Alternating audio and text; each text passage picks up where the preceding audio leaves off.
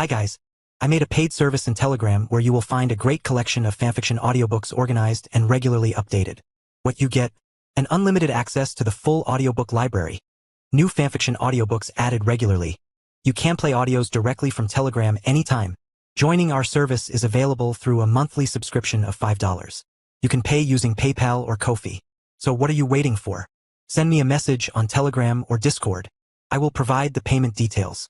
After the payment is confirmed, you will receive access to the private Telegram channel containing all audiobooks. If you enjoy fanfiction and prefer listening instead of reading, this library is made for you. Message me anytime to join.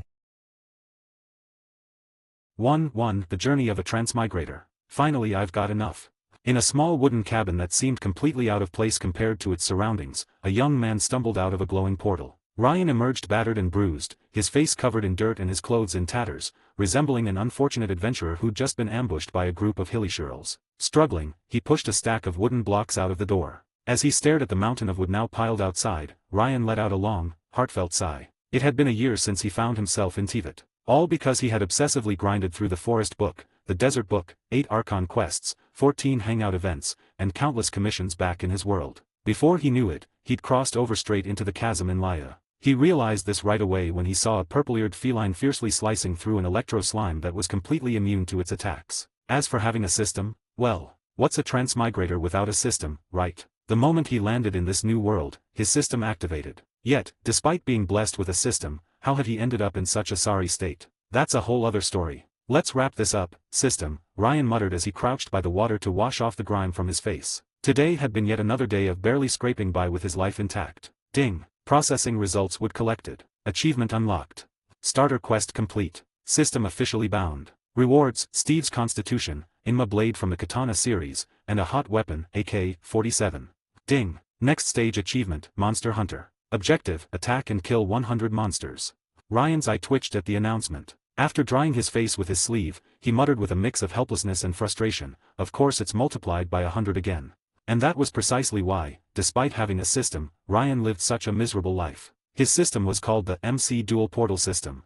As the name suggested, it allowed Ryan to travel between Minecraft and Teyvat. Not only could he use the portal himself, but he could also bring others through it. Not that he'd ever considered doing that, at least not until he gained the strength to protect his secrets. After all, just because Genshin Impact was rated 12+, didn't mean Teyvat was a cheerful fairy tale world. It wasn't the kind of place where everyone you met was a paragon of virtue and all conversations were warm and friendly. No, a world like that would be far too fake. Ryan knew better. In Teyvat, survival demanded caution, strength, and a sharp mind. And so, his journey began one block at a time. In a world rich with life and complexity, darkness and violence naturally existed as well. At the very least, Ryan knew that hilly-shirls and treasure hoarders were more than capable of killing someone. That was precisely why he had spent the past year hiding in the chasm. No other reason, just safety. Ryan prided himself on being a master of the art of survival.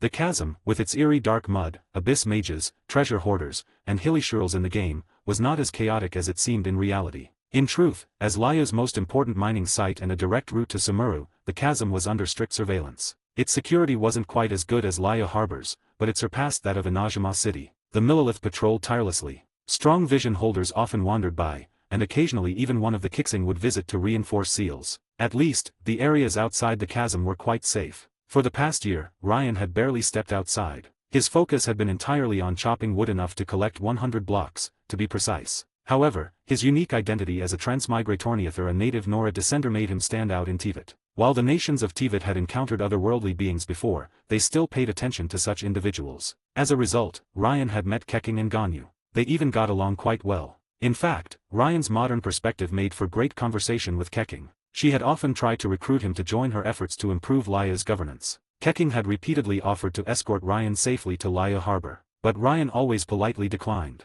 For one, Liyue Harbor was crowded and full of prying eyes. For another, the journey from the chasm to Liyue Harbor would take nearly 2 months. He couldn't afford to waste that kind of time. And third, working under Keqing meant sharing her workload, a workload so overwhelming that even King Yama might balk at it. Thus, Ryan had chosen to build a small cabin near the chasm and focused on making progress in the Minecraft world. On the surface, gathering 100 wooden blocks seemed easy, just a matter of swinging an axe a few times. Ryan had thought the same at first. In practice, however, it was a Herculean task. Each wooden block was a cubic meter of solid wood, weighing several hundred kilograms. As an ordinary person, chopping down trees was already backbreaking. moving those blocks. Impossible. To make matters worse, he was frequently harassed by zombies and creepers. In the game, a zombie might fall to a wooden sword, but in reality, even a gentle shove from one was enough to leave Ryan defenseless. And he couldn't even craft a wooden sword. Why? Because crafting a wooden sword required a crafting table. A crafting table required 4 blocks of wood. 4 blocks weighed several tons in total.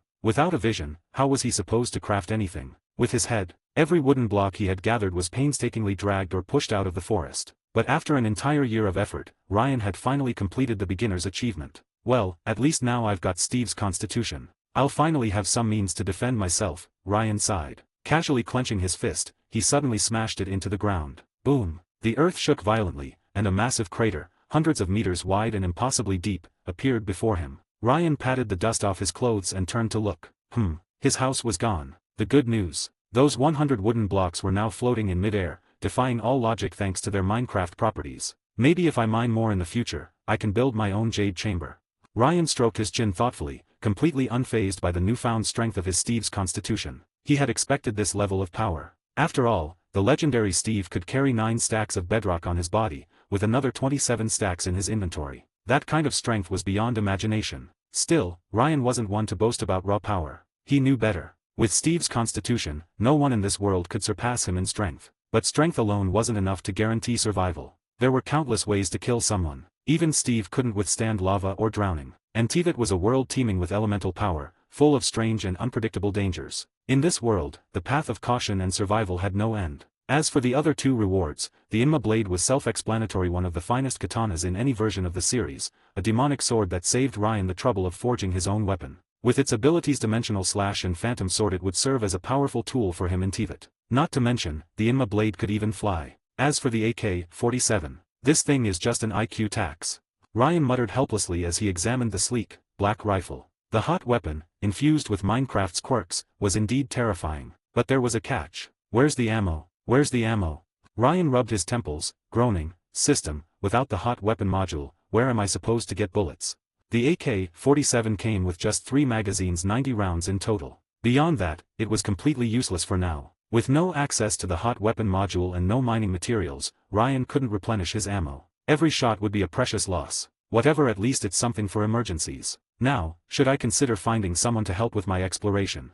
As he pondered, he didn't notice the pair of wide, shocked eyes peeking down at him from above the crater. Ryan. Keqing's voice rang out from overhead. Ryan looked up just in time to see a flash of lightning. Before he could react, Keqing was already standing beside him. Her delicate face lit up with joy, unable to contain her excitement. Ryan, that's amazing. You actually created a crater this massive.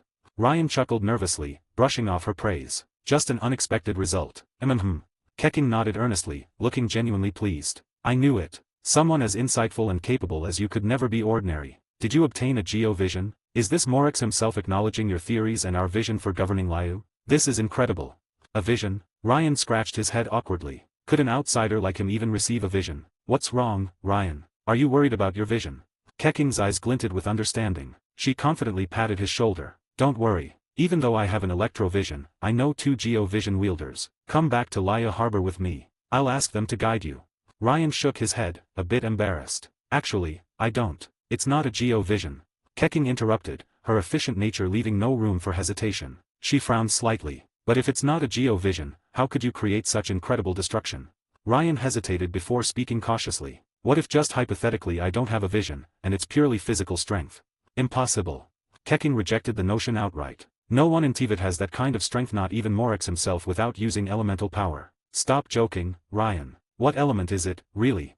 Seeing Keqing's expectant expression, Ryan sighed inwardly. In this world, immense power was often equated with being a vision holder. He couldn't afford to stand out too much. History had proven that standing out often led to a gruesome end. After a moment of thought, Ryan raised his AK-47 with a determined expression. I'm a pyro-vision wielder. 2-2, from crater to harbor. Fire element, huh?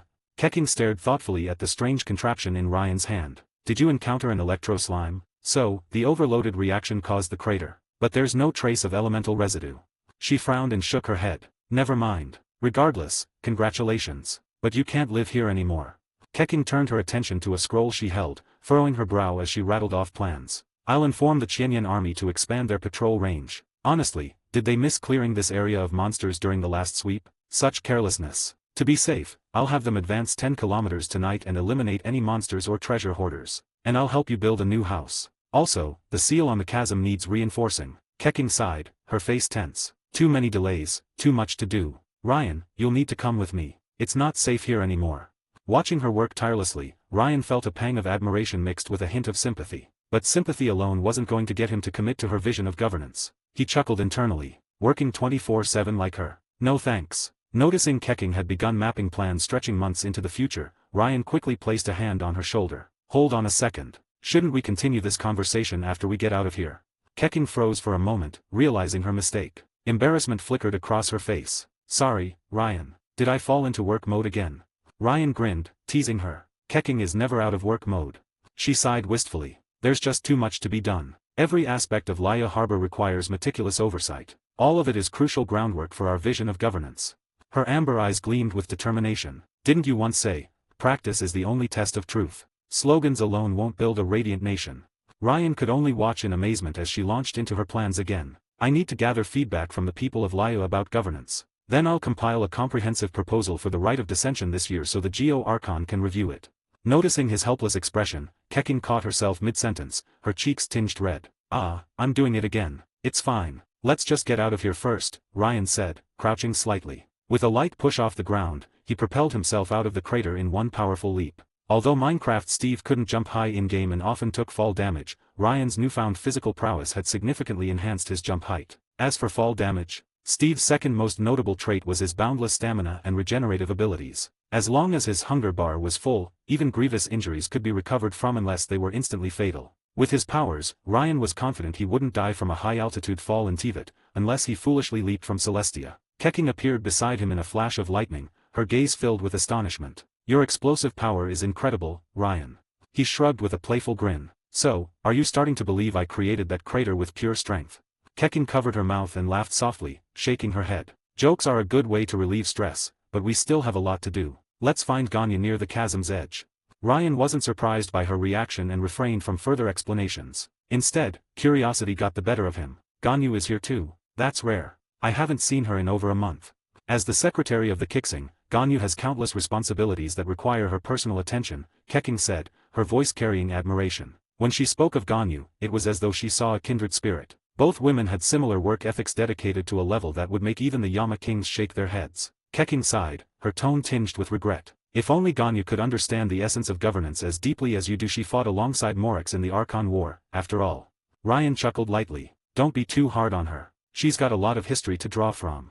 As he spoke, he glanced toward the spot where the wooden blocks had been. They had disappeared. He smirked knowingly. They weren't gone. He had quietly stored them in his inventory. Carrying around 70 to 80 tons of items without feeling any weight, it was absurd. Ryan had already planned his next steps. Once he found a new place to settle, his first task would be to craft a workbench, make a set of wooden tools, and head straight into mining. As for the Monster Hunter achievement, he'd handle that while mining. Killing 100 monsters on the surface? Who had the time for that? Besides, the first rule of Minecraft was engraved in his bones: if you want to prosper, punch trees first, then dig a 3x1 tunnel in a cave. It just so happened that Ryan's exploration this past year had placed him near a village in the Minecraft world, nestled at the foot of mountains and right next to caves. Even better, the village had a furnace. Sure, crafting a furnace wasn't hard, but the one in the village had something extra: lava. That meant he wouldn't need to waste precious wood or coal for fuel. After spending a year chopping trees, Ryan deeply understood how precious wood was. Every piece had to be used sparingly. Currently, Ryan was staying in one of the villagers' homes in the Minecraft world. Unfortunately, the villager also had Steve's physique, and Ryan was no match for him. He had no choice but to sleep on the ground. But now, things were different. Too had Steve's physique. The first thing he'd do upon returning was craft a wooden sword, take down that villager, and claim the bed for himself. Previously, he couldn't even beat a sheep, let alone make a bed. It was disgraceful. But now, time to settle old scores. Ryan, are you even listening to me? Keqing stood in front of him, arms crossed, looking rather annoyed. You've been zoning out this whole time. What are you thinking about? Ryan snapped out of his thoughts and gave an apologetic smile. Sorry, just thinking about some personal stuff. What were you saying, Keqing? Keqing sighed, rubbing her temples in exasperation. I said your house is destroyed. Instead of staying here, why not come back to Liyue Harbor with me? Keqing knew Ryan would likely refuse. He always did when she brought this up. But this time, something about him seemed different. Perhaps, just perhaps, he might agree. She immediately launched into a persuasive argument. Don't be so quick to say no, Ryan. I know you're not a fan of long journeys, but you've got a vision now, don't you? You can control elemental power and use teleport waypoints. Blink, and you'll be in Liyue Harbor. Plus, if you come with me, I can consult you. Wait, no, that's not what I meant. Keqing stammered, quickly correcting herself. What I meant to say is, life in Liyue Harbor is far better. Living out here in the wilderness is unsafe and inconvenient. You've just arrived in Teyvat. You should experience the cultures of different nations. Liyue Harbor, as the most prosperous port city, is bustling with commerce. It's sure to leave you in awe. You don't have to worry about a place to stay, either. I've got a few properties in the city. After everything you've done to help me, letting you stay temporarily is no problem at all. And in a few months, we'll have the rite of descension. You should definitely see IDIS, one of our most important festivals. Oh, and the food. Liyue is famous for its cuisine. Wanmin Restaurant, Xinyu Kiosk. Keqing kept talking, listing dishes and attractions, her enthusiasm boundless. Ryan couldn't help but feel moved. In this unfamiliar world, where every day he risked his life chopping trees, Keqing and Ganyu were the only ones who genuinely cared for him. Her heartfelt words stirred something in him. By the time Keqing started listing Liyue's culinary delights, Ryan smiled warmly and said softly, "All right. I also highly recommend the golden shrimp balls at Wangshu Inn, but if you come to Liyue Harbor, wait, what?" Keqing froze, tilting her head in disbelief. "Ryan, what did you just say?" He chuckled, reaching out to gently flick her cat-like ear. "I said I'll go to Liyue Harbor with you." "Really?" Keqing's eyes widened with delight before she broke into an excited cheer. "This is amazing." 3. The Seal and the Secret. In front of the chasm. On a small hill overlooking the blazing depths of the chasm, Ganyu stood quietly, her elegant face glistening with beads of sweat. She appeared slightly fatigued. After scanning the area with her elemental sight, Ganyu let out a small sigh of relief. This should hold for another 3 months after the rite of descension, when Lady Ningguang and the others have some free time. Yes, we'll reinforce the seal again then. Suppressing a yawn, Ganyu tried her best not to doze off. This past week had been overwhelming issues with the Northland Bank, preparations for the rite of descension, and the Abyss Order's meddling. Ganyu had been running back and forth, unable to get a proper night's sleep for 7 consecutive days. Though her half-Kylan physique could endure such strain without damaging her health, fatigue was still unavoidable. No.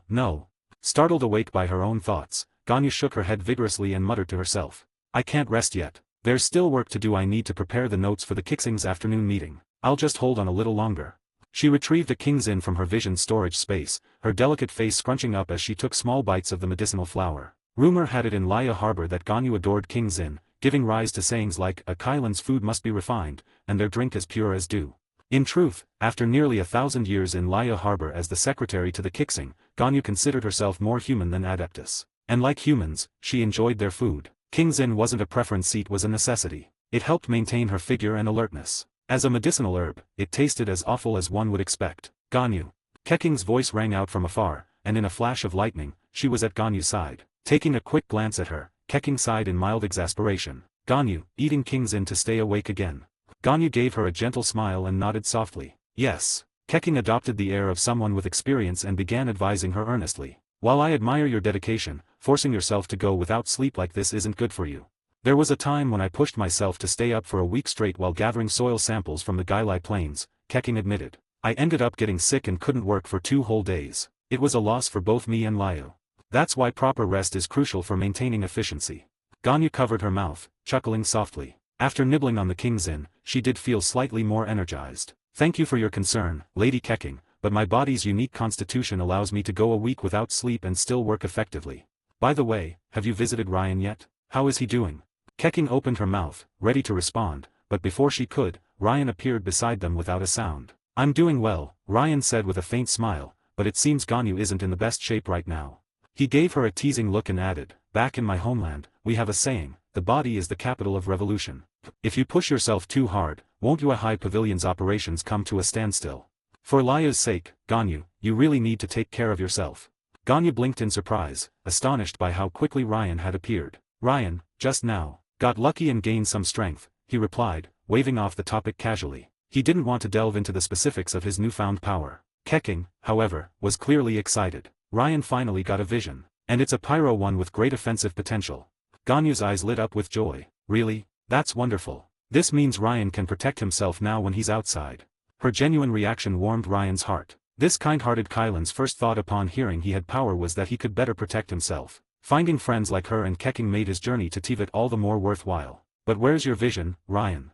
Ganyu looked him over curiously but didn't see any sign of it. Keqing also frowned, only now realizing something was amiss. Wait a minute, Ryan, where's your vision? I knew something felt off. Ryan hesitated, then responded vaguely. That sort of thing, I keep it inside my clothes. No need to wear it out in the open, right? Well, there's no strict rule about it, Keqing admitted. Ganyu smiled softly and spoke gently. Still, wearing your vision outside serves as a protective measure. It can ward off petty thieves while you're out and about. Ryan raised an eyebrow and chuckled. Then I'd rather not. Without those petty thieves, how would I make Mora? Keqing and Ganyu exchanged amused smiles, not taking his words too seriously. After all, tales of treasure hoarders being robbed instead of robbing were all too common in Liyue. No one in the city would feel sorry for them. It was an unspoken rule of quick income. Alright, let's get back to business. Ganyu, how's the seal reinforcement going? Keqing straightened up, her expression turning serious. It's done, Ganyu replied with a nod, her soft voice calm. It should hold for about 3 months. By then, the rite of dissension will be over, and we can return to strengthen it again.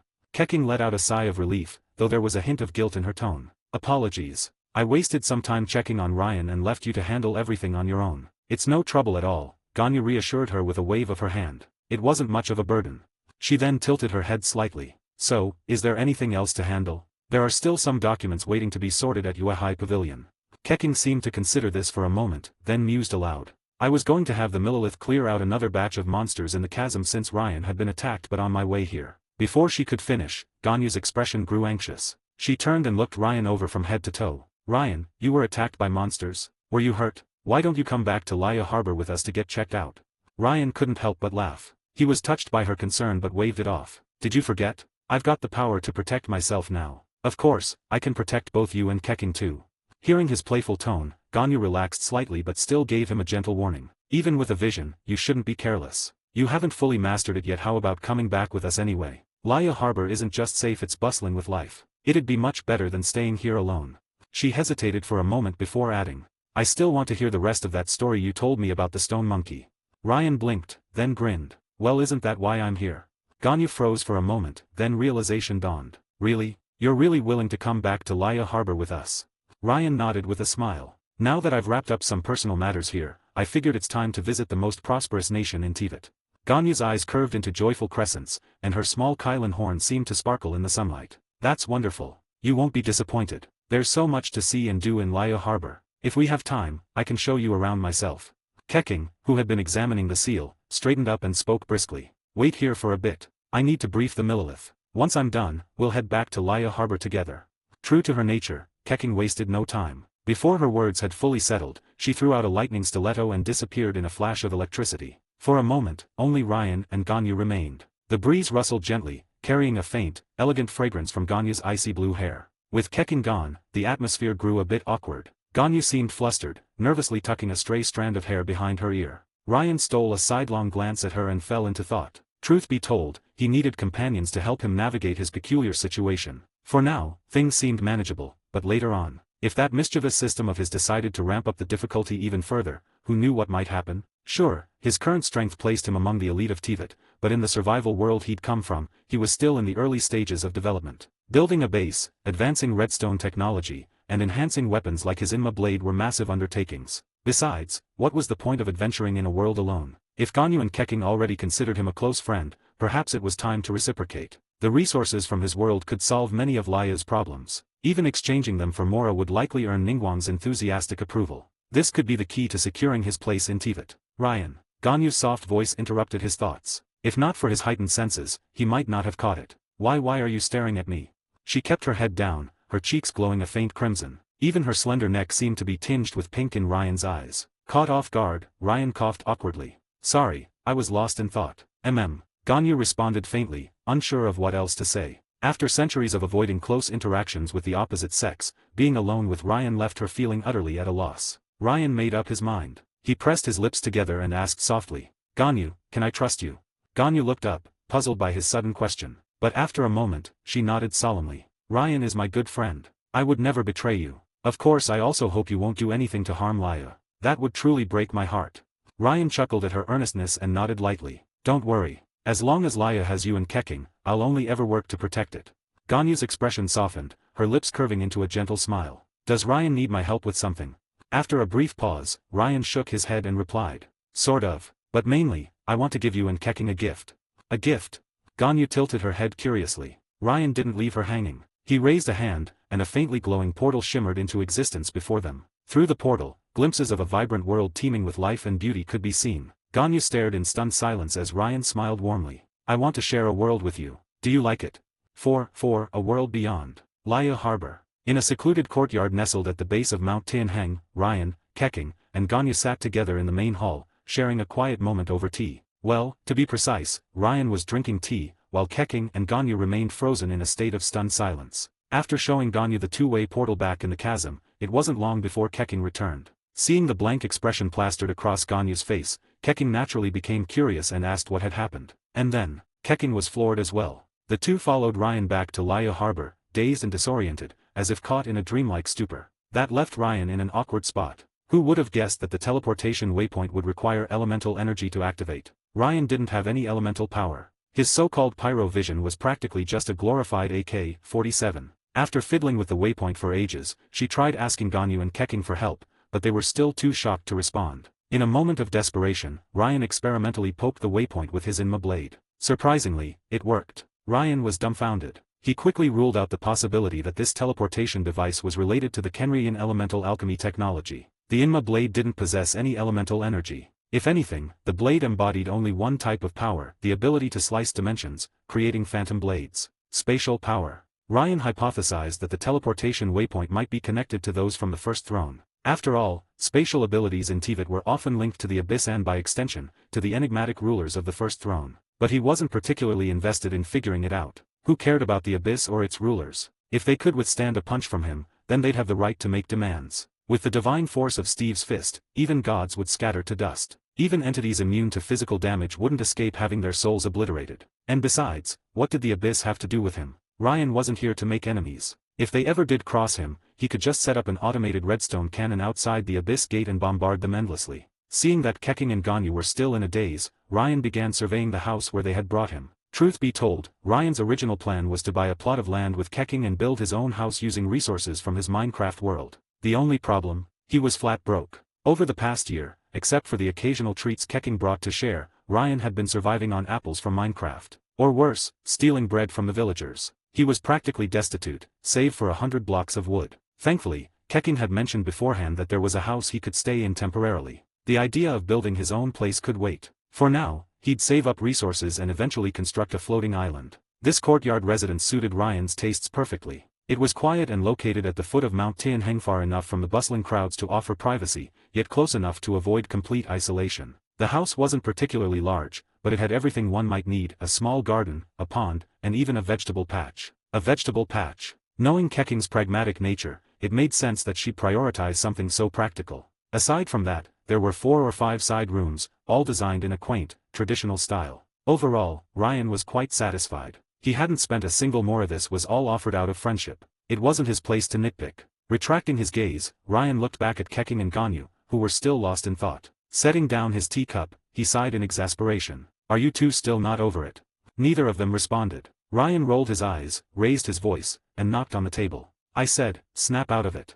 Finally, the two women blinked back to reality, though their expressions were still complex. Initially, they had thought Ryan was just an ordinary outsider. But who could have predicted he carried such a monumental secret? An entire world. The implications of a whole world were staggering: limitless resources, boundless potential, and the capacity to redefine the future itself. With such a foundation, anything seemed possible. At its simplest, Ryan could flood Teyvat with resources from his world and instantly upend its existing order. Keqing and Ganyu couldn't help but imagine the transformative possibilities of cultivating an untamed world, a realm that could revolutionize all of Teyvat. Yet now, the most astonishing revelation was that Ryan was willing to share this world with them. Such trust and generosity were almost beyond comprehension. Jiang Ryan. Keqing's throat felt dry, her voice raspy as she struggled to speak. This world. Mine. What do you think? Surprised.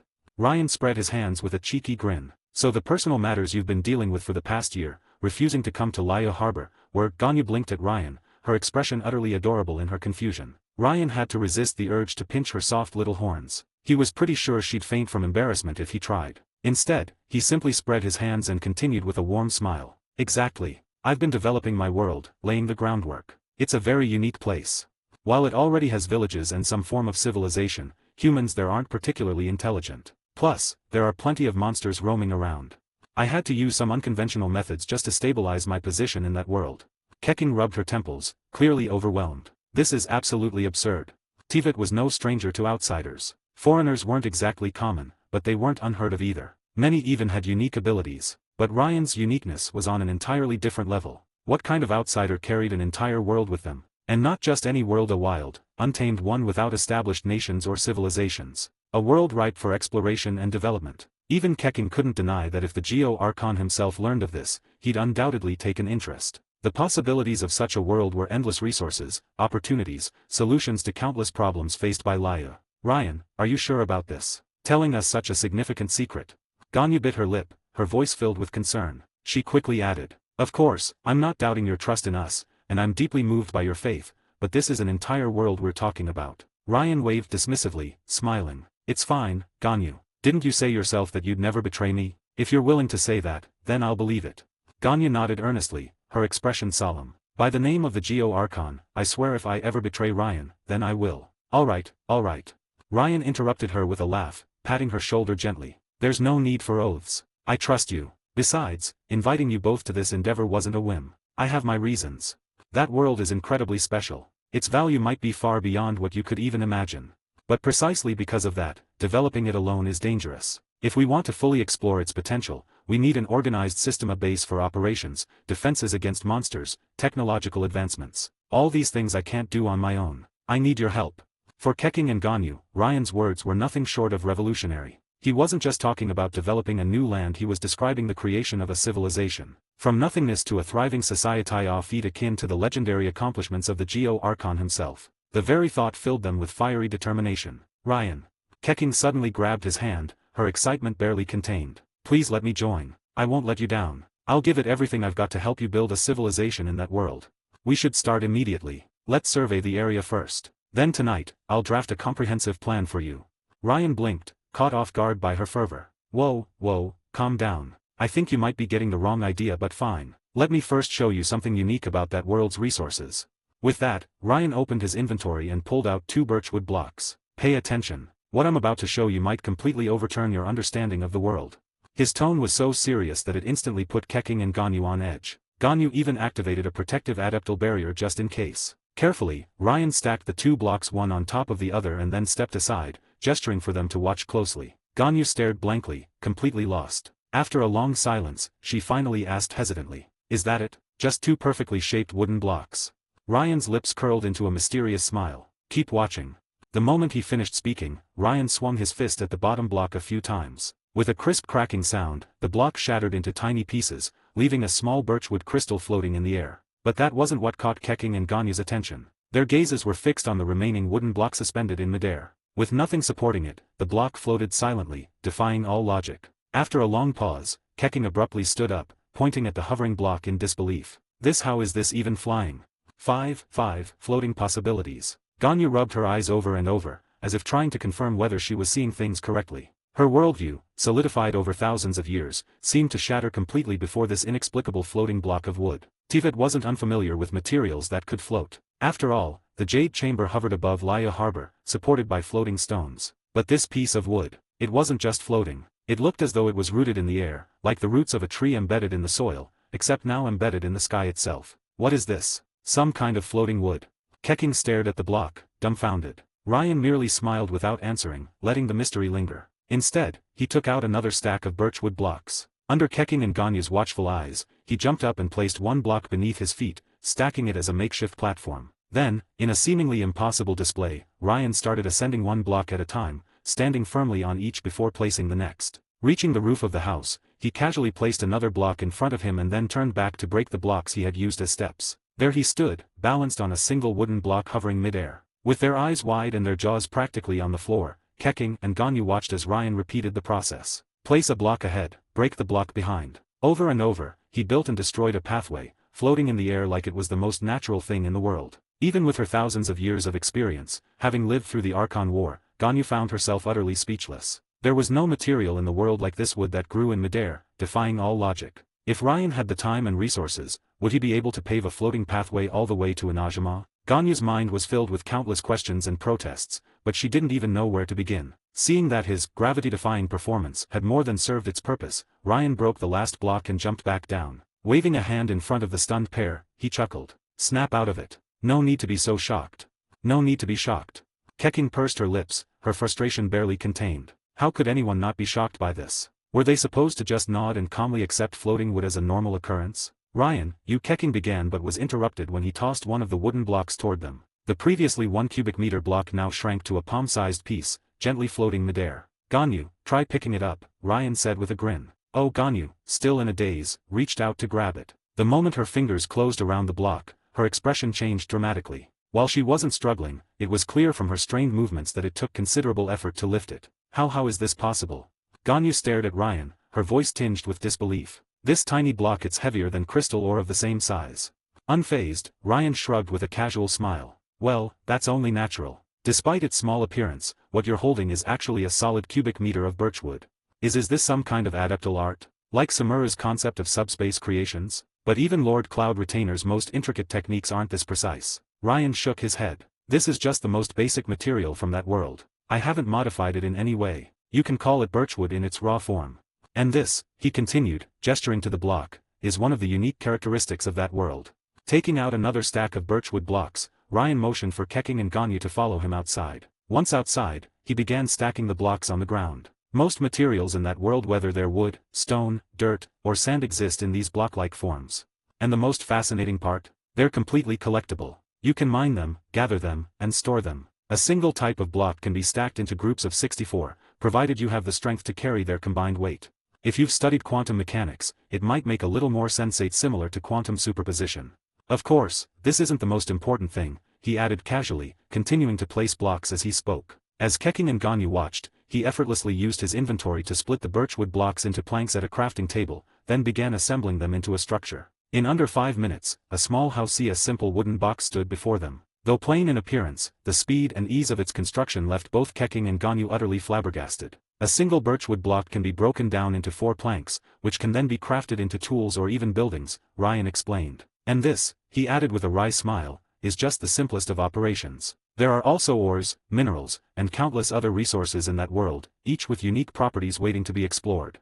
So, to summarize, Ryan spread his hands with an exasperated smile. The resources in that world are abundant, just developing even a fraction of them would be enough to make Liyue the supreme power of this world. It would also be enough to make one person instantly become the strongest being, standing at the top of the world. But as you both know, abundant resources and infinite possibilities come with their own set of dangers. I can't do this alone, so I need your help.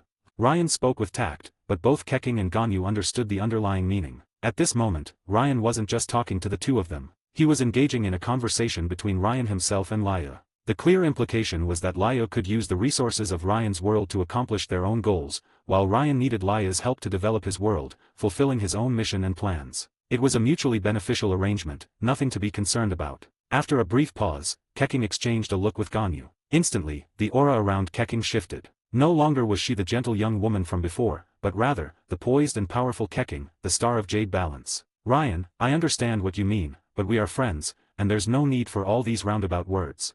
If the world you speak of is real, then I can speak on behalf of Liyue to say that we are willing to offer our assistance. We will also be grateful for the opportunity you've given us. At the same time, we will find a way to inform the Geo Archon and officially sign a contract with you, guaranteeing your safety here in Teyvat, ensuring that no one dares to covet your world. As she spoke, Keqing suddenly paused and let out a light laugh. By the way, Ryan, your roundabout way of speaking reminds me a lot of the older members of the Ministry of Civil Affairs. Ryan let out a chuckle and shrugged. After all, in my previous world, I was also a part of the system. Upon hearing this, Keqing's eyes brightened. Really, that's great. I knew Ryan must have a unique perspective on governance. Ryan, if you have the time, could you tell me more about your world? Seeing Keqing once again becoming excited about governance, Ganyu couldn't help but pat her on the shoulder. Keqing, now might not be the right time to talk about that. Oh, right. Keqing rubbed her brow in realization. Sorry, I got carried away. It's fine, Ryan shook his head, then snapped his fingers. A large, mysterious door slowly materialized behind him, glowing with a faint, enigmatic light. Well then, as friends, would you like to join me in exploring another world? Keqing and Ganyu exchanged glances, and the next moment, they both chuckled. Of course. We'll make sure to protect you. 6. Welcome to the MC world. In a small village of about a dozen houses, backed by towering mountains, the view was breathtaking. On both sides, dense birch forest stretched out, and directly ahead, a clear, babbling stream flowed peacefully. Beyond the stream, vast, endless grassland spread out, with a number of strong, majestic horses casually strolling across the plains. This was the perfect example of an MC World starter house. The mountains in the back meant there were mines and valuable ores to be found. The forests on both sides promised an endless supply of wood. The stream in front would serve as a route for exploration once boats were crafted. As for the grasslands, come on, there's no place more comfortable than the Great Plains. At the very least, once they had saddles and horse armor, transportation was sorted. This precious piece of land was a result of Ryan's painstaking search over half a year. But the remaining half of the year, well, he had to suffer and stay at a villager's house sleeping on the floor no less. After traveling through the portal into the MC world, Ryan spread his arms wide and took a deep breath, closing his eyes in contentment. It wasn't necessarily that the air was better here, but it was simply because this was Ryan's world. The sense of pride and accomplishment was something Teyvat could never offer him. So this is your world, Ryan. Ganyu, standing beside him, was cautiously holding her longbow, scanning the surroundings. It feels so strange. That's right. How could there be a world made entirely of blocks? Keqing couldn't help but groan. Though the scenery of this world was nice, it was like stepping into a world with graphics enhanced by a 4090 version of a lighting texture pack. But that didn't change the fact that the whole world was just made up of blocks. What was even more absurd was that they had arrived right where Ryan had left off earlier, the outer edges of the village's birch forest. Not far off, there was a thing that could just about be called a tree. But deep down, Keqing had no desire to call it a tree. Which tree doesn't have a trunk? This one had leaves floating in the air. I get it, I get it. Ryan laughed and shrugged. You'll get used to it eventually. Besides, don't you think this world is fascinating? It's fascinating, sure. Ganyu scratched her cheek, staring at Ryan's profile as she muttered. But it still feels hard to accept a world like this, doesn't it?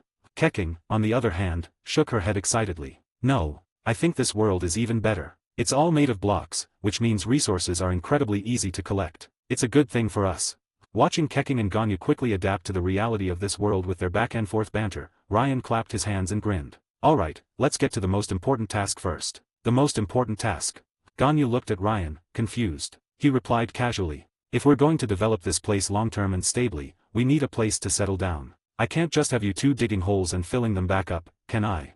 Digging holes and filling them up.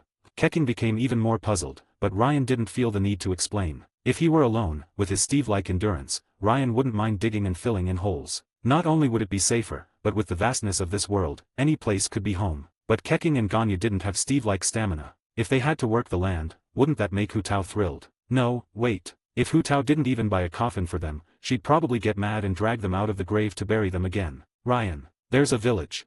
Keqing suddenly exclaimed, grabbing Ryan's sleeve excitedly and pointing to the wooden houses in the distance. We can ask if they have any vacant land to sell, and then use your magical materials to build us a house. At the mention of this, Ryan suddenly had an epiphany. He had been forgetting something important. Villagers. Wooden houses. Beds. Time for some revenge. Ryan sneered coldly. Going to the village? No problem, we're definitely going to the village, but before that, there's something I absolutely must do. Keqing and Ganyu looked at each other, completely puzzled. Ryan pulled out 4 pieces of wood and, with the help of his backpack, crafted a crafting table. Then, wooden sticks, wooden planks, wooden planks. He crafted a wooden sword, freshly made. Ryan picked up the wooden sword, examined it for a moment, then spoke in a low voice. Let's go. Keqing and Ganyu were still confused, but they could only watch as Ryan's figure receded in the distance. Keqing called out to him. Ryan, what's with this strange little table you've got? Forget it. Ryan responded decisively and firmly. It was just a crafting table, after all. What seasoned block world traveler takes one along? That thing can be made anywhere from the materials around. A great block world explorer doesn't need to carry such things around. This world is vast, and anywhere can be home. Ryan was thankful to his system for giving him the Steve-like physique, but at least it didn't turn him into a block person. Keqing, don't just stand there. Hurry up and catch up. I'm worried Ryan might get into trouble. Ganyu anxiously urged. Keqing, seeing she couldn't move the crafting table, decided to give up on it. Don't worry about Ryan. I've seen him before. His strength is terrifying. Keqing waved her hand nonchalantly, though she was now eyeing the crafting table with some curiosity. This thing, she couldn't push it, couldn't lift it. Even with lightning elemental attacks, she couldn't even make a scratch on it. It was just 4 pieces of wood, yet it was so sturdy. Keqing's mind began to wander. What if she used this kind of table to imprison those powerful criminals? Wouldn't it save materials and be more secure? At this moment, Ryan had no idea what Keqing was thinking, but if he did, he'd enthusiastically recommend her to use the crystalline prison. Top-tier performance. It didn't matter if you were Osail or the Lord of the Ruined Dragons. Absolutely indestructible and unminable. Even the Geo-Archon would have to shake his head. Ganyu, help me out. I'm going to see if I can clear the dirt beneath this and move this thing. Seeing that Keqing was still struggling with the crafting table, She looked like she was about to use her sword to dig it out. Ganyu was getting more anxious. Keqing, forget about this thing. Ryan is running off with a wooden sword like he's going to fight. Fight. Keqing, still lost in her weird research, stubbornly shook her head. It's fine. Ryan is really strong, he's also the holder of the pyro vision. I know. Ganyu's voice rose, and she grabbed Keqing's arm. But I'm worried Ryan is going to kill someone. At this, Keqing froze. Recalling Ryan's grim expression before he left, she too grew anxious. She grabbed Ganyu's shoulder. Hurry. We can't make enemies in this world so soon. With that, Keqing casually threw out a lightning lancer and grabbed Ganyu, teleporting them forward in short bursts. But strangely, no matter how hard she tried, she could only travel a couple of blocks at a time. In her panic, Keqing didn't notice this strange issue. Exhausted from her efforts, she continued pulling Ganyu along as they quickly darted through the air. Finally, after making over 10 teleportations, they arrived at the village. From a distance, they saw Ryan, his face full of excitement, chasing after a person, wooden sword raised high. Ryan! Keqing exclaimed in shock. Don't kill anyone. 7, a village, a plan, a future. With the final swing of Ryan's sword, the villager who had tormented him for over half a year dissolved into a wisp of green smoke, his resentment vanishing into the air. Ryan sheathed his wooden sword and spat on the ground. Serving me dirt for half a year, and still acting all high and mighty in a village without iron golems. Who do you think you are? The bitterness of 6 months evaporated in an instant, and Ryan felt an overwhelming sense of joy surge from the depths of his soul. He had made sure this village lacked iron golems beforehand. If it had one, he really wouldn't have dared stay here. Though having an iron golem meant no worries about zombies or skeletons, but as the great Steve, how could he not deal with the villagers? Ryan and the villagers were bound to clash over the use of houses and beds eventually. And if he killed a villager out of anger, he wouldn't stand a chance against the punch of an iron golem. But now, having dealt with this unfortunate villager, Ryan could finally focus on crafting his own iron golem. With an iron golem around, he could sleep in peace. He casually looted some carrots and potatoes from the nearby farm, planting seeds in return. The whole process was oddly satisfying. Clearly, Ryan had a lot of experience with this kind of stealing crops activity. After finishing, Ryan turned to look at Keqing and Ganyu, who were still staring at him in a daze. Ryan waved his hand, grinning. You're here. Come on, follow me, let's build a house. Keqing and Ganyu exchanged a glance, then stood back to back, one holding a bow and the other a sword, vigilantly eyeing the remaining villagers. Ryan, even if you had a grudge, you can't be this reckless. Ganyu didn't reprimand Ryan for his casual attitude toward killing. She was more worried. You killed someone in their own turf. What if the rest of the villagers attack us? And we still need to talk to the village chief about buying land. This is bound to make enemies, right? Seeing Ganyu's frustrated expression, Ryan couldn't help but laugh. He pointed to the villagers around them, who hadn't shown any change in expression. Don't think of them as people. Their intelligence is so low, they don't even qualify as sentient beings. It's one of the strange things about this world. I've said it before, this is a primitive world. As for the land purchase, Ryan chuckled, making a grand sweeping motion with his hand, pointing to the ground. Look around, where do you want to build? Just pick a spot. This is my world. Keqing and Ganyu exchanged another wary glance, then cautiously asked. So there's really no problem. Seeing Keqing's uncertainty, Ryan laughed and casually drew his wooden sword, bringing it near a nearby villager's neck. The villager, however, didn't react at all, as though lost in their own little world. Looking around, Keqing and Ganyu realized that all the villagers were wandering aimlessly, as if on autopilot, simply moving about the village. Now, they understood this world truly belonged to Ryan. For some reason, Keqing let out a sigh of relief. This works too. If we're clearing land, no one will stop us. Ryan, can you allocate a plot of land for me? I want to try building a city based on the principles of the geocentric foundation. Ryan sheathed his sword and turned, signaling Keqing and Ganyu to follow. Pick any spot you want to practice, but this world is dangerous. Don't wander too far from me at first. Your strength might not be enough here. Let's go and check out our future home. The village was small, but some of the houses were actually quite decent. The house of the villager Ryan had just slain. If it were in Teyvat, it would have been a mansion fit for a village chief. After all, it was the only house in the village with a bookshelf on the second floor. It would be perfect for setting up an enchantment table or something similar. Of course, as a seasoned block world explorer, Ryan's first thought after taking over this house was to dig an artificial mine beneath it and create a secret underground vault. Then he'd build an aerial platform, complete with a stone generator, monster spawner tower, and automatic mining machines. He'd even capture the villagers to create an automated iron farm. Thinking about all the tasks ahead, Ryan realized he had a lot of work to do. But for now, the top priority was to claim a bed first. With that, Ryan led Keqing and Ganyu deeper into the village. The two gradually began to understand the oddities Ryan had mentioned about this world. Aside from the picturesque scenery, the villagers were blocks, the houses were blocks, the trees were blocks. Even the pigs, cows, and chickens were blocks. Even more absurdly, killing the animals here would cause them to drop high-quality meat. And after Keqing waited, she discovered there was plenty of it, at least enough to make her hands feel a bit heavy. This was yet another major discovery. At the very least, the meat supply for the people of Liyue could be easily resolved once and for all. The village was small, and aside from the 5 minutes wasted on killing chickens, it only took another 2 minutes to reach the house that originally belonged to the villager and was now Ryan's. It was the only house in the village that wasn't perfectly square. At least it had a pointed roof. Constructed entirely of wood, it was clear that it wasn't fireproof. Ryan had also warned not to light any fires in the house. Within 3 minutes, everything would be gone. Pushing open the wooden door, Ryan led Keqing and Ganyu inside. The first thing that caught their eye was a large table with 4 chairs. Well, they were square-shaped. There were several torches mounted on the walls, but strangely, these torches emitted both light and heat without setting anything on fire. Even though they were stuck to the walls, they didn't ignite them. And even when Ganyu used ice elements to cover them, the torches fell down, but once held, they reignited. Torches that never go out and don't consume materials. Keqing's expression became serious. Such a thing actually exists. This is incredibly important. We must figure out how to make this. A torch that never consumed wood and couldn't be extinguished could do so much. Ryan chuckled. This was just a torch, but once they got their hands on redstone torches, wouldn't that just blow their minds? Not to mention the various mods that could be unlocked later: speed torches, band torches. In Teyvat, such things would be entirely out of the ordinary. In simple terms, it was a technology system that defied Newtonian mechanics. Ryan, there's also a workbench here.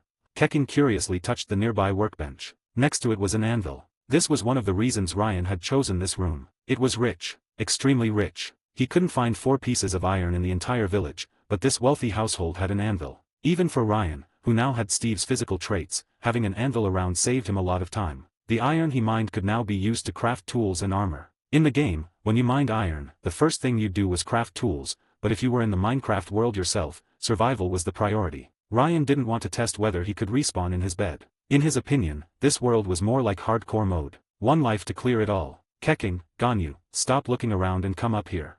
Ryan had somehow made it to the 2nd floor. There were plenty of bookshelves on the walls, but the books inside couldn't be taken out. Apart from that, there was a small chest and a bed. Simple, very simple. Even Ganyu, when she lived in the Liyue estate, had more furniture than this. Keqing and Ganyu quickly climbed the stairs. This floor looked a bit more normal, though, of course, aside from the never-dying torches on the walls. Ryan, where do we start exploring? Keqing clenched her fist in excitement. This world is too amazing. I need to understand it a bit better first, then I'll know how to plan for the future. Ryan smiled and pointed at the only bed. We'll start here. 8. New world, new rules. Perhaps Ryan's words were too ambiguous. Keqing and Ganyu immediately turned a deep shade of red. Seeing their reactions, Ryan quickly realized he had misspoken. He waved his hands hurriedly. No, that's not what I meant. I'm just saying, the bed is really important in this world. You'll understand once you lie down. Ganyu sighed in relief. After knowing Ryan for so long, she understood he wasn't an impulsive person. She was willing to trust him. However, looking at the clearly single-sized bed, Ganyu hesitated. Ryan, are we all supposed to sleep on this bed? Ryan grinned and shrugged. This bed isn't for sleeping. Lying on it restores your energy to its peak state. It's crucial for us when we're exploring and developing this world. After saying that, Ryan looked at the bed and paused for a moment before rushing out excitedly. Wait for me, I'm going to go take apart 2 more beds. Beds required wool to make, and the village didn't have any sheep. But the villagers had plenty of spare beds. As a seasoned Steve, who needed to make beds in a village, just borrow a couple. After all, the good villagers would never need to sleep. Looking at Ryan's retreating figure, Keqing couldn't help but sigh. It feels like ever since Ryan arrived in this world, he's been acting like a kid on a rampage. Ganyu smiled softly and sat on the bed to try it out. It was soft and comfortable, and she rather liked it. Well, this is Ryan's world. It's like he's finally home, don't you think, Keqing? At the mention of that, Keqing paused for a moment, then sat on the bed as well. She glanced out of the simple glass window at the strange blocky world. For a moment, the usually decisive Keqing seemed lost. I can't shake the feeling that it's all unreal. Everything here is just too fantasy. Ganyu suggested, and Keqing nodded. Yes, exactly. It feels like a hypothetical place that shouldn't even exist. Torches that never go out, leaves floating in the air, everything being block-shaped. Ganyu asked in return. But, it has appeared for real, hasn't it? Keqing, are you worried that Ryan might be a threat to Liyue? Keqing shook her head decisively. No, I don't think so. It's not just because Ryan is my friend and confidant. After a year of knowing him, I can see clearly what kind of person he is. He's a good person, and he seems to have a lot of goodwill towards Liyue. Otherwise, with this world, Ryan could have easily overthrown everything in Teyvat a year ago. Ganyu nodded in agreement. That was exactly why she and Keqing loved seeking Ryan out. He seemed to understand them deeply, and his thinking was always so out of the box. Whether it was Keqing's confusion about ruling or Ganyu's uncertainty about her own identity, Ryan always managed to help them out with humor. That's why Keqing and Ganyu had always wanted to bring someone so different from the rest of the world back to Liyue Harbor. But unfortunately, Ryan had always refused. Keqing, what about your plans? Ganyu asked softly. Keqing shook her head. Just call me Keqing. As for plans, this world is beyond my imagination. Let's see how Ryan plans things. We don't have the right to handle this world on our own. Ganyu covered her mouth and chuckled softly, then spoke gently. So, now, all we need to do is, as friends, help Ryan with his early plans. That's right. Keqing nodded seriously, then pointed at the torch on the wall. But I still want to take this magical torch and the workbench downstairs with us. These things would be so useful to Liyue. As soon as she finished speaking, the wooden door was pushed open again. Keqing and Ganyu immediately drew their weapons and looked below with caution. When they saw Ryan had returned, they finally relaxed. Ryan quickly walked up to the second floor. Ryan found a suitable spot and quickly placed the bed. Seeing his casual furniture placement, Keqing and Ganyu had more or less gotten used to it. However, Ganyu was still curious. Ryan, where did you get this bed? Ryan laughed awkwardly. A gift from a good friend. Is it a friend's gift? Ganyu gently nodded, her voice soft. Then we should properly thank him. Ryan felt a little embarrassed and quickly defended himself. It's fine, I've already thanked him for you. He's just happy to help me. Could he not be happy? To avoid his good friend not having a bed to sleep in, Ryan had barged into his base and taken it. He had to tearfully part with his two good friends, who had now taken the path of the former village inhabitants. Ryan, what do we do next? Arriving in a completely unfamiliar world, Keqing finally relaxed. She lay on the bed, tilting her head curiously to look at Ryan. What's next? Ryan thought for a moment, then replied seriously. Remember my words, Keqing, Ganyu, there's an ancient saying in this world. To get rich, first chop trees, dig 3 and fill up a mine. Seeing Ryan's solemn expression, Keqing and Ganyu repeated the phrase, nodding seriously. We've got it. Ryan smiled broadly and waved his hand. Alright, let's go. I'll craft some tools for you first, then we'll go check out the mine. Oh, and come with me, I'll teach you some basic crafting formulas. With that, Ryan jumped down to the first floor. The moment he landed, he felt a bit of pain in his feet. Ryan's face turned awkward. After spending so much time with Keqing and Ganyu, he had forgotten that they were now in the Minecraft world. A world with no laws of Newton, gravity, or even elemental physics. He had lost half a heart from the fall. Fortunately, his hunger bar was full, so it would recover soon. But this served as a wake-up call for him. In Teyvat, with his physical condition, even skydiving from an island would not kill him. But the MC world was different. A fall from a high place, even if you were a heavenly principle maintainer, would still result in death if you tried base jumping. The rules here are unforgiving. Even the laws of physics were extremely harsh. Just as Ryan was about to call out for Ganyu and Keqing to be careful, he suddenly heard a sound from above. Ganyu had also jumped down with him. Ryan was alarmed. His body could handle a fall, but Ganyu might not be so lucky. This was the MC world, after all. It was anti-Newtonian, but in some ways, it was just as Newtonian as it gets. Ryan rushed underneath Ganyu and shouted, "Don't jump." That shout was meant for Keqing, who managed to stop herself in time, but Ganyu was already in midair. Ryan had no choice but to predict Ganyu's position and rushed to catch her. The familiar weak pain struck again. Another half-heart down. It made sense, considering there was fall damage in this world. Ganyu, are you alright? Ryan looked at Ganyu with concern, not paying attention to the soft sensation of her in his arms. Ganyu's face turned bright red, and she shyly said, "Ryan, no. You don't need to worry about me. It was only a few meters high, I won't be hurt." Keqing looked at Ryan with an odd expression and muttered, "Even if you like Ganyu, you don't need to do this, right? Ganyu is an immortal who followed the Emperor to fight in the war against the demon gods." Instantly, Ganyu lowered her head, sobbing quietly. What is that supposed to mean? Ryan sighed, his expression becoming serious. Don't take my words lightly. This world is unreasonable, but it's also extremely strict when it comes to its laws. If you fall from a height greater than 3 blocks, you will definitely get hurt, no matter if you're the Geo-Archon or just an ordinary person. In this world, the laws are the same for everyone. Falling from a height will inevitably lead to injury. It's a matter of life and death, so be careful. 9. Synchronize your physique. How could there be such a bizarre world? Keqing turned around and looked at the height of the second floor, exactly 4 blocks high. At that moment, she couldn't help but feel a little nervous. Although she probably wouldn't die from a fall, getting injured and being unable to explore would be a huge loss. Ganyu also felt guilty. "I'm sorry, Ryan. I was careless. Are you alright?" Upon hearing this, Keqing quickly came over, her face full of concern. Ryan waved his hand, smiling. "Don't worry, my physique is special. As long as it's not a fatal injury, I can recover quickly." "So you were injured after all?" Ganyu's large eyes suddenly filled with tears. I'm sorry, it's all my fault. Seeing how upset Ganyu looked, Ryan patted her head and smiled. It's alright, I didn't tell you in advance, so it's my fault. Don't worry. Besides, Ganyu gave me a huge benefit. A Kirin's embrace probably not many in Liyue Harbor would dare to dream of it, huh? Immediately, Ganyu let out a soft laugh, her eyes turning into crescent moons, full of charm and cuteness. Ryan had seen such sights often, but he couldn't help but admire her beauty for a moment before turning his gaze away. He released Ganyu and said, I'll craft some items for you both, take a look. With that, he walked over to the workbench. He casually grabbed a pile of wooden planks and sticks. To start developing in this world, tools are essential. First, an axe for chopping trees. 3 planks, 2 sticks. This makes a wooden axe. For axes made from other materials, just replace the planks with other materials. Next is the pickaxe, which is essential for mining. We'll need to craft several sets. The crafting recipe is. Ryan continued to explain the basic crafting formulas for commonly used tools to Ganyu and Keqing. Keqing didn't know where she found paper and pen, but she diligently started recording everything. Next are weapons and shields.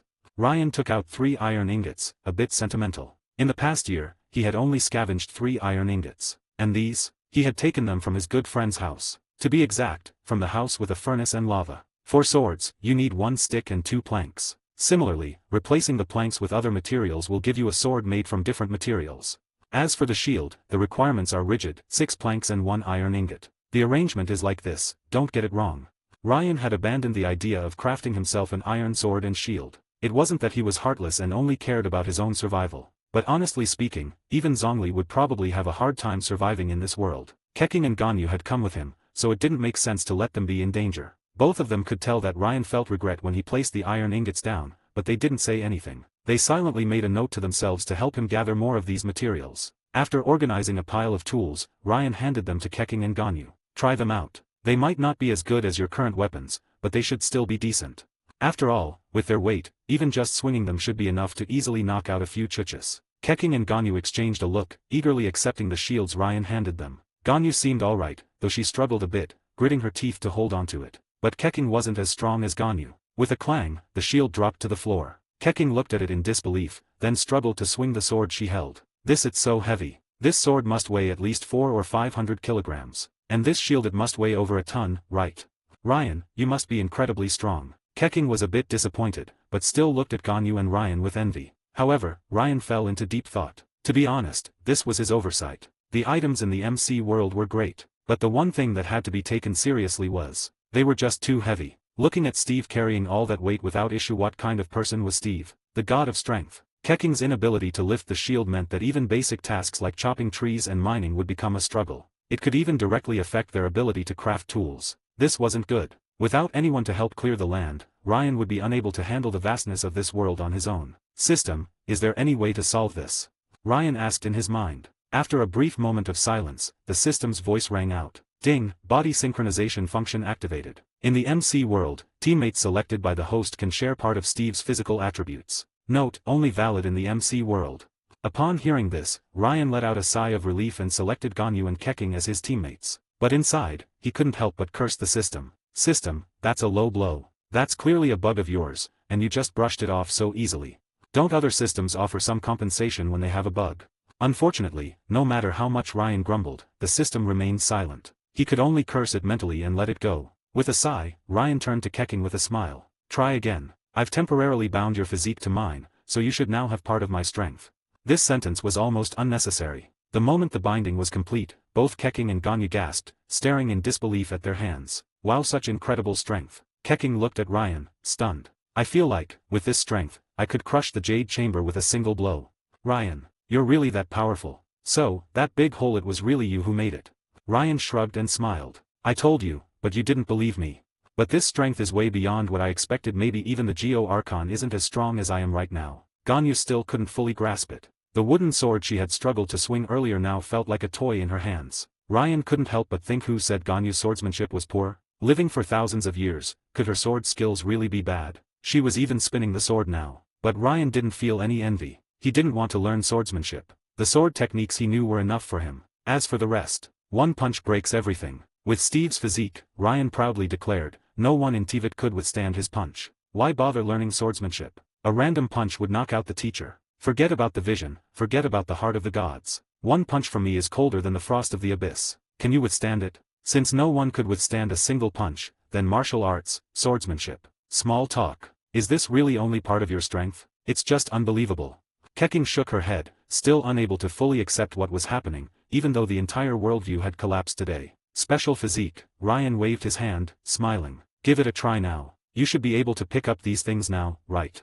Keqing confidently nodded. No problem. Absolutely no problem. With that, she casually picked up the shield and wooden sword and swung them a few times. With each swing, the wind howled. If they were in Teyvat, it would likely have created a storm. Now, we can go explore the world, right? Ryan laughed heartily, pushing open the door, and stepping into the rising sun. He spoke softly. Of course, this new world. It's my world, and it will be your world too. 1010 The mining expedition. Ryan had no intention of digging a mine directly beneath his house. At least, not yet. The reason was simple. There were no torches. Digging down into the pitch-black darkness, unable to see a thing, was a recipe for disaster. What if he accidentally dug into a zombie nest? That would be a disaster. The top priority now was to find a natural cave, gather some coal, and make a few torches. Finding a cave wasn't difficult. The village was backed by a great mountain, and caves were abundant nearby. Even if there weren't any at the entrance, there were always some at the mountaintop. This time, Ryan had taken the opportunity to visit another good friend's house. He had brought back a bed. After all, mining could take who knew how long. Any seasoned miner knew to carry a bed with them at all times to set up camp in a cave. This village was poor beyond belief, and the villagers were all crafty merchants. The things they traded were few and useless, mostly some bland food. What did Ryan need this food for? He had a crafting table, a furnace, and if he got hungry,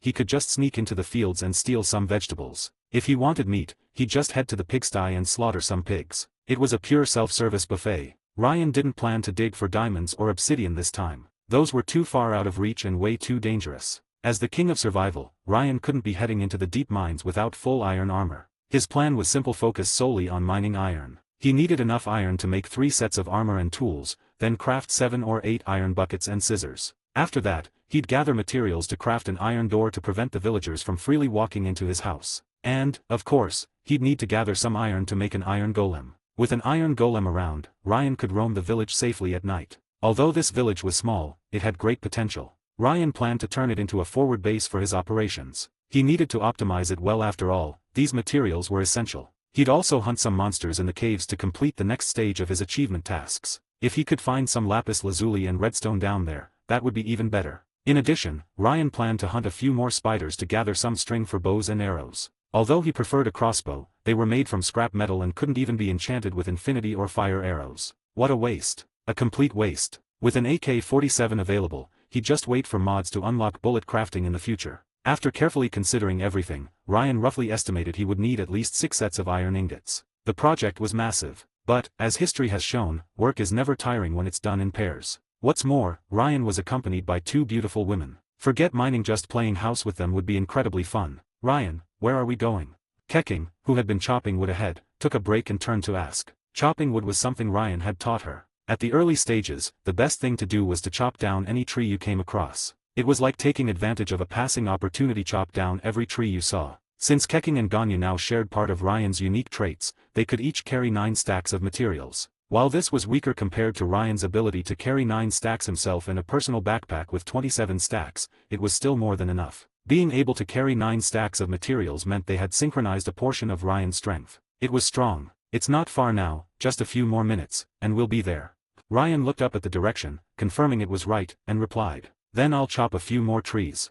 Keqing nodded eagerly, then continued her work with a determined focus. She was always mindful of one thing: if you want to get rich, start by chopping trees. And let's not forget, Ryan needed it, but Liyue Harbor needed these wood resources too. A single log block can be broken down into 4 wooden planks. One wooden plank, when processed by Liyue's craftsmen, could be turned into dozens of fine wooden materials. These were all valuable resources. Free. Moreover, even without processing, the value of these magical materials was enormous. It would be a breeze to build a small island in the air using them. Keqing could only lament that she didn't have enough space to carry them all. With 9 slots available, her plan was to use at most 2 of them for wood. The rest of the slots needed to be filled with other materials. If I get a chance, I need to ask the immortals for help in making a realm of my own. The limited space is wasting this once-in-a-lifetime opportunity. Keqing sighed softly, muttering to herself. When Ryan heard the mention of a realm, he also took notice. Earlier, he had asked Keqing and the others to try using the vision space to store materials. However, even after storing the materials, they still became too heavy. Once the slots were filled, the materials in the vision space would cause a weight overload. But a realm didn't have such problems. Hadn't Ting been carrying the dusty songpot around with her all this time? Naturally, Ryan was eager to carry more things as well. This was essentially a bag within a big and infinite nesting of items. Ganyu, could you help me get one of those portable realms?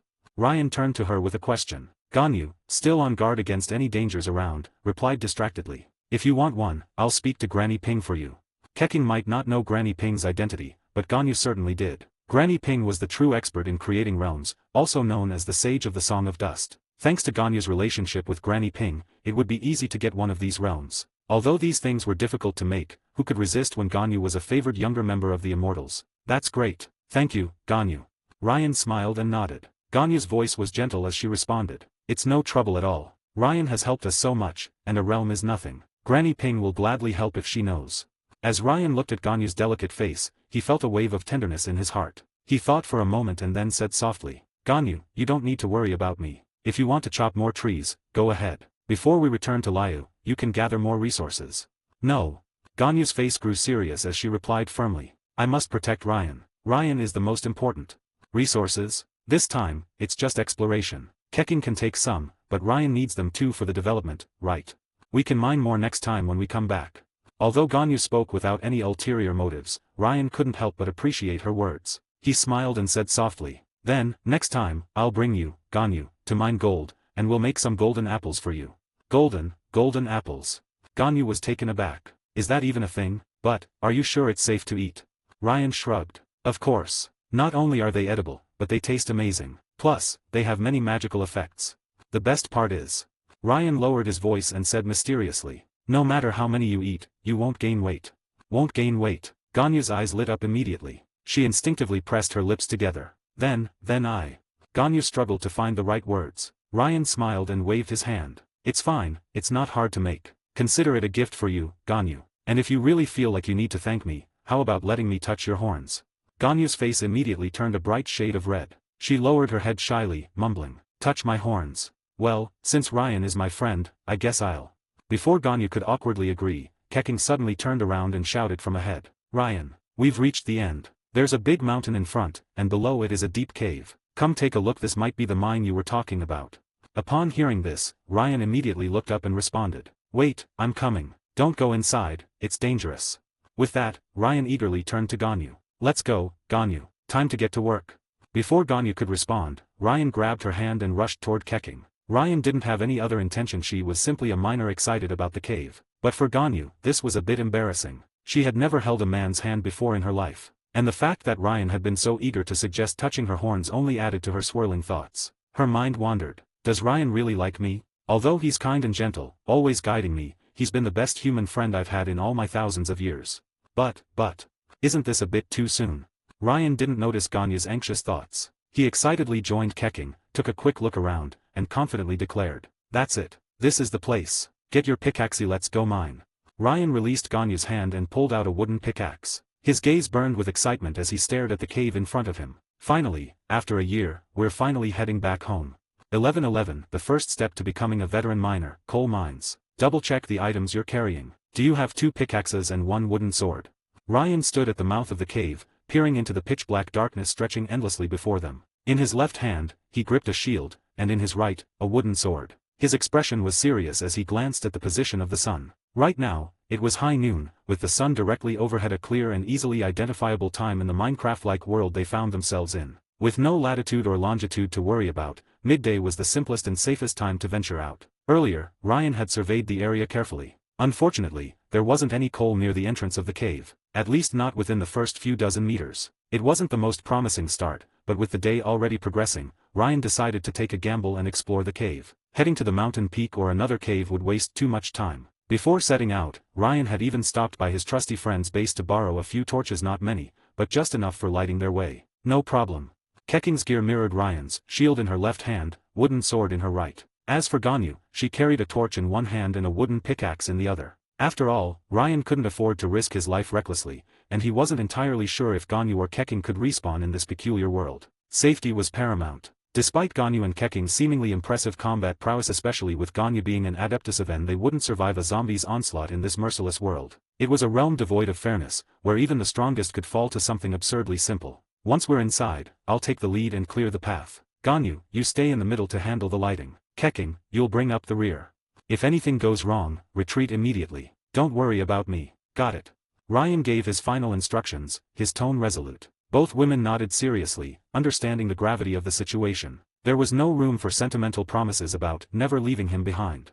As seasoned fighters with countless battles under their belts, they understood when to protect their teammates and when misplaced concern would only drag others down. Ryan was clearly more experienced in this world than they were. Worrying about whether he could escape was far less practical than ensuring they didn't become a burden. Do you remember the techniques I taught you earlier?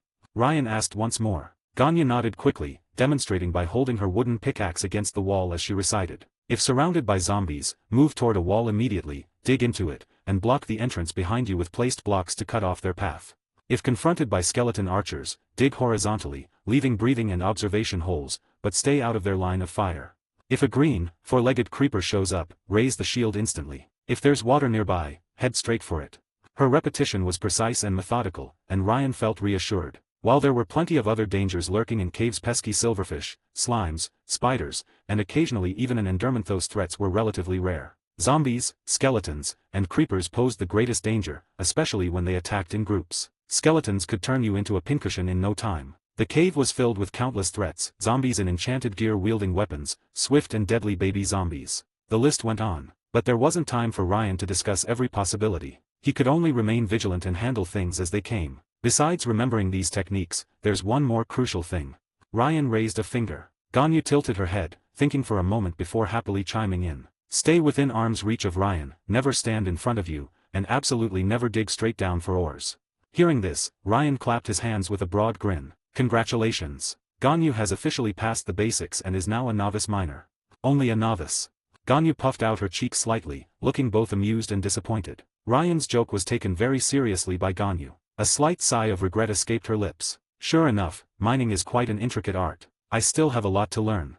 Ryan awkwardly pressed his lips together, then turned away and waved his hand. Alright, get ready. We're heading in. As soon as the words left his mouth, Keqing raised her shield without hesitation, vigilantly following behind Ganyu. Ganyu, in turn, solemnly lifted her torch, her face set with determination. Though their individual strengths were remarkable, they weren't strangers to teamwork. Coordination and trust in each other had been honed over many shared battles. Seeing this, Ryan's lingering concerns eased, and he felt confident enough to entrust his back to them completely. With the faint illumination of Ganyu's torch guiding their way, the three carefully ventured deeper into the cave. It wasn't that Ryan was being overly cautious, she simply didn't want to gamble on whether he could survive in this perilous world. The cave path was uneven and difficult to traverse, though much of that perception was due to the enhanced graphics and textures they experienced. Fundamentally, the world was still composed of simple blocks, so difficult terrain was relative, especially for three individuals who were far from ordinary. In no time, they had advanced over 50 meters into the cave. The sunlight from outside had completely disappeared, leaving only the soft, flickering glow of Ganyu's torch to break the oppressive darkness. Despite their composure, both Keqing and Ganyu were visibly tense. Even their iron wills couldn't fully resist the primal unease brought on by such an environment.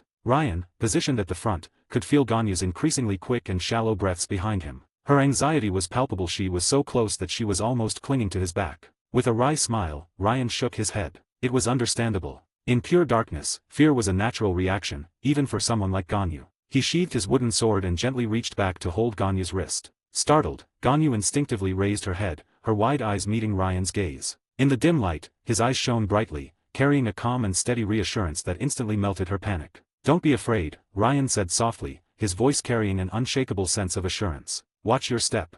With that, he turned his focus back to the path ahead, scanning for potential threats. Mining would be Ganyu's task, his priority was to ensure their safety. In this dimly lit world, resources stood out vividly. Coal deposits, for instance, were unmistakably black against the stone walls. As long as one wasn't blind, they were easy to spot. Though Ryan's reassurance was casual, Ganyu found it inexplicably calming. Taking a deep breath, she gave herself a mental pep talk and began observing her surroundings more attentively. According to Ryan, there was a high chance of encountering coal and iron deposits near the cave's entrance. Coal was black, while iron had a faint white hue. Simple but crucial details Ganyu committed to memory. She swept her gaze around the cave walls, her torchlight cutting through the darkness. Meanwhile, Ryan, leading the group, felt a hint of unease. He hadn't expected this cave to be so barren. They had ventured this far in, and yet not a single coal vein had appeared. It was frustrating, to say the least. If he had more manpower, Ryan would have preferred to start mining from the mountain's peak rather than delving into the cave. Forget these dimly lit, dangerous tunnel she'd create a massive quarry, exposing everything for easy access. Grumbling silently, Ryan's thoughts were interrupted by faint, guttural sounds, zombie groans echoing from somewhere nearby. Pausing to listen, he judged that the sounds were muffled, likely separated from them by a wall. Deciding not to alarm the others unnecessarily, he kept the information to himself. By his estimation, they were now over 100 meters deep into the cave. Any further, and the 3 or 4 remaining torches they had wouldn't suffice to light their way. Ryan was beginning to consider whether it might be wiser to retreat and regroup, then try their luck at a different cave tomorrow. Suddenly, Ganyu grabbed his arm, her voice low but tinged with excitement. "Ryan, I see it. Something black. That's coal, right?" Ryan froze for a moment, then quickly pulled a torch from his inventory. He followed the direction of Ganyu's pointing finger, hurrying over and placing the torch on the wall. The area instantly brightened, revealing the unmistakable dark patches of coal veins. Ryan's face lit up with a smile. He turned to Ganyu, nodding in affirmation. "That's right. Coal. And lots of it." 12:12 The Art of Mining. The coal vein that Ganyu discovered was, in a word, impressive. The deposit sprawled across the ground, walls, and even the ceiling, covering an area of nearly 30 square meters. If mined thoroughly, it could yield at least a stack and a half of coal blocks. This was already a lucrative find, but Ryan's interest wasn't solely in the coal itself. What truly mattered to him was the experience points gained from mining. For Ryan, experience points were a precious resource, essential for enchanting weapons and armor in the future. Once his katana system activated, even smithing would require them. Starting to stockpile XP now would pay off immensely later. "We did it. Finally, we've found coal," Keqing exclaimed, a smile breaking across her face as the weight of their earlier frustration lifted. She examined the surrounding coal veins, nodding approvingly. "Though there's not much, it looks like high-quality coal. Liyue Harbor has a high demand for coal, too." Her eyes sparkled with newfound ideas. "And if we think about regions like Snezhnia, with its bitterly cold climate, the demand for coal there must be enormous. If we could stabilize mining operations in this world." Keqing thoughtfully tapped her chin. "This could lead to a lucrative, long-term trade agreement. We might even use coal exports to gain leverage over the factory." Ryan chuckled quietly, not bothering to explain further. Was there really so little coal here? It certainly seemed that way on the surface. But, did Minecraft ever make logical sense? Absolutely not. A single cubic meter of coal block in this world weighed an estimated 1.5 tons and required 9 pieces of coal to craft. This meant that one piece of coal weighed roughly 167 kilograms. Even the smallest coal vein could produce at least one piece of coal per block, often more with a fortune-enchanted pickaxe. So, this seemingly modest coal deposit spread across 30 square meters. Once mined, Ryan estimated it could yield well over 10 tons of coal. Was this considered a high output? Ryan wasn't sure, but it was undoubtedly absurd enough to boggle the mind. And that wasn't even factoring in the possibility of additional coal deposits hidden beneath the visible ones. Coal, after all, was one of the most plentiful resources in this world. Ryan decided not to explain these details just yet. He wanted Keqing to experience firsthand just how ridiculous the Minecraft universe could be once she started mining. He casually placed 3 more torches to brighten the area, then retrieved his wooden pickaxe. "Watch closely," he said, his tone serious. "Mining requires technique. There's always the risk of lava beneath the blocks, and while we're not deep enough for it to be likely, it's best to stay cautious." He glanced back at them. "If you mine recklessly and suddenly expose a drop into a monster-infested cavern, you're in for a world of trouble." Keqing and Ganyu nodded earnestly, their eyes sharp and focused as they observed Ryan's every move. Ryan gripped his wooden pickaxe firmly, confirming that he was standing on solid stone before striking the coal block in front of him. To Keqing and Ganyu, it didn't seem like he worked on it for very long, just a few swift swings, and suddenly, the coal block burst apart, scattering pitch-black pieces of coal onto the ground. What they couldn't see, however, was the subtle green orbs of experience drifting into Ryan's body after each mined block. As the two watched in awe, Ryan's enthusiasm grew with each strike. He worked quickly and efficiently, the rhythmic sound of his pickaxe echoing through the cave. Before long, the wooden pickaxe in his hands broke apart, its durability fully depleted. Only then did Ryan pause, clicking his tongue in mild disappointment as he reined in his excitement. He surveyed his work with satisfaction. Half of the coal vein had been mined, and as expected, there were still plenty of deposits hidden beneath the surface. However, Ryan decided to leave the rest untouched for now. Turning around, he gestured for Keqing and Ganyu to step forward. "Did you learn the technique?" The two stood there, wide-eyed and slack-jawed, nodding mechanically. Ryan smiled, pleased. "Since you've learned it, give it a try yourselves," Ryan encouraged. "I'll keep watch while you two mine. With coal secured, we've temporarily solved the energy issue. I'll make some torches and then craft you both a set of stone tools." Keqing blinked, seemingly just processing everything that had happened. She stepped forward quickly, her face filled with amazement. "Wait, mining is this simple?" Her golden eyes scanned the coal scattered around. A wooden pickaxe, just a few swings, and it breaks open to reveal high-quality coal, and it doesn't even need refining afterward. This is incredible. Ryan, your world is amazing. Keqing's words came in an excited rush, her voice tinged with disbelief and awe. Thank you so much for inviting us here. This means so much for Liyue. Truly, Ryan, thank you. Keqing's excitement bubbled over, and she seemed unable to stop thanking him. Ryan couldn't help but chuckle. Raising his hand, he ruffled her head affectionately, his fingers tootling the silky strands of her lavender hair. It's no big deal, he replied casually. On a personal level, we're friends. On a practical level, it's mutually beneficial. Right, we're friends. Keqing said, nodding vigorously. And Liyue will always be your friend, too. Ryan waved her off, smiling as he stepped aside. Alright, go ahead and start mining. Just remember everything I told you earlier. This time, Keqing didn't hesitate. With a bright grin, she hefted the pickaxe over her shoulder and eagerly approached the coal vein. Watching her enthusiasm, Ryan felt fortunate to have brought Keqing and Ganyu along. Neither of them ever complained about hard or dirty work, a trait he greatly admired. While keeping an eye on them, Ryan busied himself with crafting torches. Simultaneously, he monitored their progress as they worked. Though both girls had picked up the basics, their mining pace was noticeably slower than his. It wasn't a lack of skill but rather a matter of physical strength. While Ryan could break a block in 3 swings, Keqing and Ganyu needed over 10. Thankfully, the durability of tools in this world depended on the number of blocks mined, not the number of swings. What surprised Ryan, though, was the green orbs of experience that floated toward them as they mined. Half of the XP orbs went into his body, while the other half seemed to absorb into the vision crystals on Keqing and Ganyu's waists. Does this count as leveling up through mining?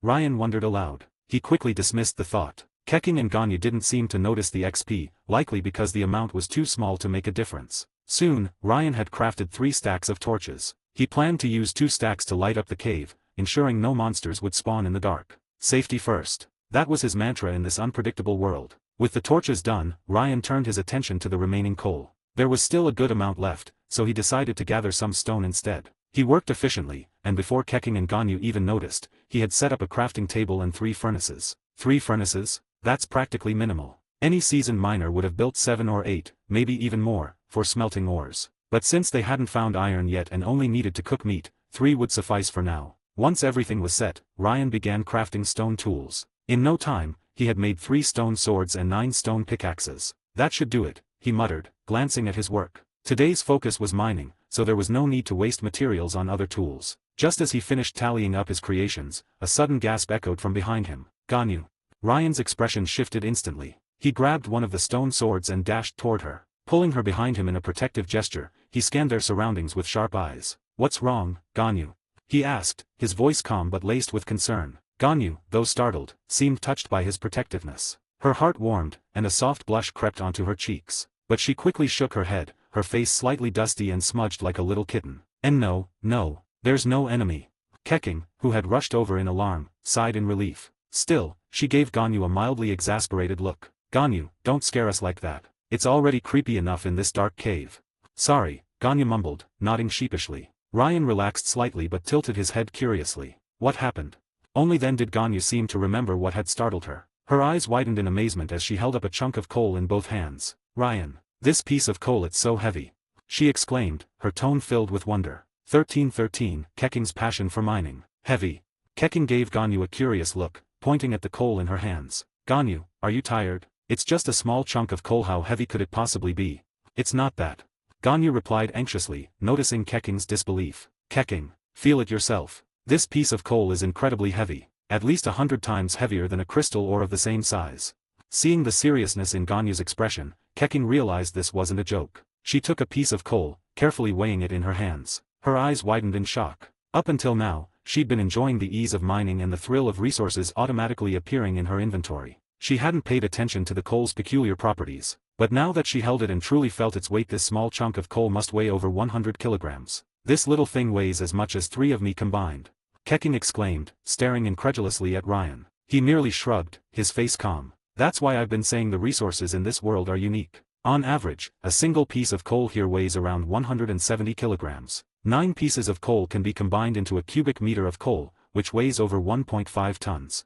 So don't let its size fool you, Ryan continued. If you were to take this coal back to Teyvat, the heat it produces and the duration it burns for would be equivalent to 170 kilograms of ordinary coal. And since this coal is of higher quality, its performance might even surpass what you're used to. Keqing and Ganyu stood stunned, absorbing his explanation. They'd thought they had a good grasp of how this world worked. But once again, Ryan had surprised them with another mind-boggling revelation. Looking around at the densely packed coal veins within 30 meters, Keqing felt overwhelmed. This coal mine wasn't just rich, it was absurdly abundant. Coal was everywhere, in the walls, overhead, underfoot, and deeper underground. With a rough estimate, the coal in just this 30-meter radius could weigh nearly 20 tons. And this was only the surface layer of the mine. They hadn't even ventured deeper yet. According to Ryan, the deeper layers contained the world's hardest diamonds and obsidian. Keqing and Ganyu exchanged a look, their thoughts aligning. They both realized just how invaluable this world truly was. This wasn't a barren wilderness, it was an untapped gold mine. A world where high-quality resources were everywhere. A world where mining was effortless, yielding refined materials without the need for additional processing. Calling this place a treasure trove didn't do it justice. It was paradise. Keqing's thoughts began to race. If coal deposits of this quality were even more abundant deeper in the mine, then this single mine could revolutionize Liyue Harbor's coal market, potentially dominating Teyvat's entire coal trade. Especially in Snezhnia, where coal was in high demand. Flooding the market with this high-grade coal could give Liyue Harbor a decisive economic advantage over the Fatui, leveraging coal profits to suppress their activities. The more Keqing thought about it, the more her imagination ran wild. And it wasn't just about the profits, it was sustainable, requiring no additional investment or maintenance. All it took was manual labor, and the returns were virtually limitless. This would drive Ningguang absolutely crazy if she found out, Keqing muttered to herself, the fiery determination in her eyes growing stronger. Keqing, it's not just coal. Ganyu said earnestly, snapping Keqing out of her thoughts. Ryan mentioned there are many other minerals in this mine. If those minerals are anything like this coal. Before she could finish, Ryan raised a hand to interrupt her. There's no if about it's a certainty, he said, smiling knowingly. Take iron ore, for instance. A single unit of iron ore will always yield one block of iron ore. When you smelt that block, it produces one iron ingot. 9 iron ingots can then be crafted into a cubic meter of iron, which weighs over 8 tons. Now, tell me, Ryan's grin widened as he looked at Keqing and Ganyu. How heavy do you think a single iron ingot is? The more Keqing and Ganyu thought about it, the brighter their expressions became. After a moment of silence, Keqing clenched her fist with determination, the smudges on her face making her look adorably fierce. This is amazing. Absolutely amazing. The issue of resources will no longer limit Liyue's development.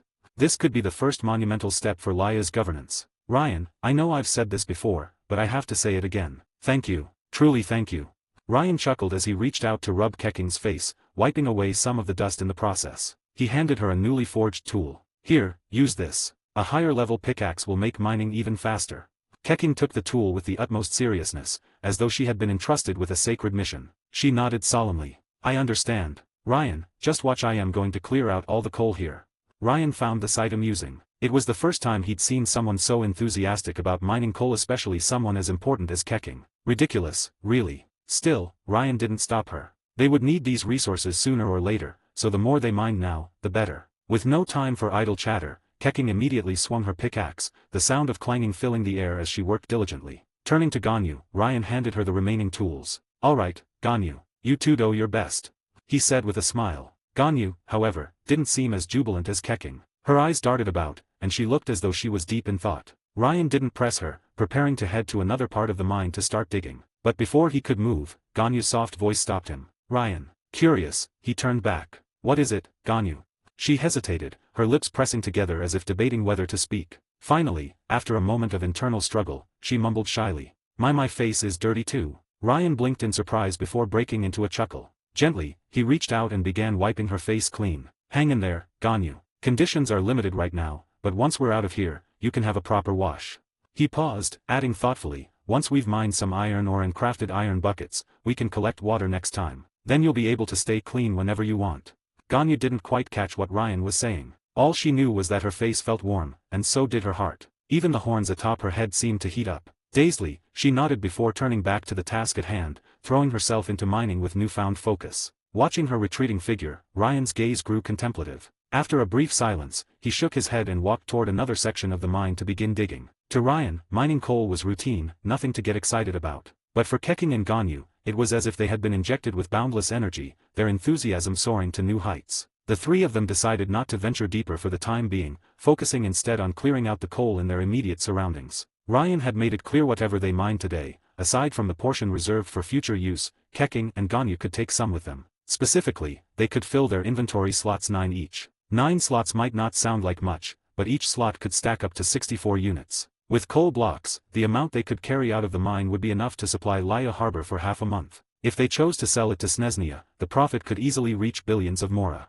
After all, they were talking about hundreds of tons of high-quality coal. And coal wasn't lacking buyers in Teyvat. Every nation needed it. Snezhnia, with its extreme cold, was the largest consumer, but Fontaine also relied on coal as a major energy source. Of course, this was just speculation on Keqing and Ganyu's part. After all, they only had 18 inventory slots between them and couldn't dedicate all of them to coal. They would need to carry other valuable resources as well. At the very least, Keqing couldn't take her eyes off the ever-burning torches. When Ryan placed the torches around the mine, illuminating the entire cavern as brightly as daylight, Keqing's desire for them grew stronger. Overall, the three worked with great motivation. In half an hour, they had cleared out almost all the coal in the area. The sheer amount of coal exceeded even Ryan's expectations. By the end, they had gathered enough to fill 3.5 stacks of coal blocks, a massive haul. Looking at the pickaxe in his hand, its durability nearly depleted, Ryan casually tossed it aside. It was just a stone pickaxe, and with the abundance of stone around, it wasn't worth conserving. As he prepared to call Keqing and Ganyu for a short break and some food before continuing their exploration,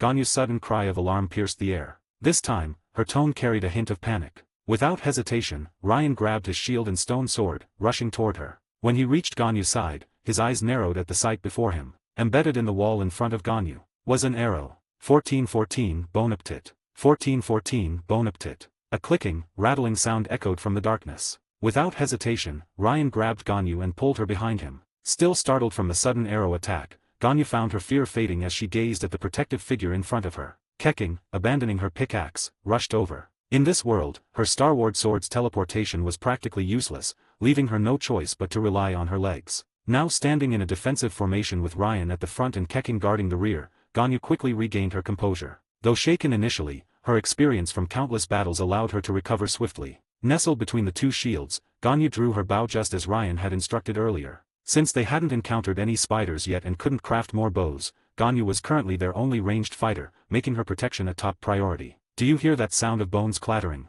Ryan asked in a low voice. Keqing and Ganyu both nodded solemnly. "That's the sound of a skeleton archer. I usually call them Whitey. From the sound of it, there's only one. Don't be afraid, it has no melee abilities, only arrows. Just approach it with a shield, and it's done for. If there are too many Whiteys, though, we'll have to run." Skeleton archers might not seem deadly, but that depended on their target. To the legendary Steve, an ultimate being of strength and endurance, they were mere nuisances. But for anyone else, a single arrow could be lethal. Keqing and Ganyu kept their eyes fixed on the darkness, their nerves on edge as the rattling sound drew closer. This was the first monster encounter since they'd entered Ryan's world. Ryan, however, remained calm. After a year in this realm, he'd faced skeletons countless times, evading them when he was an ordinary person. Now, with Steve's physique, he saw no reason to fear them. Holding his shield in one hand and a torch in the other, he turned to Ganyu and Keqing. "Ganyu, cover us with ranged support. Keqing, protect Ganyu. I'll handle the skeleton." Neither of them objected. They simply whispered, "Be careful." Ryan nodded and began advancing, placing torches as he moved deeper into the darkness. The area he entered was part of the mine he hadn't explored before. After walking about 10 meters, Ryan was just about to place his third torch when he heard the sound of an arrow whizzing through the air. Raising his shield instantly, he blocked the attack. The arrow struck with a dull thud, but Ryan didn't feel much of an impact, barely any, in fact. "So, you're just as weak as I expected," he muttered, smirking as confidence swelled within him. For a year, he had been fleeing from zombies and skeletons alike. Now, for the first time, he had a chance to fight back. The torchlight illuminated the surrounding space, revealing the skeleton archer. It stood in a large open chamber of the mine, its empty eye sockets glowing faintly. To the left and right of the chamber were two dark passageways. Ryan couldn't tell where they led, but he suspected that deep inside, there might be mob spawners hidden. Such spawners were common in mountainside mines like this. Choosing the wrong path could easily lead to trouble. For Ryan alone, it wouldn't be an issue. Worst case, he could dig his way out or even expand the area enough to place a bed and rest. But with Ganyu and Keqing here, exploration needed to be cautious and methodical. Today's expedition would likely stop here. They would return better prepared for deeper exploration. But now wasn't the time for overthinking. Fixing his gaze on the skeleton, Ryan confirmed there were no other monsters in sight and charged forward. The skeleton fired another arrow, but Ryan raised his shield effortlessly, nullifying the attack. Skeleton archers didn't fire with perfect aim, and Ryan used the brief intervals between shots to close the distance. With a powerful swing of his sword, he struck the skeleton, sending it flying. As it landed, the skeleton tried to raise its bow again, but Ryan stamped his foot down, using the momentum to leap and deliver a heavy overhead slash. The force of his strike shattered the skeleton's defenses. He followed up with several quick, sweeping blows, and the skeleton collapsed, its bones scattering. A faint shimmer of ash marked its demise, leaving behind a single bone as loot. Ryan let out a breath he hadn't realized he was holding. No bow drop this time, huh? What a pity. Still, a sense of triumph swelled within him, his first real victory over a skeleton. Still, he wasn't too concerned. Spiders weren't rare in this world. A nighttime outing could easily provide the materials needed for crafting. Scanning the surroundings once more to ensure no other monsters were nearby, Ryan cautiously approached the two passageways. The first was eerily silent but steeply sloped, making it difficult to explore with torches alone. From the second, faint sounds of bones clattering and zombie growls echoed through the darkness. Ryan considered the number of monsters likely lurking ahead. Deciding it wasn't worth the risk yet, he pulled out some dirt blocks and sealed off the entrance to the deeper parts of the mine. Using dirt was intentional, monsters couldn't break through, and it was easy to distinguish from the surrounding stone. Ryan was determined to fully explore this mine later. It was close to the village, and with proper planning, it could eventually be incorporated into the village's boundaries. For now, the resources in this one mine would be enough for his needs. After securing the area, Ryan didn't bother searching for nearby or yet. Instead, he called out, "It's safe now, come on over." With that, he bent down and picked up the bone dropped by the skeleton. Keqing and Ganyu arrived just in time to witness the scene. Seeing the bone in Ryan's hand and recalling the skeleton's humanoid appearance, both women felt their stomachs churn. That bone must have been from that skeleton, Ganyu thought, her face pale. Keqing grimaced, trying to suppress her discomfort. "Ryan, why on earth are you picking up something so disgusting?" she asked, her voice filled with disdain. "Disgusting?" Ryan chuckled at her reaction. "Don't be so quick to dismiss it. This bone is actually very useful." "Useful?"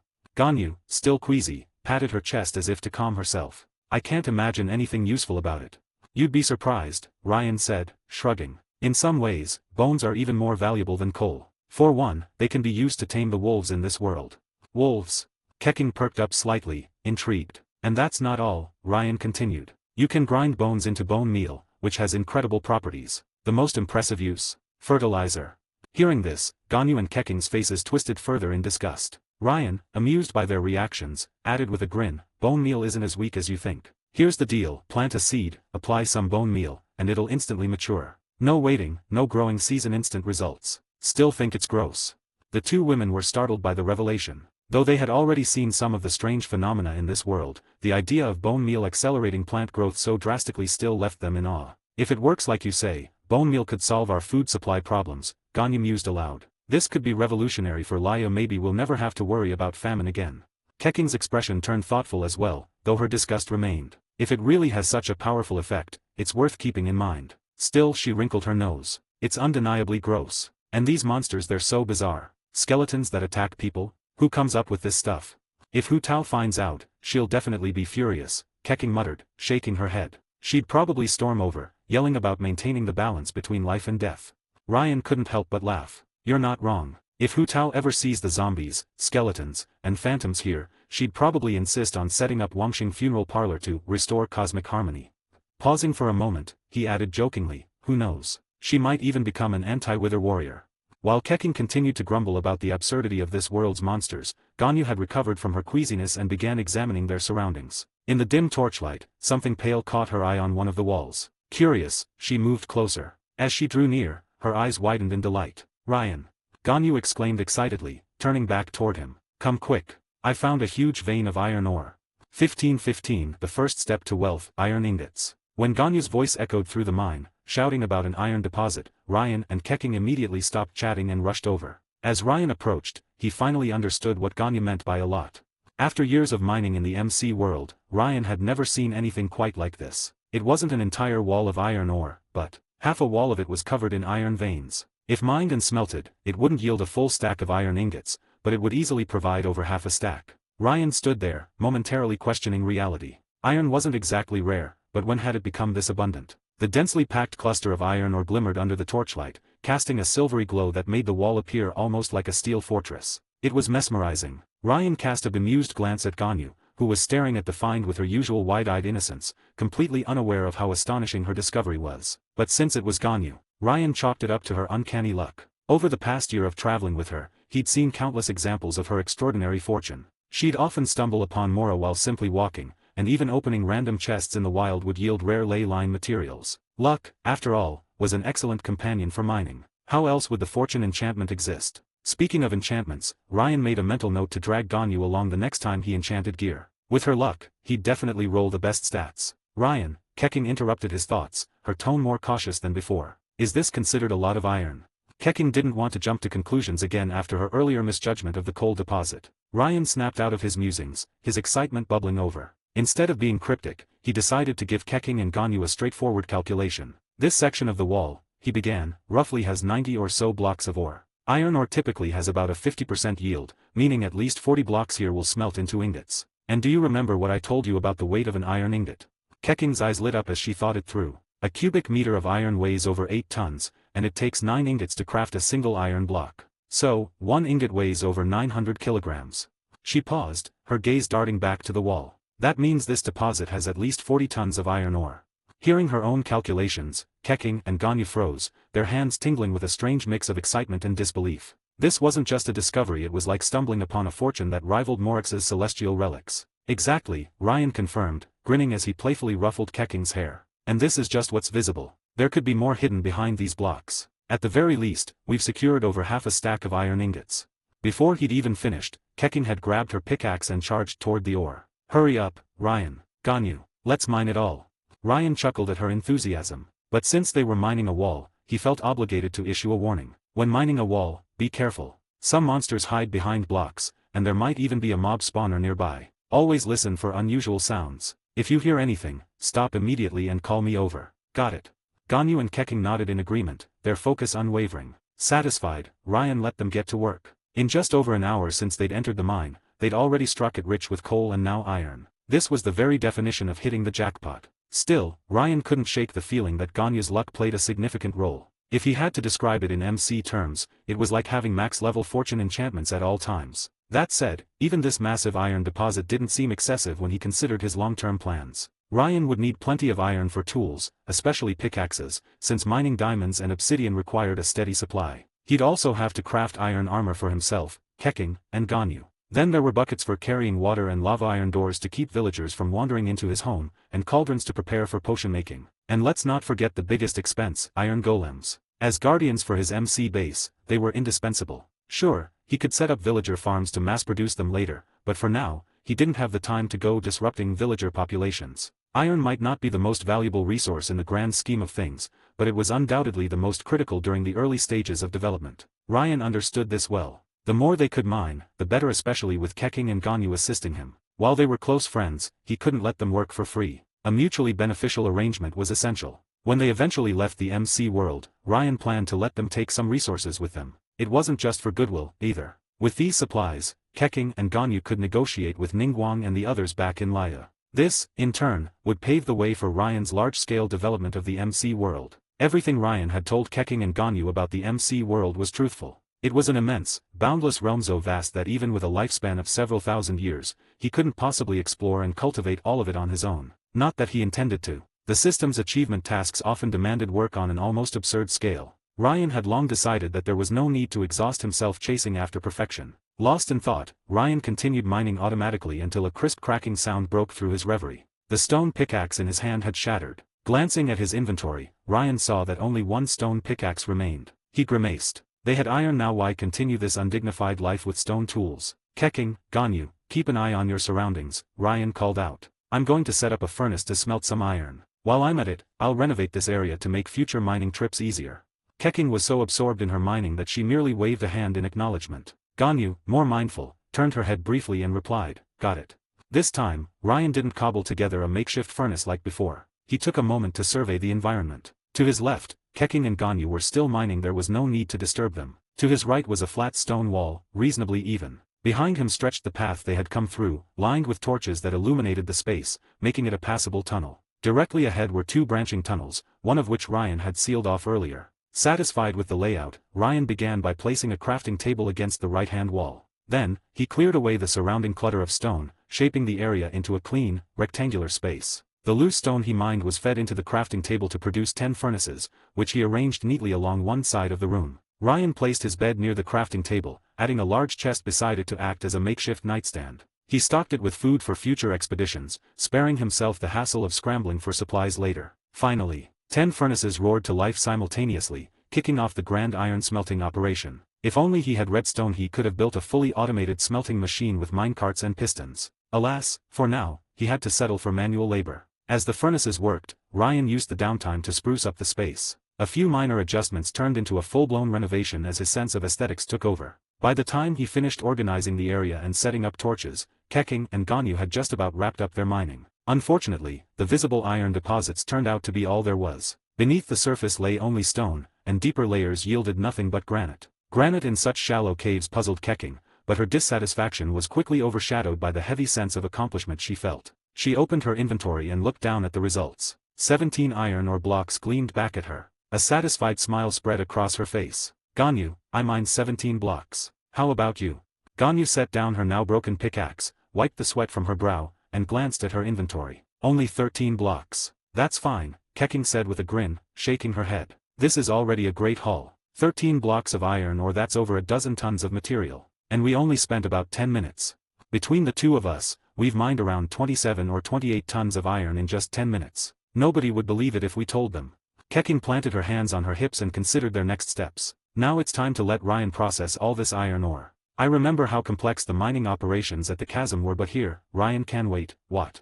Her voice trailed off as she caught sight of what Ryan had been up to. 1616, a veteran miner farming underground, isn't that normal? 1616, a veteran miner farming underground, isn't that normal? Keqing, who had been all smiles and ready to boast about her haul, turned her head only to freeze in shock the moment she saw the transformed space. Ganyu, startled by Keqing's reaction, was about to ask what had happened. But when she turned to look for herself, she too was left speechless. The once cramped and dimly lit mining cave had undergone an astonishing transformation in such a short amount of time. The space was now at least twice as large as before, and that wasn't even the most impressive part. In the four corners of the cave, four birchwood pillars now stood like load-bearing beams, giving the space an almost architectural quality. The blocked-off tunnel remained untouched, but the open one was now lined with wooden fences and a gate. Near the gate, Ryan had fashioned two simple lampposts by attaching trapdoors around torches mounted on wooden pillars. He had even considered adding a chandelier, but crafting one required iron, and Ryan wasn't yet wealthy enough to splurge on such luxuries for a mining cave. Still, the setup already looked impressive. The area behind where Keqing and Ganyu had been mining remained largely undisturbed, but the rest of the space had been meticulously divided into four neatly organized sections using birchwood planks. One section housed a bed and a crafting table, making for a cozy rest area. Next to the bed was a wooden sofa and table, crafted from stairs and slabs. Another section was packed with large chests, clearly serving as storage space. Of the remaining two sections, one was left empty, its purpose unclear for now. The other was dedicated to 10 roaring furnaces, where Ryan was hard at work. He moved back and forth between the furnaces, adding and removing materials with practiced efficiency. It was an impressive setup, so much so that Keqing found it hard to believe. But what truly baffled her was the decoration. Ryan had hung vines across various parts of the cave, giving it the rustic charm of a countryside cottage. It hardly felt like a mining cave anymore. At that moment, Ryan, having just finished smelting the last of the iron ingots, looked up to see Keqing and Ganyu standing nearby, clearly finished with their mining. He waved at them with a cheerful smile. Well done. Come on over and hand me the iron ore. I'll process it for you. Meanwhile, you can take a break in the rest area. There's food in the chests. I just cooked up some pork chops. They should taste pretty good, and they won't spoil in there. Go ahead and try them. Still dazed, Keqing and Ganyu silently handed over their iron ore, then stood rooted to the spot, staring at him. Ryan raised an eyebrow, amused. What's the matter? Did I scare you? I just did a bit of remodeling, that's all. A bit of remodeling. Ganyu glanced around the transformed cave, her lips twitching into a wry smile. Ryan, this isn't remodeling. This is a complete rebuild. It's incredible. Even the living quarters for the miners in the chasm aren't as nice as this. Ryan scratched his head, chuckling. Oh, come on, it's not that impressive. No, Ganyu's absolutely right. Keqing's expression was complicated as she sighed. The chasm is vast, but after years of excavation, the shallow areas near the surface have long been depleted of ore. The miners are forced to dig deeper and deeper into the chasm, making it increasingly difficult to come and go. Most of them have no choice but to camp out in makeshift tents within the caves, constantly on guard against monsters. If the miners at the chasm had abilities like yours, Ryan fell silent. He had spent a year in the chasm and knew all too well what it was like there. It wasn't an exaggeration to say that the chasm devoured lives. Every month brought news of more casualties. But what choice did Liyue have? Liyue needed the chasm desperately. It was the lifeblood of the nation. Breaking the somber mood, Ryan patted Keqing on the shoulder and said softly, "There's no need to envy me, Keqing. You and Ganyu can do this now too, here in the MC world. Just pick up a block and place it, simple as that. All it takes is a bit of building skill." Honestly, Do you think this mining cave of mine has what it takes to replace the chasm? Ryan's intention was to lighten the atmosphere, but Keqing nodded seriously, her expression earnest. It does. Absolutely, it does. If we had a mining cave like this, it would be a blessing for Liyue, a blessing for the miners. Ryan, by helping us, you've saved countless lives. You're a hero to Liyue. On behalf of them, I thank you. Faced with the solemn sincerity of the cat-like woman in front of him, Ryan straightened up as well. He nodded slightly and replied in a gentle tone, when we return, discuss this with Ningguang and the others and come find me. This is just the beginning. We're friends. Over the past year, you and Ganyu have helped me so much. It's only right that I do something for you in return. Now, enough heavy talk. I need to get to work processing this iron ore. Take a break, alright. Ganyu shook her head with a small smile. It's just a few swings of a pickaxe. With your physique, we don't even feel tired anymore, and it didn't take much effort. I'm more curious to see how you process the iron ore. Ryan nodded slightly, his tone gentle. Once we're out of here, you can discuss it with the others and then come to me. This is just the beginning. We're friends, after all. Over the past year, Keqing and Ganyu, you've helped me so much. It's only fair that I help you too. Alright, enough talk. I've got iron ore to process. You two should take a break. Ganyu shook her head and replied softly, it was just a few swings of the pickaxe. With your physique, we don't get tired anymore, and it didn't take much effort. I'm more curious to see how you process the iron ore. Ryan raised an eyebrow, a smile tugging at his lips. Alright, suit yourself. But if you get hungry, remember there's food in the rest area. And if you're bored, you can try placing a few blocks for fun. We're in this world now, mining is only part of it. The real key is learning how to build with the materials we gather. That's the most important thing. He walked to the nearest furnace, casually tossing a lump of iron ore inside and adding a single piece of coal. And that's all there is to it. Ganyu blinked, her face a picture of confusion. She watched him for a moment longer and, realizing he wasn't joking, hesitantly asked, just like that? Yep. Ryan's tone was light, as if it were the most obvious thing in the world. He motioned for Ganyu and Keqing to follow him as he moved from the first furnace to the last, methodically placing 3 pieces of iron ore into each one. The furnaces were just enough to handle the total haul. What else did you expect? I thought there'd at least be some hammering involved, Ganyu murmured, her expression dazed as she stared at the furnaces. Ryan chuckled, then reached out to playfully pinch Ganyu's nose. Don't look at this world through the lens of normal logic. Here, nothing should surprise you. Take coal, for instance. A single piece might look small, but you've seen how dense it is. Yet this tiny lump can smelt 8 pieces of iron ore, thoughts 8 ingots of iron, easily over 7 tons of material. If something like this existed in Teyvat, wouldn't the blacksmiths all fall to their knees and declare the Geo-Archon had blessed them? And lava's even better. It burns longer and saves coal. Smelting iron ingots here isn't exactly a high-skill job, so I didn't bother teaching you. But if you're really interested, the next time we're mining, I'll let you handle the entire process. Keqing's eyes lit up, and she immediately nodded enthusiastically. Got it. Leave it to me, won't let you down. Ryan paused, momentarily taken aback, before breaking into a warm smile. Of course, Keqing. I trust you completely. Once we're done smelting this batch of iron, we should head back. What we've gathered today is more than enough. There's plenty to take care of in the village. Keqing opened her mouth to protest that she still had the energy to keep going, but Ganyu gently tugged at her sleeve and gave her a look. Keqing hesitated, then nodded silently. After all, Ryan had only brought them here to familiarize them with mining. It wouldn't be right to stay too long. While waiting for the smelting to finish, Ryan took the opportunity to give Keqing and Ganyu a tour of the mining cave he had so meticulously planned. According to him, this was only phase 1. As the mining operations expanded, this space would need further development, and he intended to build additional facilities deeper down, perhaps even a fully equipped base camp. Keqing listened intently, nodding frequently. She appreciated Ryan's clear sense of direction and his well-defined goals. Such meticulous planning resonated with her deeply. But as they passed by the empty section of the cave, Ganyu couldn't help but ask, Ryan, what's this area for? Hearing her question, Ryan's face lit up with enthusiasm. With a confident sweep of his hand, he pointed at the space and declared grandly, this entire area. I'm going to replace all the stone with dirt and then start farming. 1717, farming dreams, fighting nightmares. Farming? In a mine? Keqing and Ganyu were stunned by Ryan's idea. They wanted to point out the obvious flaws: no sunlight, no water source, no one to tend to the crops. But then they remembered, nothing in this world was normal. With that realization, they chose silence. In a mine, we need a steady food supply, Ryan explained calmly. Bringing food from the surface is impractical, can't carry much, and once it's gone, we'd have to go back up to restock. That back and forth wastes way too much time. So, whenever I mine, I set up a farm underground. Crops, livestock, everything we need to sustain ourselves right here. That way, food isn't a concern anymore. Ryan spoke as though it was the most natural thing in the world. For him, it was. After all, this was a fundamental skill for any serious miner. Experienced miners treated their mines like home, turning every expedition into a self-sufficient retreat, isolated from the world. Unfortunately, this time, Ryan hadn't brought an iron bucket for water or dug up any dirt. Otherwise, he would have already built a basic farm. Seeds weren't an issue, he had plenty back at home, thanks to frequently borrowing from a friend's vegetable garden. The only problem was that all his seeds were sitting in a chest on the surface. Why is it, Keqing muttered to Ganyu, her tone laced with mock exasperation, that every time Ryan talks about something completely absurd, it starts to feel completely logical. She paused for dramatic effect, then added, honestly, if Ryan told me he could grow King's flowers in the ocean, I'd probably believe him.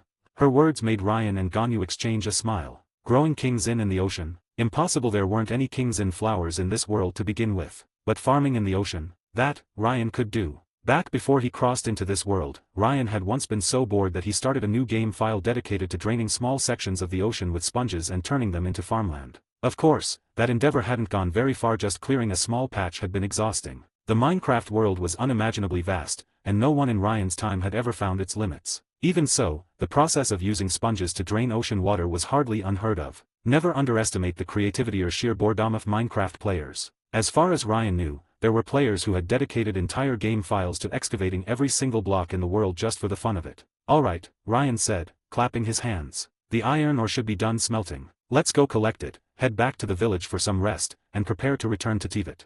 Keqing, however, frowned and muttered in protest, do we really have to go back so soon? I still have so many unanswered questions. Plus, I wanted to gather more resources to take back with us.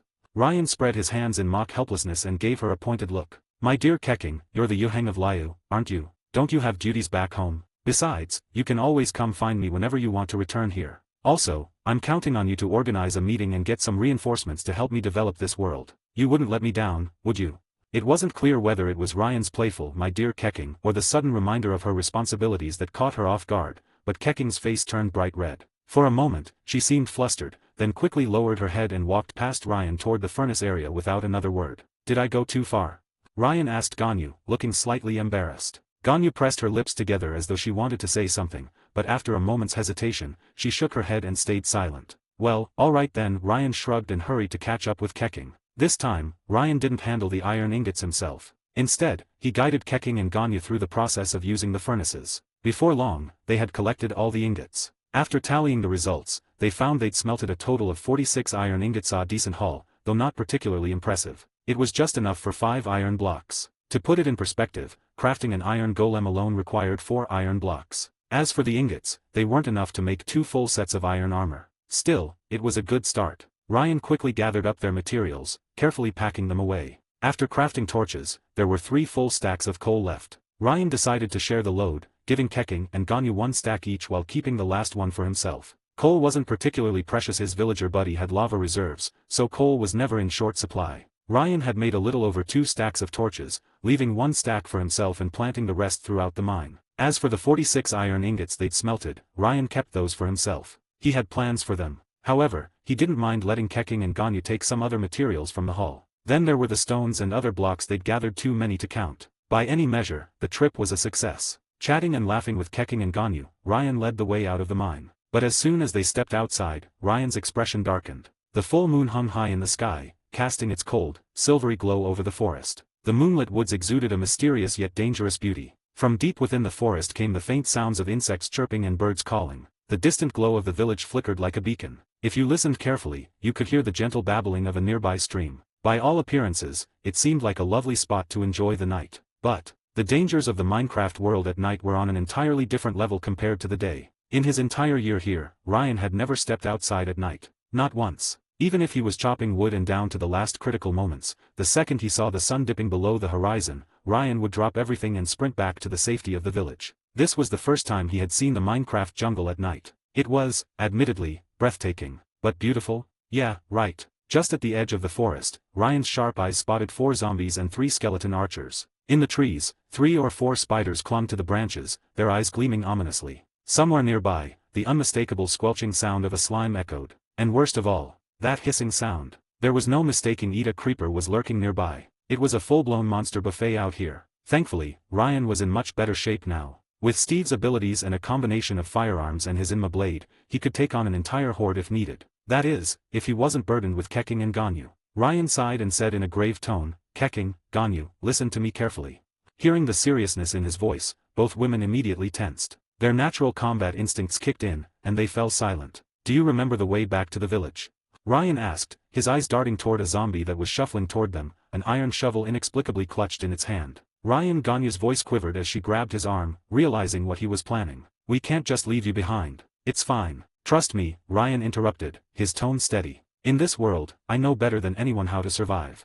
He sighed internally, wishing the portal between the worlds didn't take so long to activate. If he could, he'd open it right now and send them back. But since that wasn't an option, he had no choice but to gamble. If he could lure all the monsters away, he might even complete some achievement objectives. When I say run, you run straight to the village. Don't look back, and wait for me there. I'll return soon, I promise. Ryan hesitated for a moment, feeling like he'd just jinxed himself. Still, there was no time to second guess. When Keqing and Ganyu opened their mouths to protest, Ryan swiftly drew his shield and locked his gaze on the nearest zombie. Ganyu began, but Keqing grabbed her arm and shook her head, silently urging her to follow Ryan's instructions. Seeing this, Ryan felt a weight lift off his shoulders. Keqing and Ganyu might have been nerfed in this world, their combat power significantly weakened, but they still had their unique ability Asal Lightning Tether for Keqing and Ganyu's cloud walking technique. When it came to running, they were second to none. Readjusting his focus, Ryan stared down the advancing zombie. The moment it came within 3 meters, he shouted, "Run!" Without hesitation, Keqing grabbed Ganyu, tossed a lightning marker ahead, and teleported a safe distance away. As for Ryan, he unsheathed his Inma blade and brought it down in a single, clean strike, cutting the zombie down instantly. Ryan blinked in surprise. Not bad, Inma blade. If I reforged this thing, could I one-shot a wither? But his shout had drawn the attention of every monster in the area. The forest rustled ominously as a horde of creatures surged toward him. From the distance, a skeleton archer notched an arrow and aimed it at Ryan. Ganyu, who had just reached the edge of the horde's range, turned back and gasped in horror. Tears welled up in her eyes as she shouted, "Ryan!" Boom!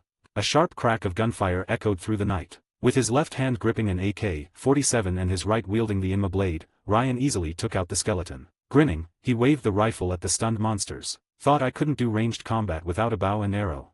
He taunted, firing a few more rounds to take out 2 additional skeletons. Surprised? Guess what, I've got a gun.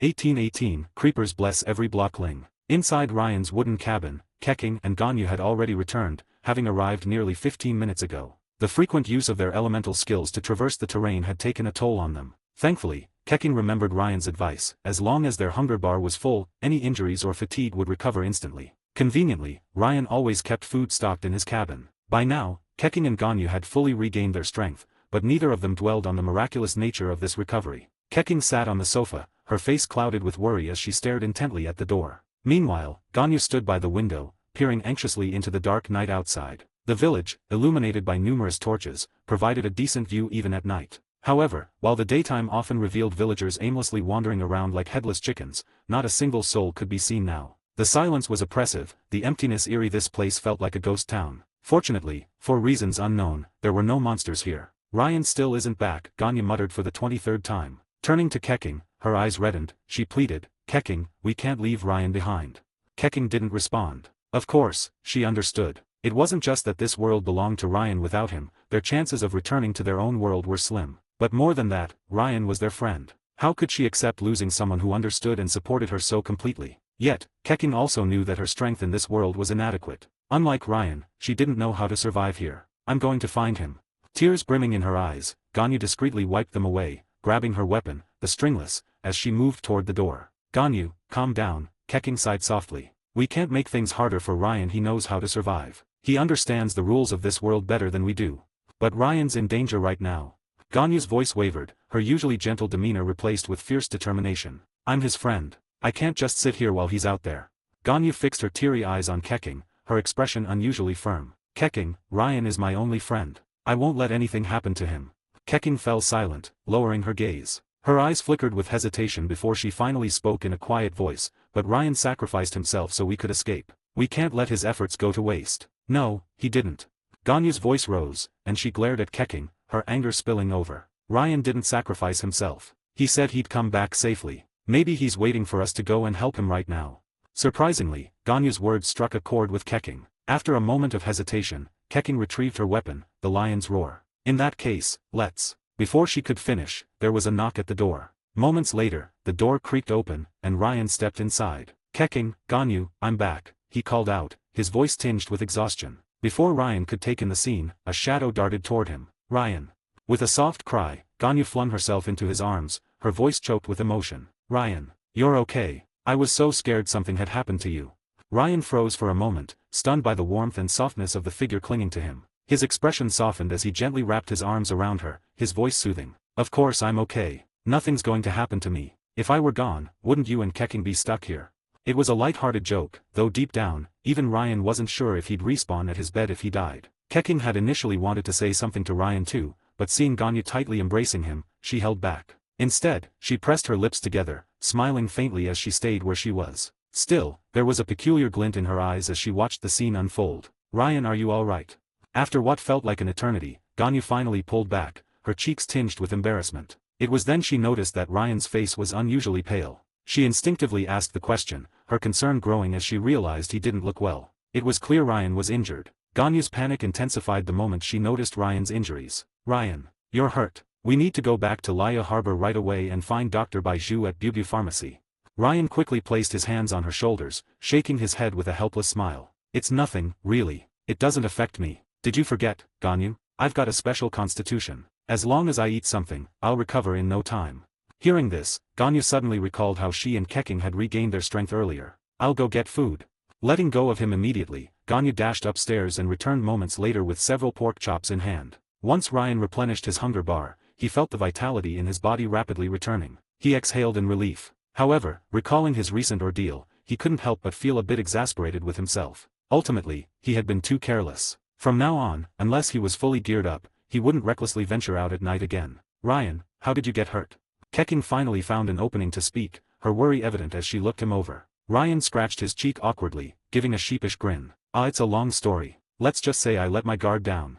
After ensuring Ganyu and Keqing had safely escaped, Ryan had faced the monster horde alone. Armed with firearms and his sword, he should have had no trouble taking down the creatures. And initially, he didn't decimated them with ease. But it was precisely this sense of ease that lulled him into a moment of carelessness. Zombies and spiders were easy targets. One slash was all it took to deal with them. Caught up in the thrill of battle, Ryan failed to notice the ominous hissing sound that heralded the approach of a creeper. By the time he realized, the explosive monster was already too close. In a split-second decision, he raised his shield. While the shield could block the creeper's deadly explosion, it couldn't fully protect him at such close range. The blast sent Ryan flying, knocking off 4 hearts in one go. Fortunately, the explosion also took out most of the nearby monsters. Left with only a few stragglers, Ryan was able to clear the battlefield in a few minutes. He then made a beeline back to the cabin, but with no food on hand, his injuries couldn't heal until now. On the bright side, the incident taught him a valuable lesson. He couldn't afford to get complacent just because he had allies or newfound strength. This world had countless ways to put him in his place.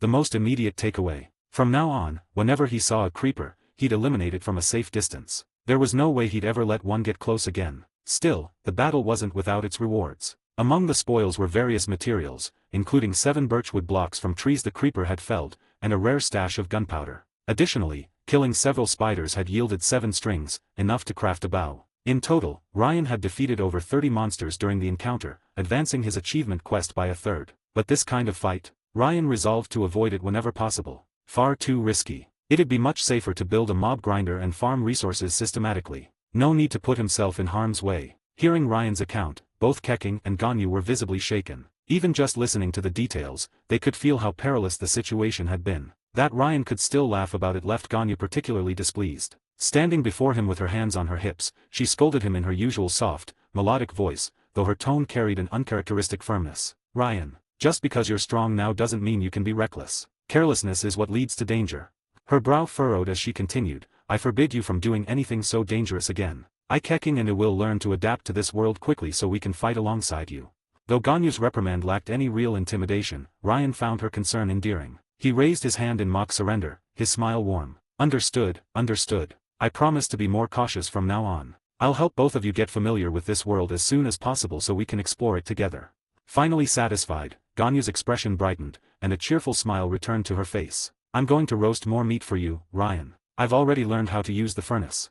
With that, she turned and dashed upstairs once more. Watching her go, Ryan shook his head, amused, before walking over to his crafting table. Alright, I'll make some final preparations. Then we can head back to Teyvat. We've been out here long enough for one day.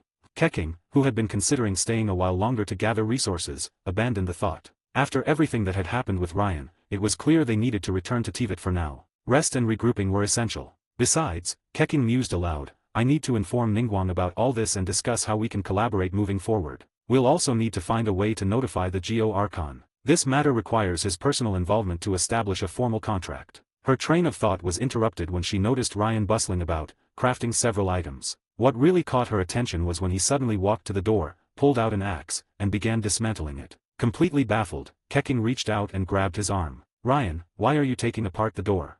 1919 Tools are forged. In response to Keqing's curious question, Ryan merely nodded with a sly smile. The wooden door can't stop villagers from wandering into our house. This is going to be our base of operations from now on. Naturally, it has to be a little more private.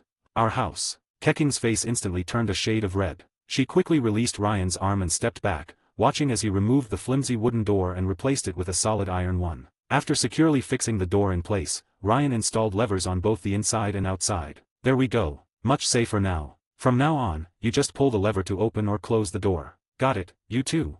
Ganyu and Keqing nodded earnestly, their expressions serious. Alright, next, Ryan muttered, rubbing his chin thoughtfully. He assessed the materials at hand, 46 iron ingots in total. The iron door had used 6, leaving 40. 3 iron axes and 3 iron pickaxes were a must for the 3 of them, which accounted for 18 ingots. Keqing and Ganyu each needed an iron sword. Ryan didn't, since his katana was far superior. That was another 4 ingots gone. Now there were 18 ingots left. At least 4 buckets were necessary, 1 for water, 1 for lava, 1 for milk to cure poison, and an extra for emergencies. That would cost 12 ingots. A pair of shears for wool harvesting and a flint and steel for lighting fires took up another 3 ingots. In the end, there were just 3 ingots left, barely enough to make anything significant, not even a pair of boots, the least resource-intensive armor. As for a brewing stand, forget about it. Ryan had briefly considered crafting himself an iron sword, but after some deliberation, he decided an iron pickaxe would be far more useful to him. He opted to save the remaining ingots for future needs instead. Next time I head into the mines, I'll gather enough materials to make a full set of armor.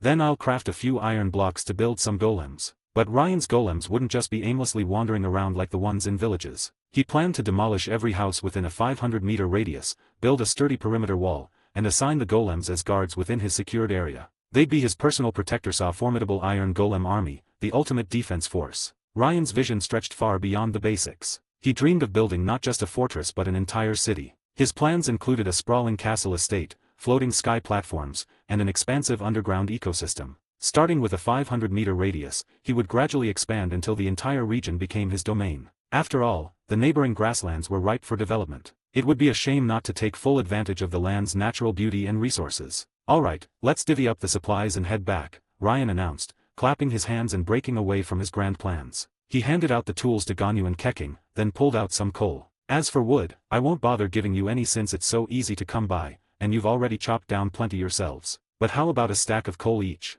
That should be useful. I've already used the iron to make tools, but there are 3 ingots left. You can take them if you want. Also, there's some raw meat and seeds in the chest, feel free to grab whatever you need. This was essentially all the resources Ryan had amassed so far. Keqing and Ganyu exchanged a glance, touched by his generosity. However, they both shook their heads. We'll just take some coal. The rest is more critical for your exploration and survival. We don't want to hinder you, Keqing said firmly. After a brief pause, her expression grew resolute. Ryan, don't worry, I promise I'll do everything I can to facilitate your collaboration with Liyue. Next time we come here, we'll work hard to help you build your home. Ryan chuckled but didn't say much. He handed over the coal to the 2 women, then summoned the dimensional portal in his mind. Even though Keqing and Ganyu had seen him open the portal a few times before, the sight still amazed them. The shimmering, translucent gateway was a marvel, its ethereal glow faint yet mesmerizing. Since the portal wasn't entirely stable yet, the 3 decided to sit down and chat while they waited. This world really is incredible, Keqing murmured, her gaze softening as she looked out at the moonlit landscape beyond the window. Just this morning, we were still in the chasm, intending to reinforce the seals there and check on you while we were at it. Hearing this, Ryan smirked and gave her a teasing look. Oh, just to check on me. Keqing immediately felt a little flustered and awkwardly stuck out her tongue. Well, I did want to try convincing you again, but hasn't everything worked out so smoothly? Ryan has come back with us to Liyue Harbor. And you even gave us such a generous gift, that's why I said it's incredible. When we get back tonight, I'll organize all the materials and draft a report. Tomorrow morning, we'll head to the Jade Chamber for a meeting. Don't worry, Ryan. Until everything is settled, no one will disturb you. We'll do our best to move this forward quickly and explore your world as soon as possible. 3 months from now is the rite of dissension. If we can unveil the resources of an entirely new world, it will make this year's rite even more spectacular. The rite of descension. Ryan's eyes flickered with thought. After a moment, he asked softly, Keqing, Ningguang is hosting this year's rite of descension, right? That's right. Keqing nodded, smiling. Of course, I won't exactly have a lot of free time when it happens, but in the weeks leading up to the rite, my schedule will be more open. I could show you around Liyue during that time. Although, to be honest, I'd much rather visit your world again if you wouldn't mind. From the side, Ganyu eagerly raised her hand. I can do that too. I can show Ryan around Liyue as well. Then I'll leave it to you both. I'm definitely curious about Liyue. Ryan replied with a grin. He then asked, more seriously, by the way, I heard from the Millelith in the chasm that Mondstadt has been dealing with dragon-related disasters, and Inajima has been in isolation. I've spent this whole year in this world, so I haven't kept up with Teyvat's events. Could you tell me what's been going on? Keqing glanced at Ganyu. While Keqing held a high-ranking position, her focus was primarily on Liyue. She was aware of such events but didn't know the finer details. Ganyu, on the other hand, had a broader understanding due to her duties. I'll explain, Ganyu said, organizing her thoughts before speaking. The dragon disaster in Mondstadt has actually been ongoing for quite some time. Trade routes and other commercial networks have been severely disrupted, and many cooperative ventures between Liyue and Mondstadt have come to a halt. Given that Lord Barbatos, the Inmo Archon, is a close friend of Rex Lapis, and that Mondstadt and Liyue are allied nations, we reached out to the Knights of Favonius to offer assistance. But we were refused. It's said that their Grand Master is currently away on an expedition, and acting Grand Master Jean, the current Lion of the South, has taken charge. For reasons unknown, she declined our help and specifically asked us not to harm the Dragonstorm Terror. As for Inajima, with its borders closed, we don't have much information on their current state. However, Captain Baidu has some connections with the resistance forces in Inajima, so she might know more. Oh, the resistance is the group opposing the Vision Hunt Decree. You've probably heard about the Vision Hunt Decree, Ryan. It's been a major topic across Teyvat. As for other news, Ganyu pondered for a moment. Besides the turmoil in Mondstadt and Inajima, the other nations had been relatively stable, leaving her with little else to report. Still, one thought crossed her mind, and her expression grew stern. Ryan, you need to be cautious of the Fatui. They are not good people, and their harbingers are incredibly powerful. If they learn of your world, they'll stop at nothing to exploit it. But don't worry, I'll do everything I can to protect you. Seeing the earnest determination on Ganyu's face, Ryan felt a warmth in his heart. He nodded sincerely and replied with a reassuring smile, got it. But I'm strong too, you know. 2020, the Steve Supreme Punch. From Ganyu's updates, Ryan could roughly deduce where the timeline stood. It seemed likely that the traveler would be arriving in Teyvat soon. The only question was, would it be Ether or Lumen? However, if Ryan was being honest with himself, his real thought was simple: Lumen was just too adorable. Why bother with a mess like Dvalin when she could simply stay away from it? As for the turmoil caused by the Vision Hunt Decree in Inajima or the looming threats of the Fatui, Ryan didn't care in the slightest. He had no plans to visit Inajima anytime soon, and the nation's isolation had zero impact on him. And even if he did go, what then? He didn't have a vision, so the Vision Hunt Decree was irrelevant to him. Regarding the broader chaos across Teyvat, well, apologies to anyone who dared mess with him. He'd gladly introduce them to the Steve Supreme Fist of Justice. Let's see if the Muso no Hitotake could hold a candle to a punch that could split an entire planet in two. And the Fatui? Ryan feared them even less. In some ways, he was their natural counter. If they wanted to play dirty, Ryan could outplay them at their own game, tenfold. Mercy wasn't in his vocabulary when it came to enemies. If he decided to mess with them, it wouldn't stop at pranks. She'd happily unleash 20 zombies on their base just for fun. If they wanted a fight, even better. Redstone-powered bombing contraptions or his unstoppable punches, take your pick. And if they somehow opted for an economic war, not a problem. Ryan had an entire Minecraft world to lean on. He could single-handedly collapse Sneznia's financial system in record time. This was the confidence that came with having an entire world at your disposal. Of course, if the Fatui didn't provoke him, he wouldn't bother with them either. The Fatui weren't inherently evil, and Ryan didn't claim to be the embodiment of good. Whether they clashed or cooperated would ultimately depend on their sincerity and attitude. But all of this was a matter for the future. For now, in Ryan's eyes, the entire realm of Teyvat, aside from Keqing and Ganyu, was treated with equal indifference. Ryan, what are you thinking about? Ganyu's curious voice broke his train of thought as she gently nudged him. Nothing much. Ryan came back to reality, shook his head, and smiled. I was just thinking that I need to finish the initial construction before the rite of descension. Otherwise, I won't be able to relax when I go exploring Liyue with you too.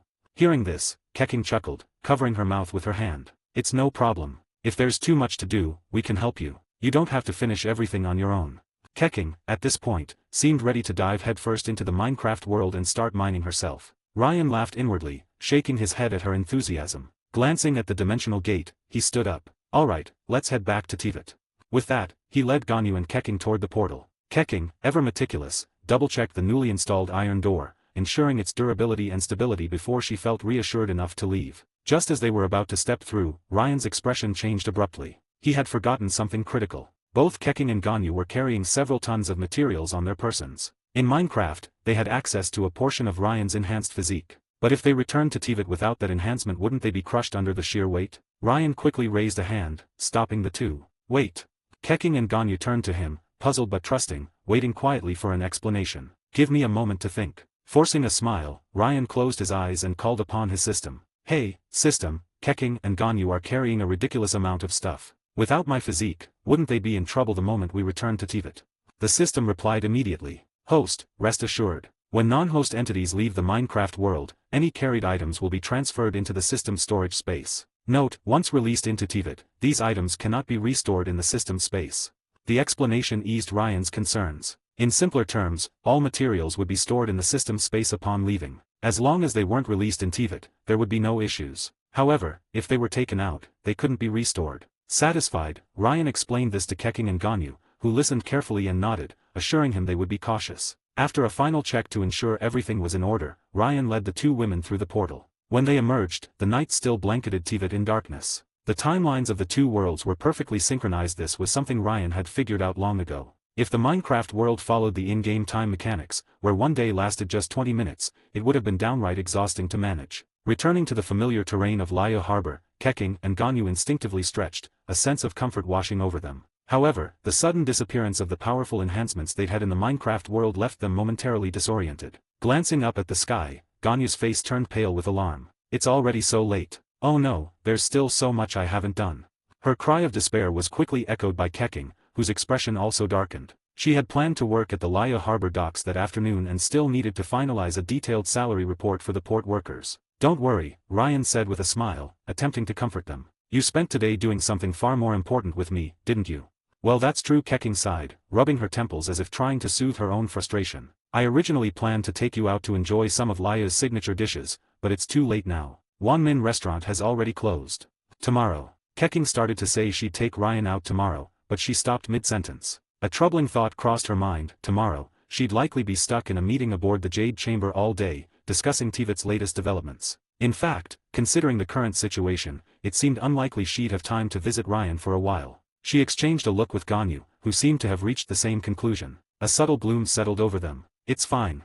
Ryan clapped their shoulders cheerfully. I'm not going anywhere. You'll always have the chance to hang out with me. For now, just focus on your work. Ganyu let out a small sigh of relief, her voice soft and sweet as she said, Thank you, Ryan. Oh, by the way, there's something I wanted to ask, she added, tilting her head slightly, her expression adorably puzzled. Ryan, you'll probably be spending most of your time in that other world from now on, right? How will we find you if we need to talk to you?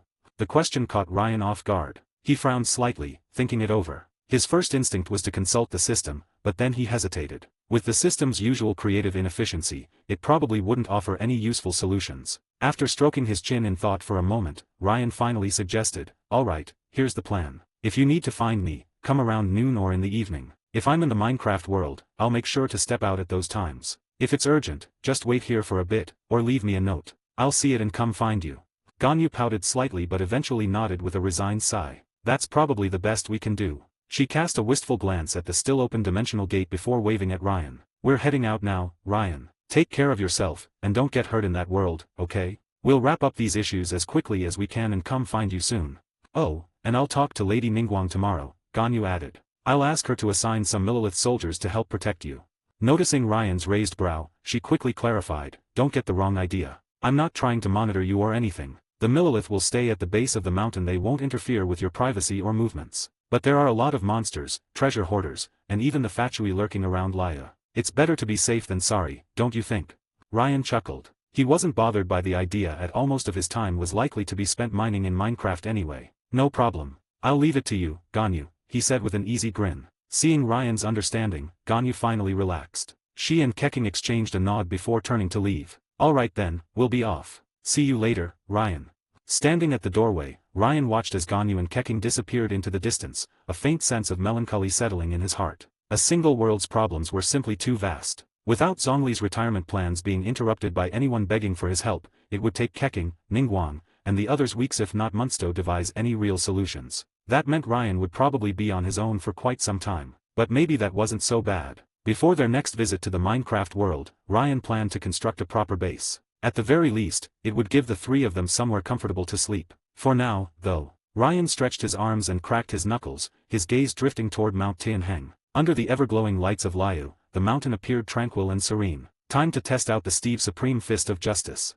The words had barely left his mouth when a thunderous boom echoed through the air. The shockwave sent trees and boulders flying as Ryan's figure became a black dot, rocketing straight into the sky. Because honestly, when you had a physique this strong, who even cared about something as trivial as gravity? If Saitama could leap from Earth to the moon, then with his Steve-tier body, what was a little hop to the clouds? No problem at all. 2121 The grand build in the MC world begins. Morning in Liyue Harbor. The sky was barely beginning to brighten, yet the streets were already alive with the hurried footsteps of merchants and workers. Most of them still bore drowsy expressions, fighting off the remnants of sleep as they went about their routines. The Millelith, however, stood as an exception, ever vigilant and brimming with energy, a constant source of pride for the people of Liyue Harbor. After all, their Millelith were considered the most elite soldiers in all of Teyvat. While others from different nations might have their own opinions, for the people of Liyue, this was an undeniable truth. As the sun rose above the horizon, its golden rays glinted off the shimmering waves of the ocean. A few small fishing boats had already set out to sea, their sails dotting the expansive waters.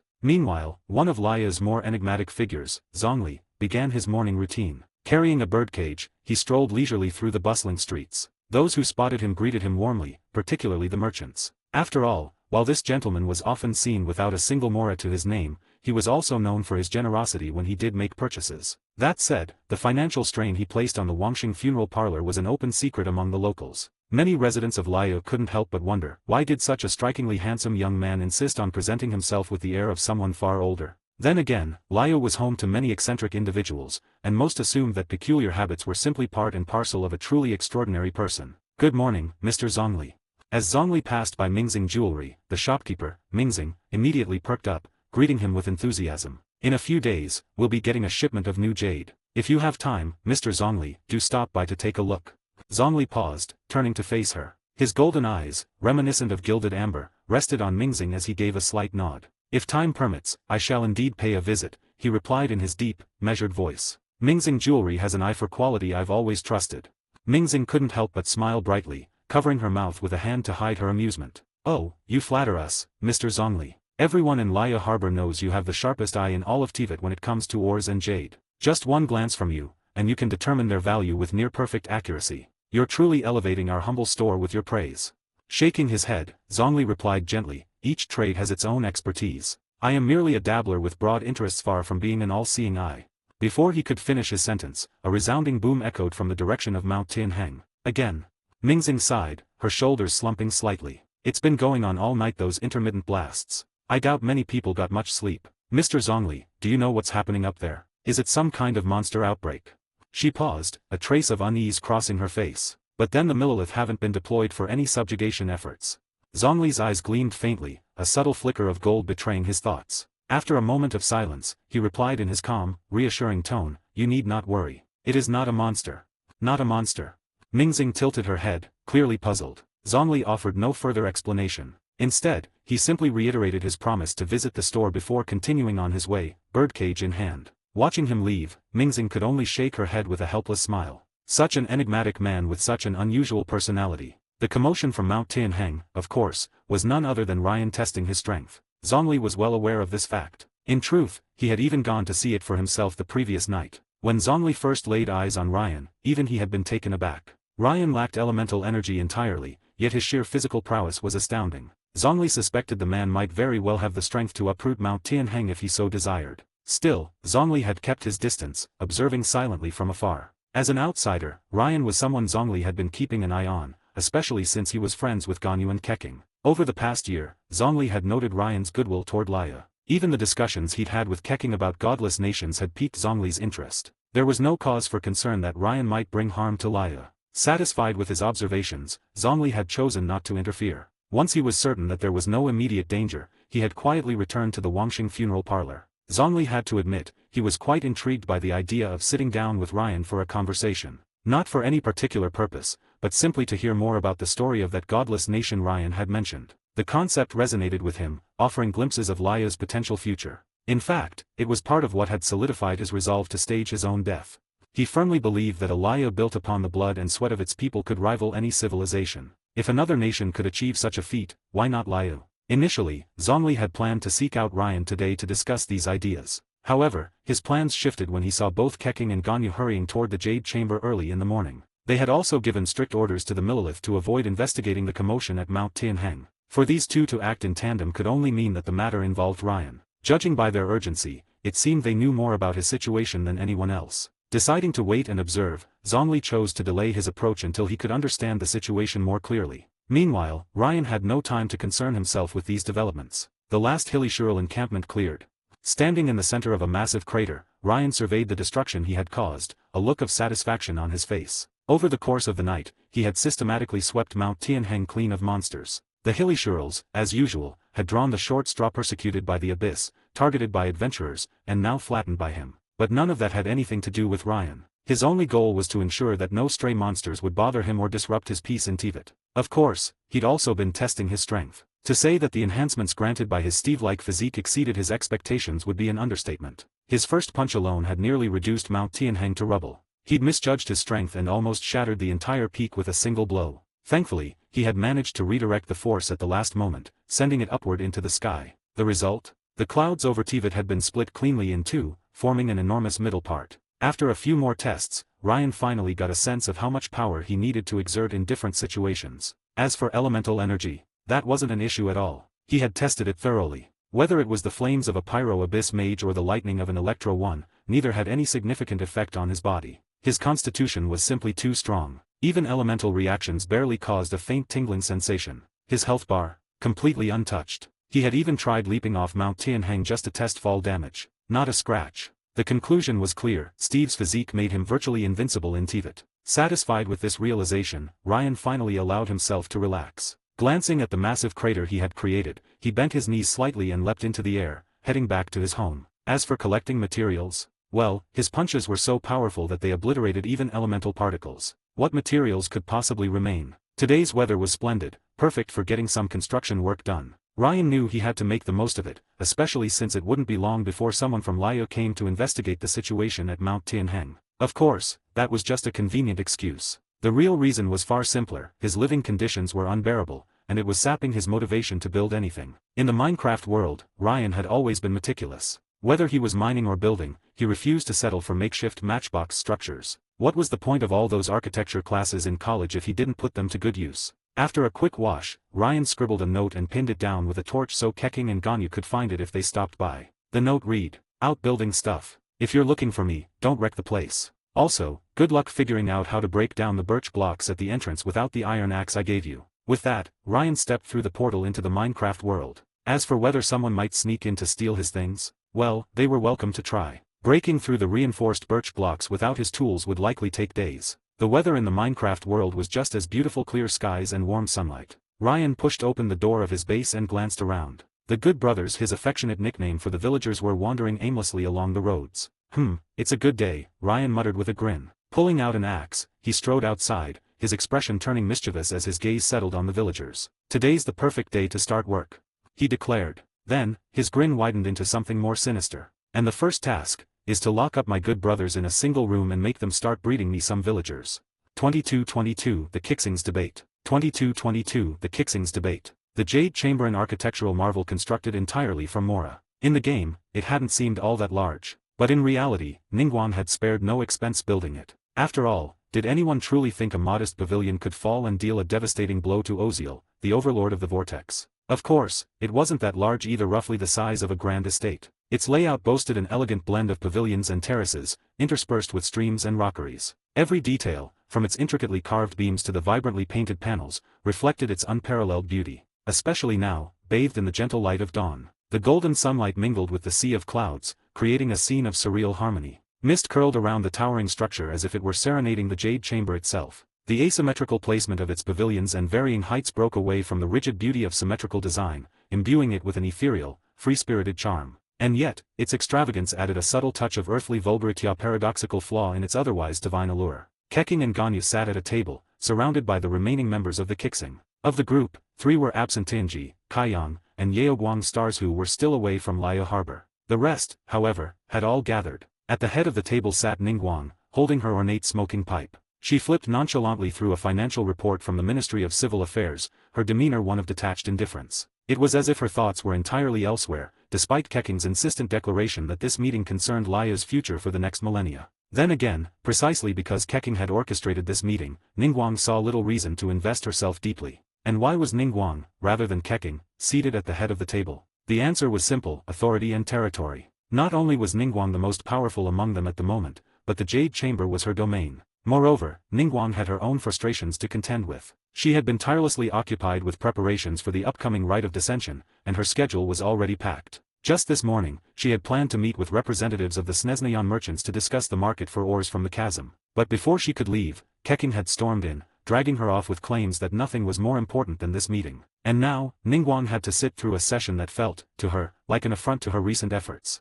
From the start, the atmosphere of the meeting was tense. Tianshu Star, who sat near Ningguang, glanced between her and Keqing. Neither woman showed any overt emotion on their faces. But having worked with them both for years, the elderly Tianshu could easily sense the simmering dissatisfaction in each of them. Suppressing a sigh, he decided to step in as a mediator. Well then, he began, his tone light. Tianquan has gathered us here for a Keqing meeting. What's the agenda? Agenda? Ningguang echoed lazily, turning a page of her report. She tapped her smoking pipe lightly on the table and said, "That's a question for Yuheng Star. She's the one who insisted I call this meeting." Keqing's face darkened, and she slammed her hand on the table. "Do you have to pick a fight with me right now?" Ningguang chuckled softly, her gaze lifting to meet Keqing's. Her eyes, sharp and mesmerizing, held a calmness as deep and lifeless as a still pond. "Pick a fight? Where did that come from? Do you think I have the luxury of wasting my time on something as petty as this?"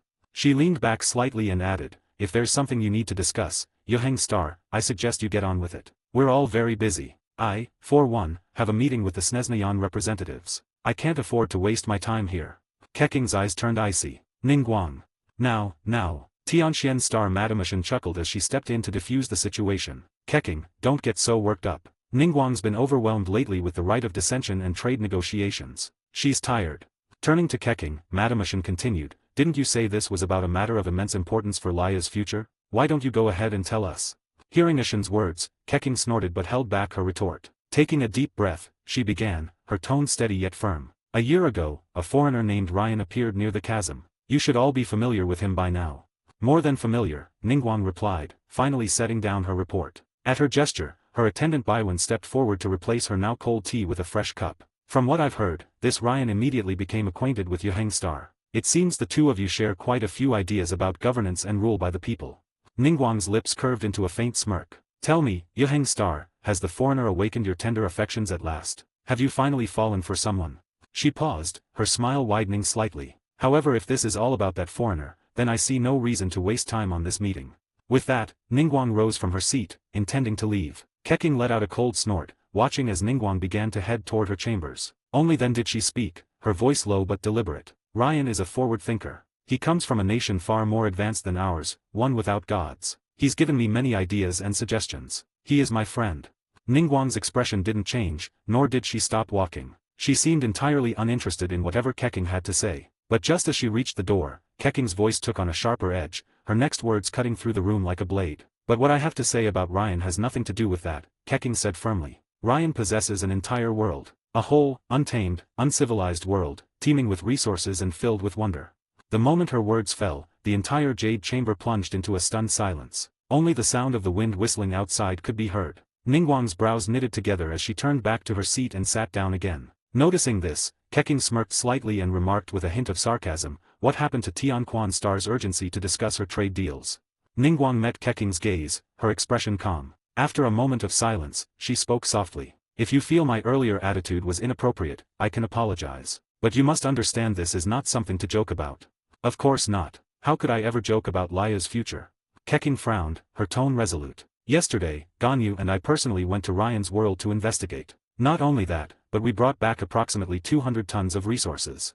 Hearing this, Ningguang's expression changed slightly. She waved her hand, and Baiwen immediately understood the signal, departing the room without a word. Moments later, an intricate barrier of runes powered by adeptal energy enveloped the Jade Chamber, sealing it from outside interference. Tianshu and Madame Ashen exchanged a glance. Though both were visibly shaken by what they were hearing, they chose to remain silent. They were old, and their tenure as members of the Keqing was nearing its end. Without successors to take their places, they were reluctant to meddle in decisions that could reshape Liyue's destiny. Instead, they left the matter to Ningguang and Keqing. Can you take full responsibility for your words? Are you willing to swear an oath before Rex Lapis himself?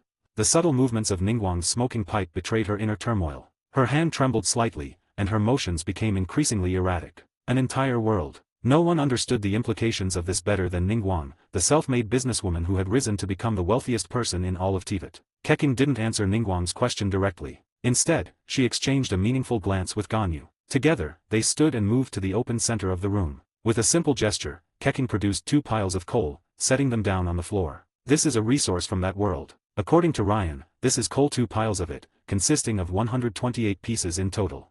Ningguang's brows furrowed in confusion. This is all. Keqing sighed, clearly anticipating this reaction. Without offering further explanation, she gestured for Ganyu, who brought forward a large scale. Keqing picked up a single piece of coal and casually placed it onto the scale. Initially, Ningguang seemed disinterested, even skeptical of what appeared to be a trivial demonstration. But the moment the coal landed, a resounding thud echoed throughout the chamber. The scale groaned under the weight, teetering precariously. Ningguang's eyes sharpened as her skepticism melted into shock. Her gaze instinctively darted to the measurement on the scale, and her pupils contracted. 167 kilograms. That's impossible. This is reality, Ganyu interjected, her voice firm and steady as she met Ningguang's startled eyes. 1 piece of coal weighs 167 kilograms. The 2 piles we brought back amount to just over 21 tons. Lady Ningguang, do you know how long it took us to mine these? Before Ningguang could answer, Ganyu's voice rang out like a hammer striking an anvil. In a single mine shaft spanning a 30-meter radius, the 3 of us worked for 20 minutes. In that short time, we extracted 3.5 piles of coal. Altogether, we brought back approximately 37 tons of coal. Lady Ningguang, do you believe that such a world holds the key to Liyue's future for the next 1,000 years? As Ganyu's words settled, an undeniable realization swept over Ningguang, Tianshu, and the others present. A world like this. Abundant resources, effortless extraction, ease of transportation, unfathomable potential. It wasn't just an opportunity, it was a divine gift. 2323, a survival villa. Easy peasy. Looking at the extraordinary coal in front of her, Ningguang opened her mouth, momentarily at a loss for words. Ganyu, please wait. Ganyu raised her hand, signaling Ningguang to hold her thoughts for a moment. Regarding that world, there are too many astonishing wonders that I can't explain all at once. Let me and Keqing show you some of its marvels first, and then we can discuss how to move forward. Without waiting for a response from Ningguang, Ganyu immediately began mimicking Ryan's movement, stepping forward in the air, placing blocks suspended above nothingness. Ningguang couldn't help but feel a bit unsettled. She sensed a slight coldness in Ganyu's tone, as if it were directed at her, possibly stemming from her earlier dismissiveness of Ryan. But now wasn't the time to dwell on that. Ganyu, with her usual precision, demonstrated the construction while Keqing enthusiastically narrated the various materials and their properties, along with their experiences in that world. As more materials were conjured before them, Ningguang and the others watched in awe, realizing that the greatest fortune in history was unfolding right before their eyes. Ryan's thoughts were far from the ongoing discussions in the Jade Chamber. He was entirely absorbed in his latest project, building a new home. His previous residence had been completely demolished. Every building, every house, within a 70-80 grid had been leveled, and the ground smoothed. With the abundance of wood he acquired, Ryan no longer needed to chop down trees. He began constructing a fence around the perimeter of his property, marking his territory. A double open gate of 2 wooden lattice doors was installed, creating a simple yet secure entrance. Inside, the layout was carefully designed. In the bottom left corner was the livestock area, partitioned with fences and housing a sizable stable for his horses. To the right, a well-tended vegetable garden, freshly watered with seeds planted, awaited growth. Nearby, a stack of crates and a sturdy workbench stood ready for use. In the top right corner, a modest pond, decorated with lily pads and bordered with iron buckets holding ornamental fish, was a serene sight. The pond was surrounded by flowers, vines, and leaf blocks, with a simple yet thoughtfully constructed pavilion offering a place for respite. Indeed, though described as a small pavilion, it had been intricately designed, a wooden boardwalk over the pond, vintage lamps lining the edges, creating a beautiful evening scene. Had he access to sea lanterns, Ryan could have further enhanced the ambience. Farm and ranch constructions were straightforward to assemble, requiring only hands and time. But now, the focus shifted to the residential villa. Ryan planned a basement storage area, with a 3-story antique-style villa above it. Why antique? He chuckled to himself. Do you think I have quartz to work with? This was just the first phase, a temporary solution. As his world expanded, he envisioned floating islands, underground ecosystems, and even a castle below ground with a modern villa above. Once the building process began, it became a relentless pursuit of improvement and creation. Ryan's current foundation for the villa was set 30-40 in size, spacious enough for a luxurious 1,200 square meters of living space. Given the size of his designated land, the house wouldn't overwhelm the surrounding area but would provide ample room for at least 10 people. He still planned to expand it further, ensuring a harmonious balance between aesthetics and functionality. For Ryan, building was an endless journey, not merely constructing a house, but crafting a future. The retro-style villa had its own unique way of being constructed. With a shaped structure, the first floor was capped off, while the second floor extended outward to create a garden and a viewing platform, perfect for enjoying afternoon tea in the future. A walkway was left as a connection. The third floor was designed with a peaked roof, housing bookshelves and a few cozy resting rooms. For the enchantment and alchemy areas, the basement was the ideal spot.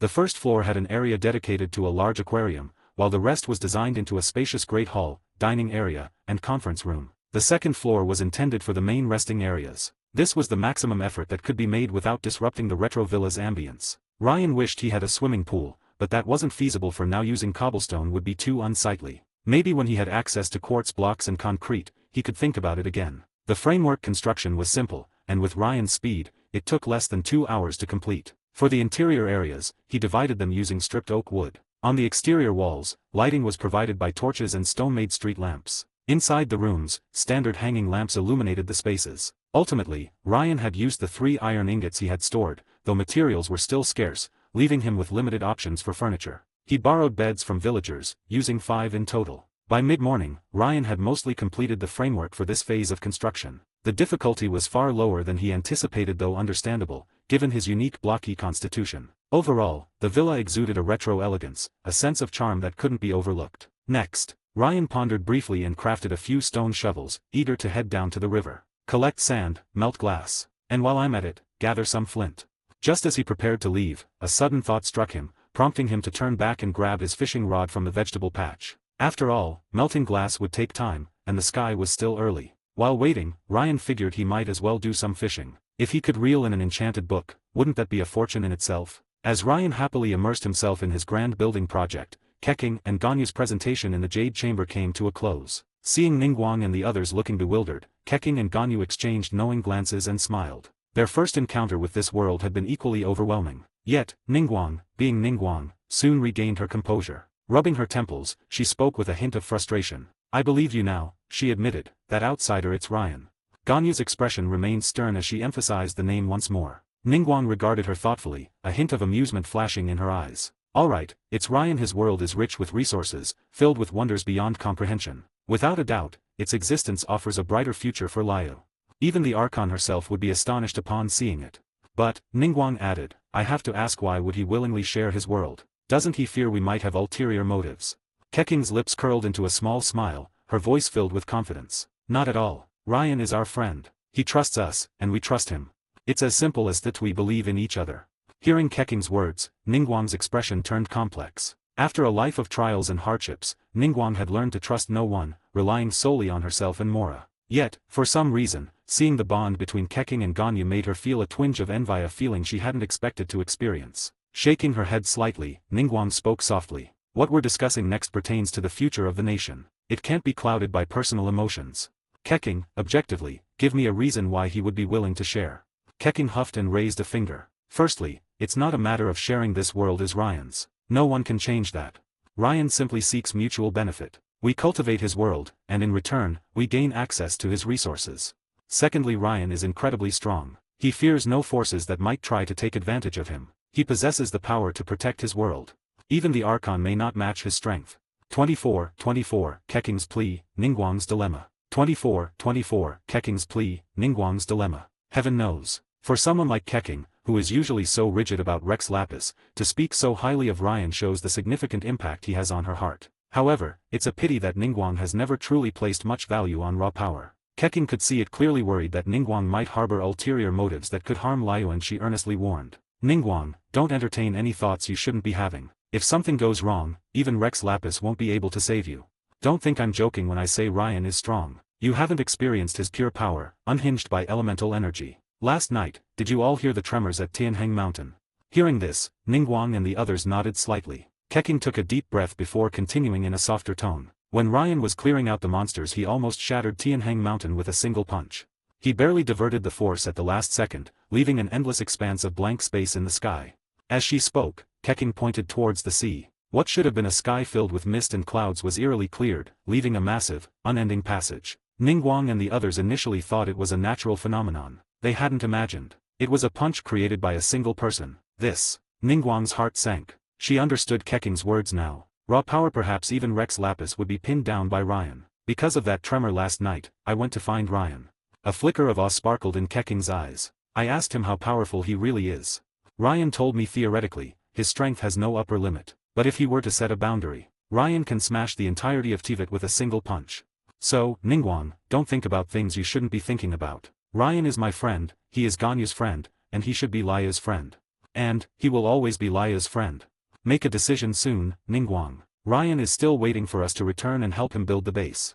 After finishing, Keqing said no more. She returned to her seat and took large sips of tea. Her throat was dry after such an intense discussion. Ningguang remained silent, staring at the torch in front of her. She reached out to grab it, but after several attempts, gave up. The small torch weighed at least 170 to 180 kilograms. That wasn't even the most shocking part. Ningguang had tried putting paper on the torch, but it wouldn't ignite. The torch burned endlessly, showing no signs of consumption. Even though Teyvat lacked formal physics, Ningguang couldn't shake the feeling that it defied the laws of the world. In fact, once Ningguang confirmed Ryan had a world of his own, she had already made up her mind to cooperate. But this wasn't something so simple. This was cooperation regarding an entire world, a partnership that risked Liyue's entire future. Truthfully, she didn't have the authority to make such a decision. At the very least, it should be Rex Lapis himself considering it. Ningguang's thoughts now revolved around how she could develop a private relationship with Ryan. A single world could not only elevate Liyue to the strongest position in Teyvat, but it could also multiply her personal assets several-fold.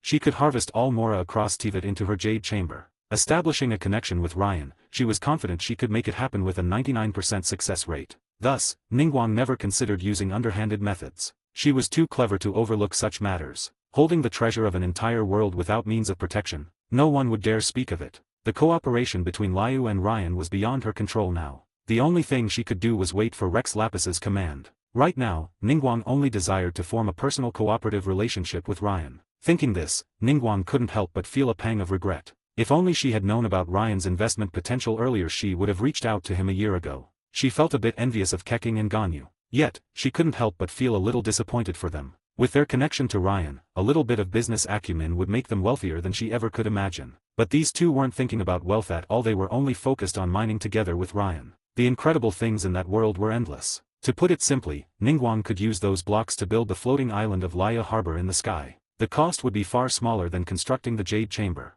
Thinking of this, Ningguang glanced back at the pile of blocks scattered in front of her. Though it was undeniably magical, it looked so out of place. Letting out a sigh, Ningguang spoke. This matter aside, I trust you all now. Still, can you please remove these blocks? They're just too unsightly. Hearing this, Keqing's expression instantly turned awkward. Her gaze darted away, avoiding Ningguang's direct stare. Ningguang immediately sensed something was wrong. With a hint of frustration, she said, "Don't tell me you can only place them, but not remove them." Keqing pursed her lips, whispering, "I can remove them, but it requires the right tools. Tell me what tools you need, and I'll have someone bring them." Ningguang felt a headache coming on as she looked at Keqing, who seemed incredibly unreliable. Keqing shrugged nonchalantly, saying, "Can't be helped. I tried. Teyvat's tools can't break these blocks. We need tools from that world." Ningguang's vision blurred as she stared at the chaotic scene before her, rocks jutting out, old trees casting shadows, a complete mess. Her blood pressure soared. "So do you have those tools from that world?" Keqing seemed a bit embarrassed, mumbling, "I do have them. Before we left, Ryan gave Ganyu and me a pickaxe, an iron axe, and a sword. Then, hurry up and remove them." Ningguang's voice rose slightly, clearly beyond frustrated. "After you're done, take them to the port. No, take them to the General Affairs Office for processing. Break the coal down, sell it to Inajima to open channels. Maybe with this coal, we can control the north bank of Liyue Harbor." Ningguang quickly devised a plan for these materials. 200 tons of material was no small resource. It could bring in a substantial amount of Mora. Even if they didn't sell it, it would still ease some of Liyue Harbor's resource pressure. Especially now, with the dangerous and increasingly difficult mining in the chasm. Keqing hesitated, feeling the intensity of Ningguang's stare. Finally, she gave a reluctant sigh. "Alright, honestly, without Ryan's enhancements, I can't even lift those tools." Ningguang looked at Keqing in confusion. Ganyu stepped in to help explain. It's not Keqing's fault. The iron tools are made from iron ingots. One iron ore produces one iron ingot, and each iron ingot weighs over 900 kilograms. The iron axe and pickaxe use multiple iron ingots, totaling several tons. Even I, without Ryan's help, can't easily swing and break those blocks. Ningguang was shocked by how heavy an iron ingot was and the sheer value of iron ore. However, looking at the chaotic mess of blocks in front of her, her blood pressure rose. What do we do, then? Are we supposed to ask Ryan to help with this?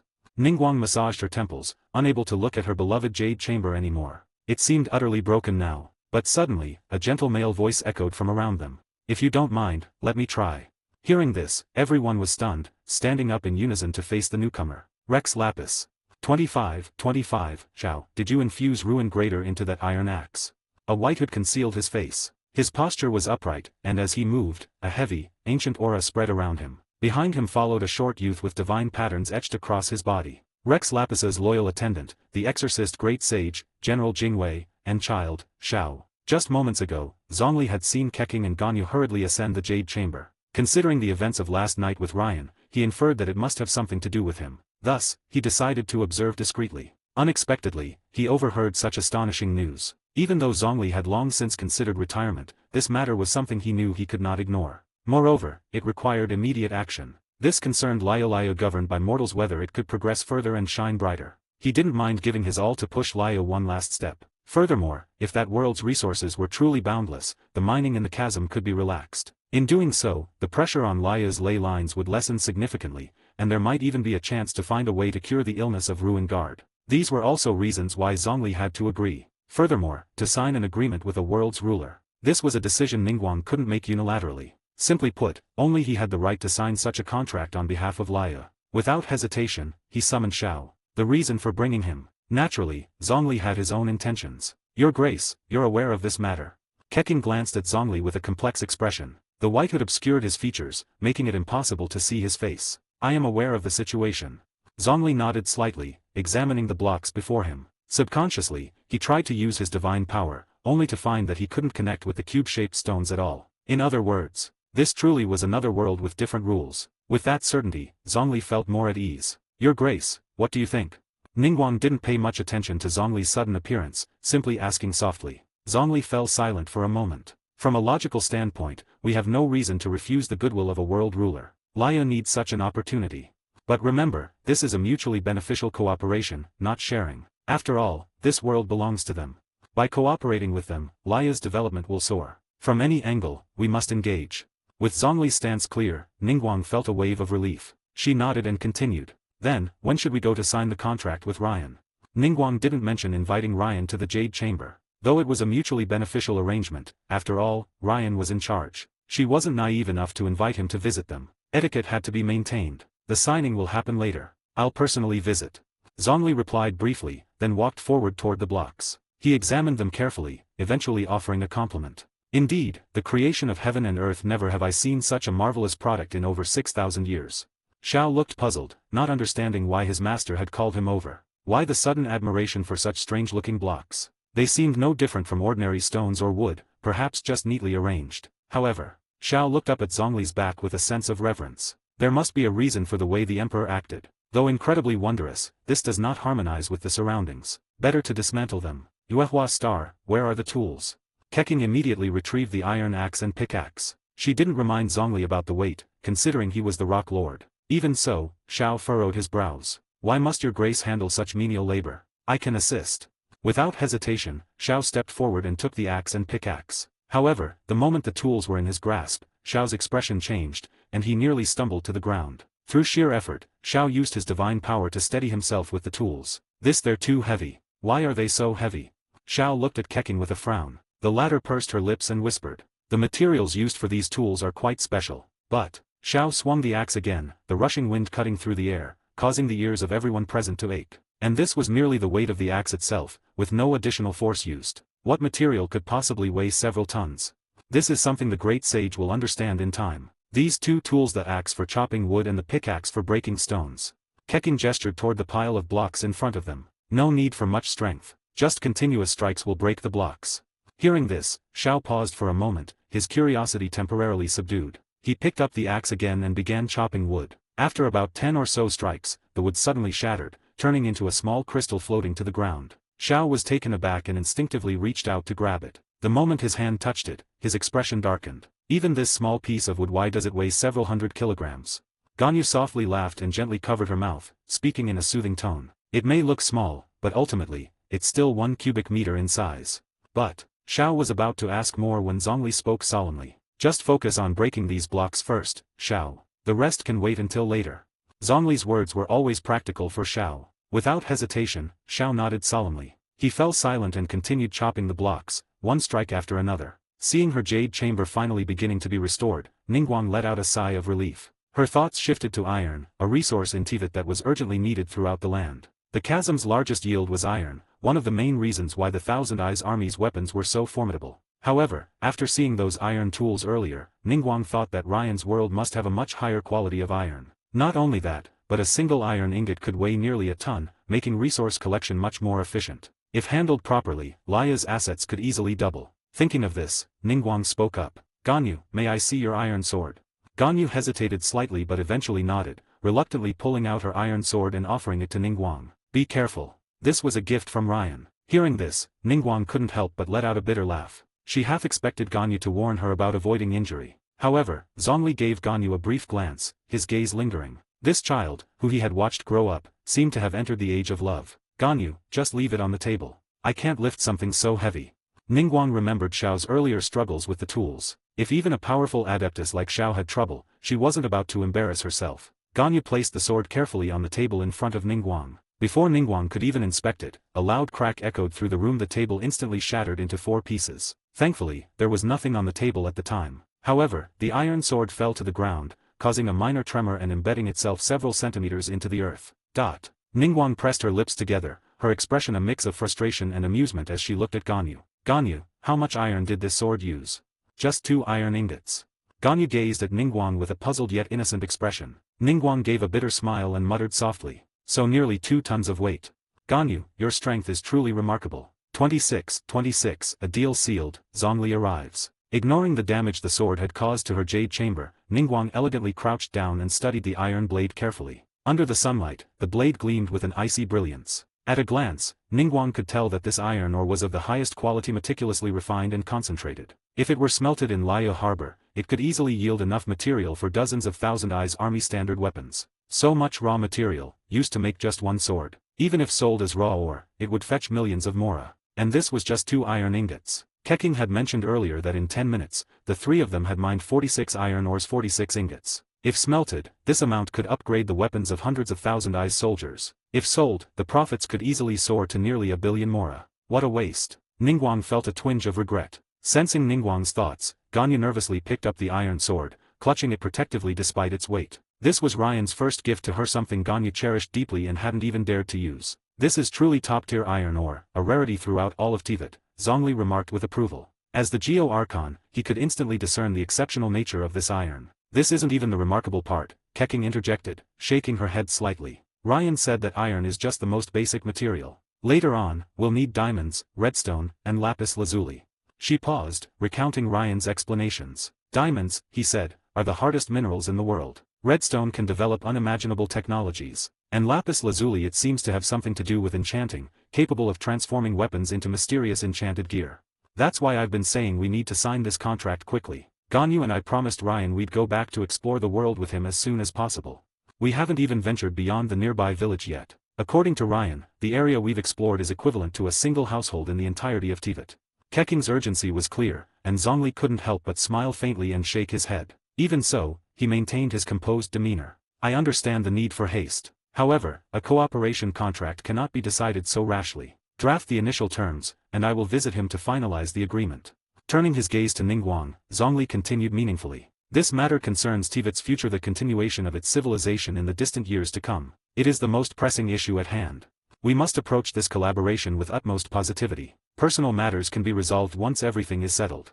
Although Zhongli didn't say it outright, Ningguang felt as though she was being subtly reminded. While it irked her slightly, after all, she believed Zhongli underestimated her. She maintained her poised demeanor and nodded gracefully. Of course. I'll begin drafting the contract immediately. However, Rex Lapis, when do you suggest we begin this cooperation? Zhongli paused momentarily and glanced at Ganyu and Keqing. As soon as possible. Ideally, we should establish the foundation for cooperation before the rite of dissension begins. Additionally, if Ryan agrees, miners from the chasm should begin relocating swiftly.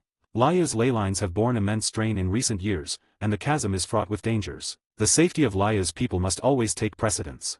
In truth, Zhongli no longer wanted anyone mining in the chasm. He knew all too well what lay beneath that place. In the past, Liyue had needed its resources, leaving him with no choice. But now, with a win-win alternative at hand, Zhongli was determined to avoid further harm. Ningguang pondered this briefly and retrieved a blank contract form. Rex Lapis, since we haven't personally seen Ryan's world, it's hard to guarantee that we'll balance both parties' interests perfectly.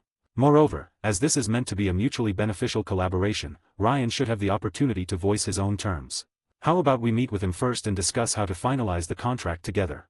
Zhongli considered her suggestion and nodded slightly. It was true that Ryan had entrusted Keqing and Ganyu with initiating the discussion out of trust in his friends. However, such a significant collaboration warranted a proper attitude and direct engagement. Very well. I will accompany you to meet him. If all goes smoothly, we'll finalize the contract promptly.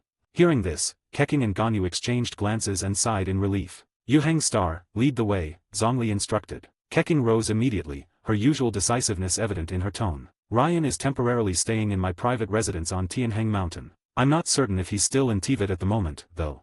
Regardless, since we've decided, let's head there. If he's not around, we'll simply wait for him.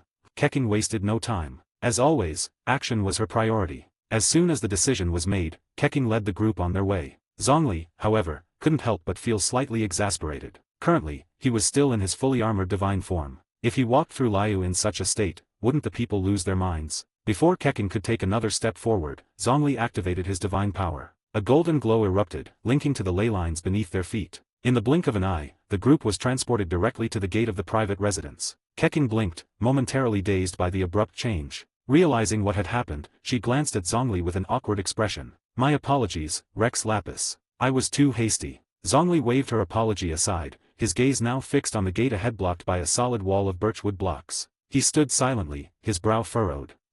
Ryan sealed the gate? It seems he really has returned to that world, Ganyu remarked with a hint of disappointment, shaking her head lightly. Shall we break it open?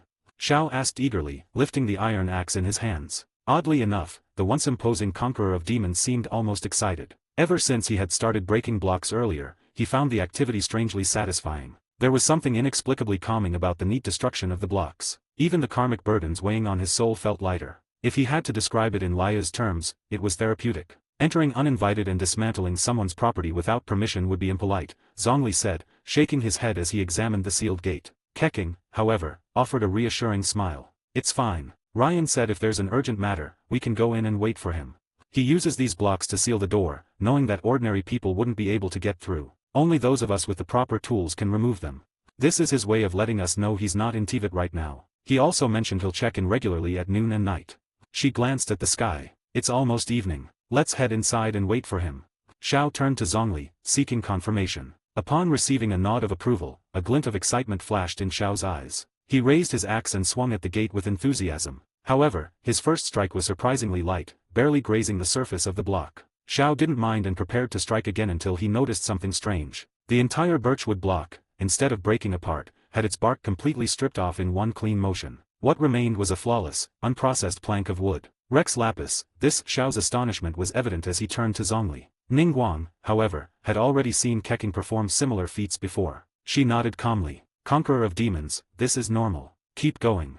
Normal? Xiao frowned, glancing at the others. Ningguang's matter-of-fact tone, combined with Ganyu and even Madame Ping's unfazed expressions, left him momentarily speechless. In the end, Xiao chose to remain silent. The sheer absurdity of it all had rendered his questions irrelevant. Still gripping the multi-ton tool in his hands, he decided to let it go. If they said this was normal, then he'd just have to accept it. After all, this world was nothing if not unpredictable. 27, a day of work, a night of discussion. This time, after Xiao chopped away at the blocks, Ningguang didn't dare suggest sending them directly to the Ministry of Civil Affairs. After all, these were Ryan's resources, not hers to freely allocate. Instead, she politely asked Xiao to carry the wood into the courtyard. Though Keqing had previously mentioned that wood in Ryan's world was incredibly abundant and practically worthless, that didn't mean they could just assume it was theirs for the taking. Once inside, they quickly confirmed that Ryan was indeed not present. On the table, a single piece of paper was pinned beneath a torch. The note was straightforward. Ryan had gone off to build a new base today and would return in the evening. With no pressing concerns, the group settled into the house.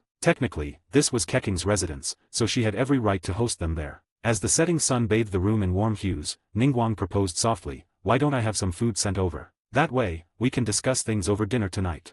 Zhongli nodded faintly, offering no objection. At that moment, he was fully engrossed in the peculiar crafting table that Keqing was explaining to him. Earlier, she had casually thrown a birchwood block into the table, which was immediately deconstructed into 4 pristine wooden planks. After some further tinkering, she demonstrated how to create wooden doors, wooden swords, wooden axes, and even one of those ever-burning torches. This display had piqued Zhongli's curiosity, prompting him to re-evaluate the importance of Ryan's world. Such miraculous processes defied common sense. With just a block in hand, one could craft extraordinary items in an instant without expending manpower or resources. The sheer efficiency of it all could easily spark a technological revolution in Teyvat. Meanwhile, Keqing was leafing through her crafting notes, eagerly tossing in wood to create more tools. Ningguang, however, couldn't help but feel a twinge of pain watching the wasteful process. These were high-quality wood materials, practically mora in raw form. A single plank could be refined into countless pieces of furniture, yet Keqing was using multiple planks just to make basic tools. A wooden axe that required 3 top-tier planks to craft.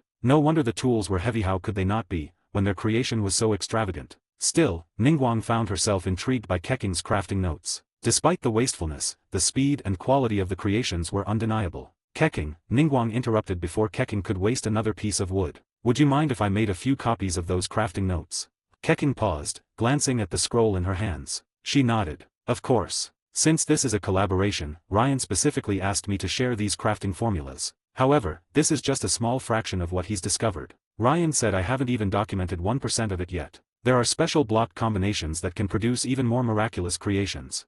Keqing paused for a moment, recalling something Ryan had mentioned during one of their mining trips. "I remember him mumbling about automatic mining machines, self-operating iron smelters, and even fully automated redstone cannons." Realizing she was starting to ramble, Keqing quickly handed the crafting notes to Ningguang. "Have someone copy them quickly. I'll need them back tomorrow. Ryan and I plan to explore more of his world and document additional formulas." Before Keqing could say more, mysterious specks of light flickered into the room, causing an immediate shift in the atmosphere. "Watch out, my lord." Xiao's expression darkened as he materialized his jade spear, instinctively moving to shield the group. "Conqueror of demons, there's no need to be alarmed," Ganyu said hastily. "It's just Ryan returning. Please lower your weapon."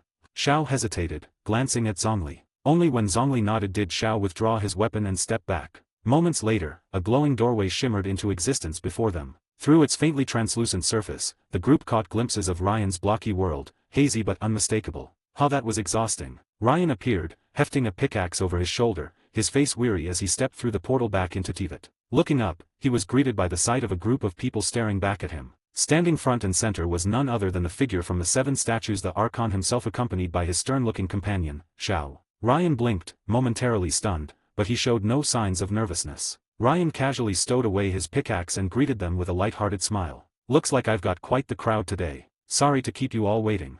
"Ryan." Ganyu's voice rang out, brimming with delight. She darted past the others and stopped just short of Ryan, mere inches away. Realizing the group was watching, she quickly composed herself, halting awkwardly. "You've worked hard today, Ryan. How did things go over there?" Ryan chuckled, spreading his hands. "Oh, it's been good. I spent the day fixing up the house over there, so next time you visit, everyone will have their own room." He glanced around the room. "By the way, did your discussions wrap up already? I thought it'd take you 3 or 4 days at least." Lowering her voice, Ganyu glanced toward the others. "It's because of the Lord of Geo. He values your proposal greatly and decided to personally finalize the arrangements.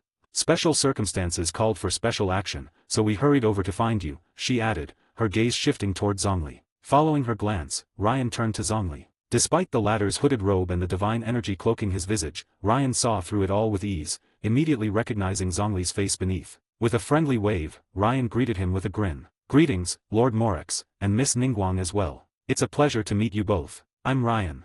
Zhongli inclined his head slightly, his eyes carefully studying Ryan for the first time up close. The young man appeared unassuming, handsome and pure, with a radiance about him. At a glance, there was nothing particularly extraordinary about his outward appearance. Yet Zhongli's discerning gaze easily detected the cosmic, almost creator-like energy coursing within him. Without that insight, Ryan could easily be mistaken for an innocuous, sunny young man. "Mr. Ryan," Zhongli began, his tone formal yet composed. "Forgive our intrusion. Your collaboration proposal has been conveyed to us by Yuheng. Based on logical analysis, Liyue has no reason to refuse. Hence, we are here to formalize the specifics of the contract. Ryan's interest was piqued, and he opened his mouth to reply, but Ganyu spoke up first, her tone faintly exasperated. My lord, Ryan's just returned from a hard day's work and hasn't even had a chance to sit down or have a drink. Isn't this a bit too hasty? Her words left Zhongli momentarily at a loss, his expression shifting ever so slightly. For some reason, he felt like a father watching his grown daughter preparing to leave for someone else's home. The thought brought an odd awkwardness to the atmosphere. Breaking the tension, Ningguang stepped forward with a soft laugh, her voice smooth and diplomatic. I've already sent someone to fetch food. In Liyue, it's customary to discuss business over a meal. Why don't we save the details for dinner?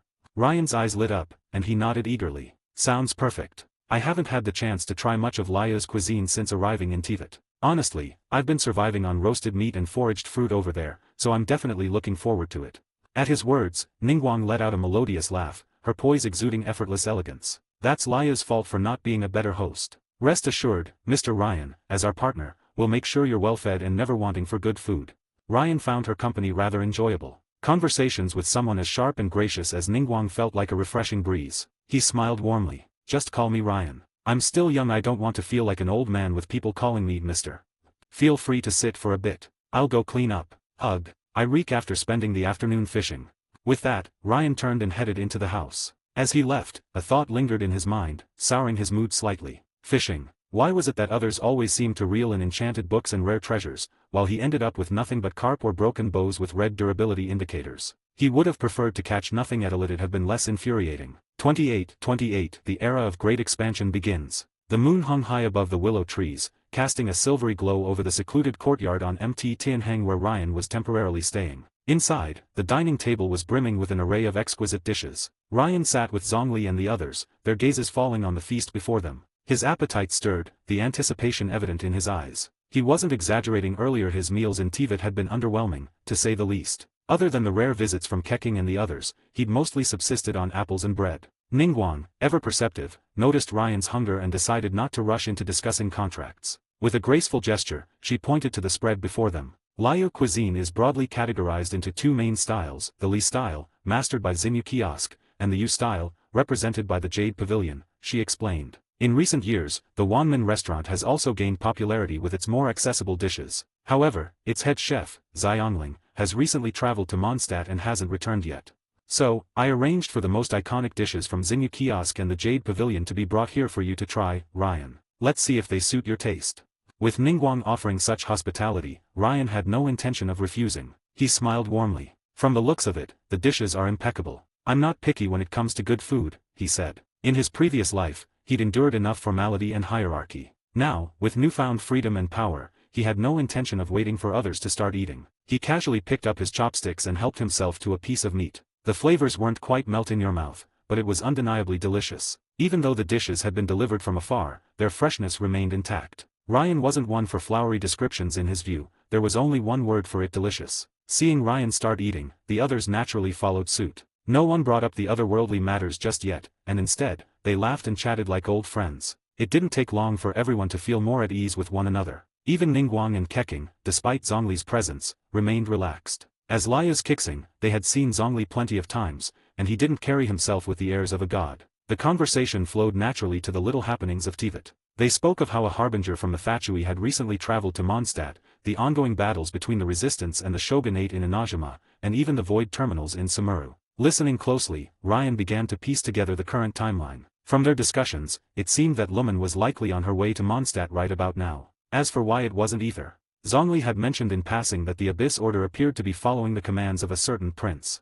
Well, that's fine, Ryan thought. Lumen is such an adorable traveler. Who needs the dragon-slaying brother anyway? The meal carried on until only half the dishes remained. Satisfied, Ryan wiped his mouth with a napkin and looked up at Ningguang. Sensing the shift in mood, the others gradually quieted. They knew it was time to discuss serious matters. Ningguang straightened, her demeanor transforming in an instant. The shrewd and commanding aura of Liyue's Tianshu star emerged, radiating confidence and determination. In this moment, she appeared even more dazzling than before. Known for her decisive approach, Ningguang didn't wait for Ryan to speak. Ryan, let's get straight to the point, she said, producing a blank contract and placing it on the table. Her gaze was sharp and unwavering as she continued. In the spirit of collaboration, I'd like to know the exact scope of our partnership. What does Liyue need to do for you, and what can we gain from your world in return? Ryan blinked, momentarily taken aback by how Ningguang seemed to become a different person entirely. He couldn't help but click his tongue in admiration, as expected of the Tianshu star. Fortunately, Ryan was no stranger to dealing with formidable figures. Without missing a beat, he maintained his composure and met Ningguang's gaze calmly. Collaboration, naturally, should be mutually beneficial, he began. The wonders and resources of my world. I'm sure Keqing and Ganyu have already told you about them.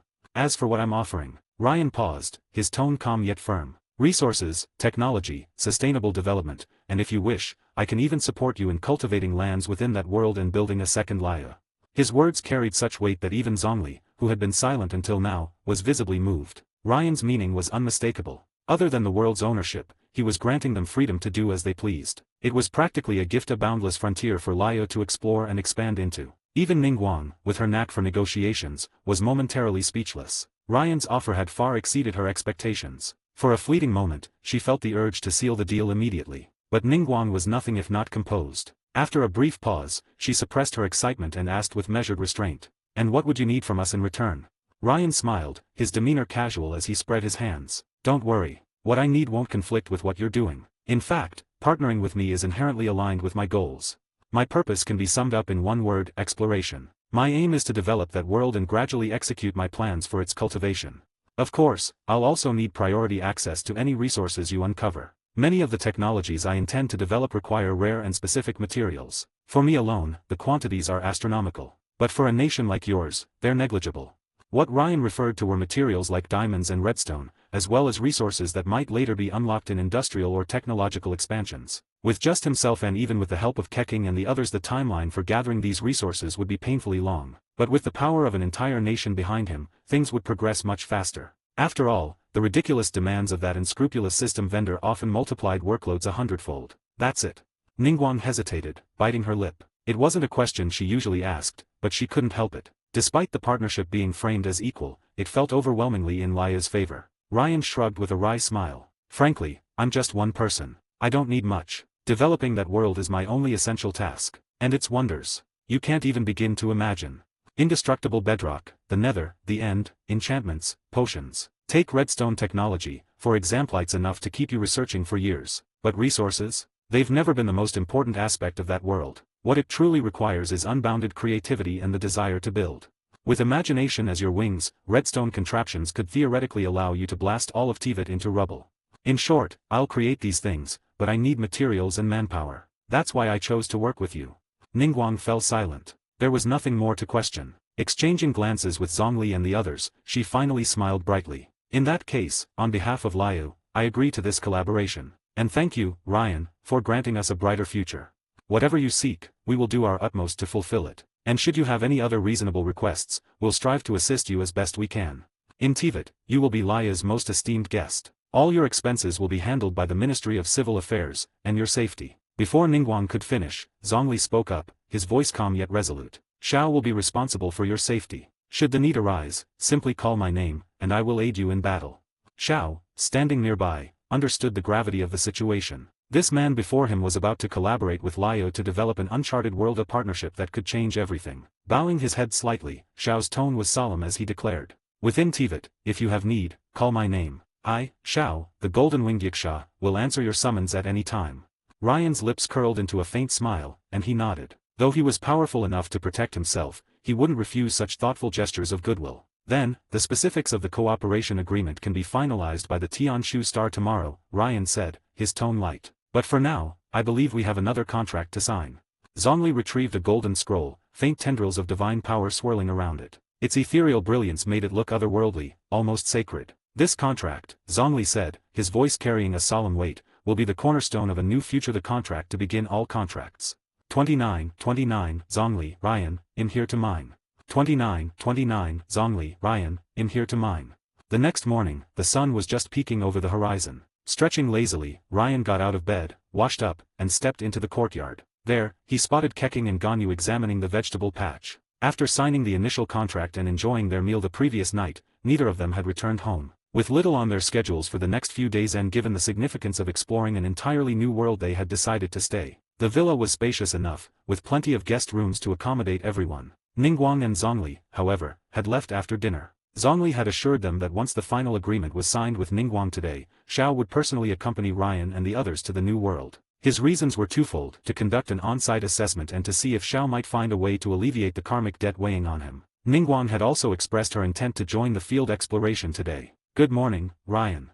Ganyu greeted him with a cheerful wave when she noticed him. "There's some kanji in the main howlet should still be warm. You should have some while it's hot."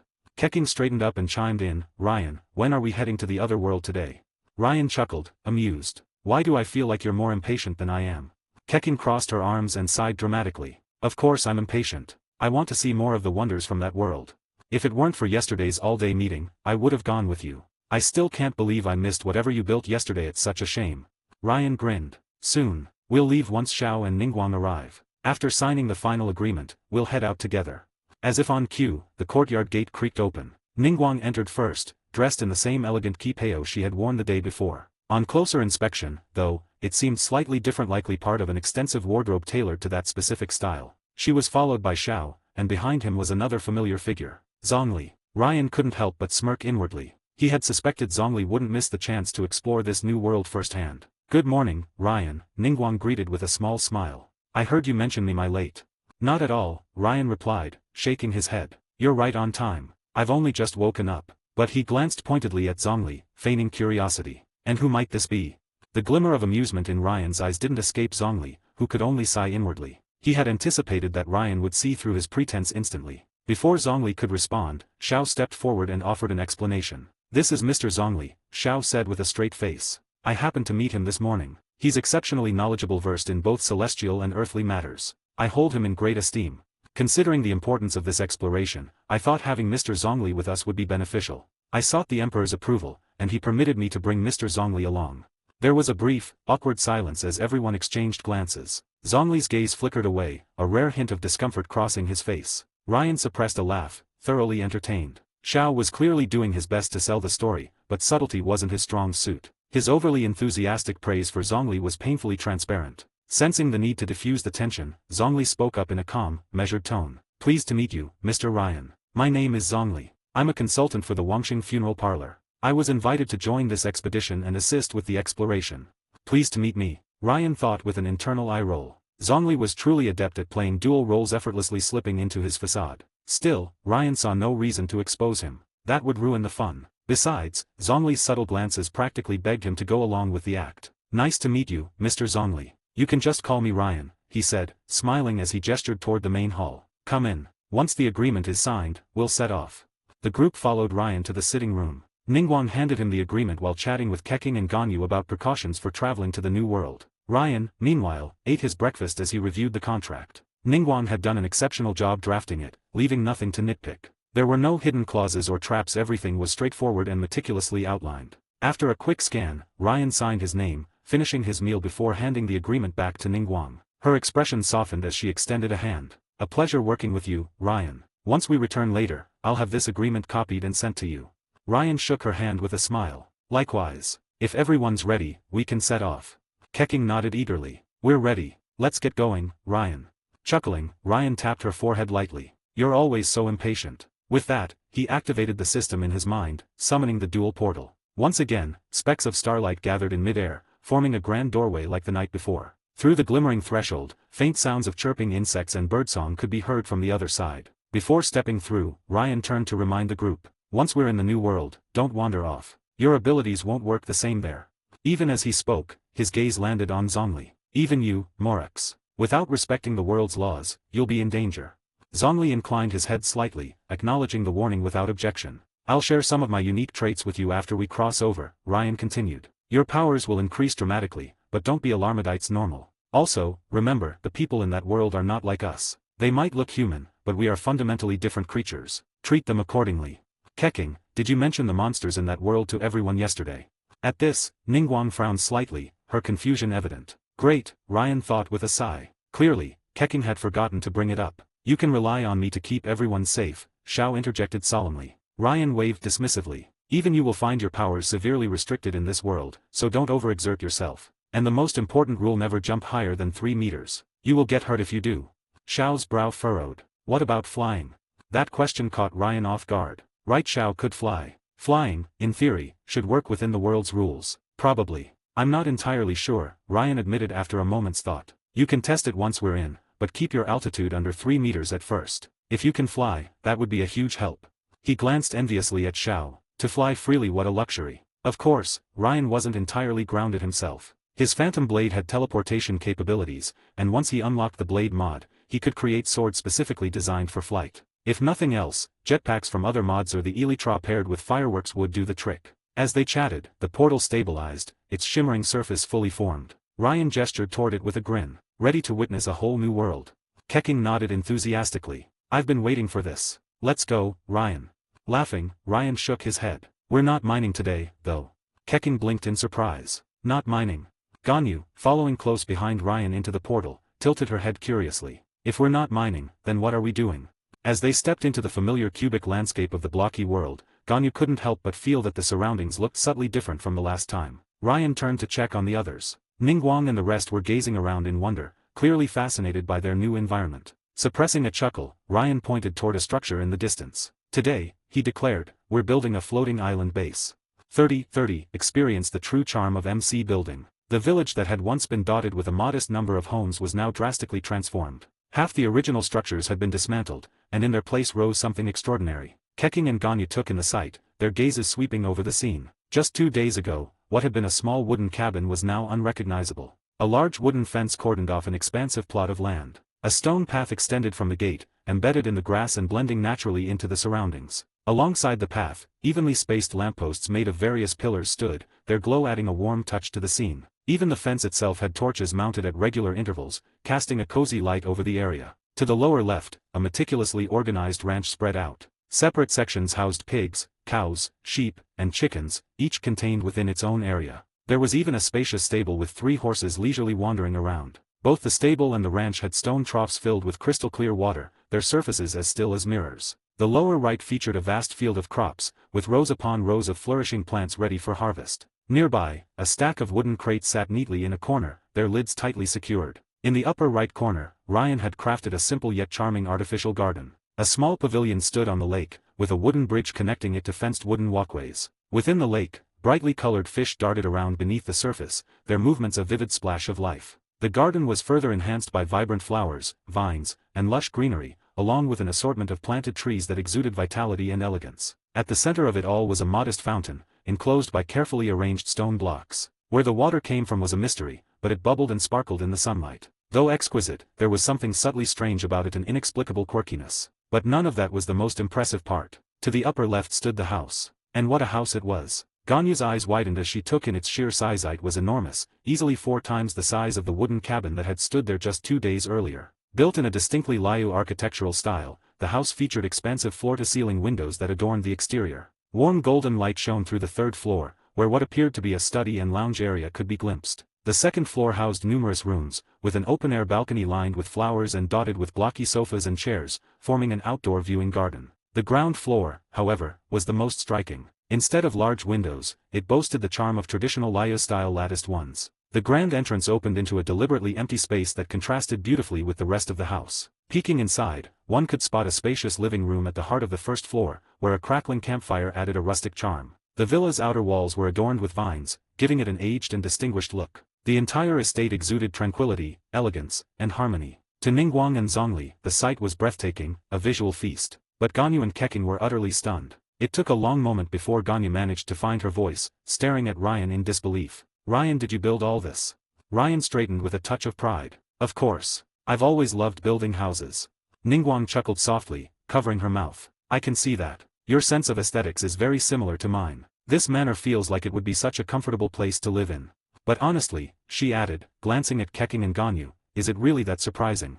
Keqing, her face flushed, pointed at the estate, her voice rising in indignation. You don't understand. You have no idea what happened. That house, she said, jabbing her finger at it, was just a small wooden cabin 2 days ago, barely bigger than these other village houses. Ningguang blinked in surprise, her expression growing more serious. You're certain? Absolutely. Keqing exclaimed, her tone adamant. I spent an entire day here, I'd never forget it. She turned to Ryan, her eyes wide with shock. Ryan, did you really build this entire manor in just 1 day?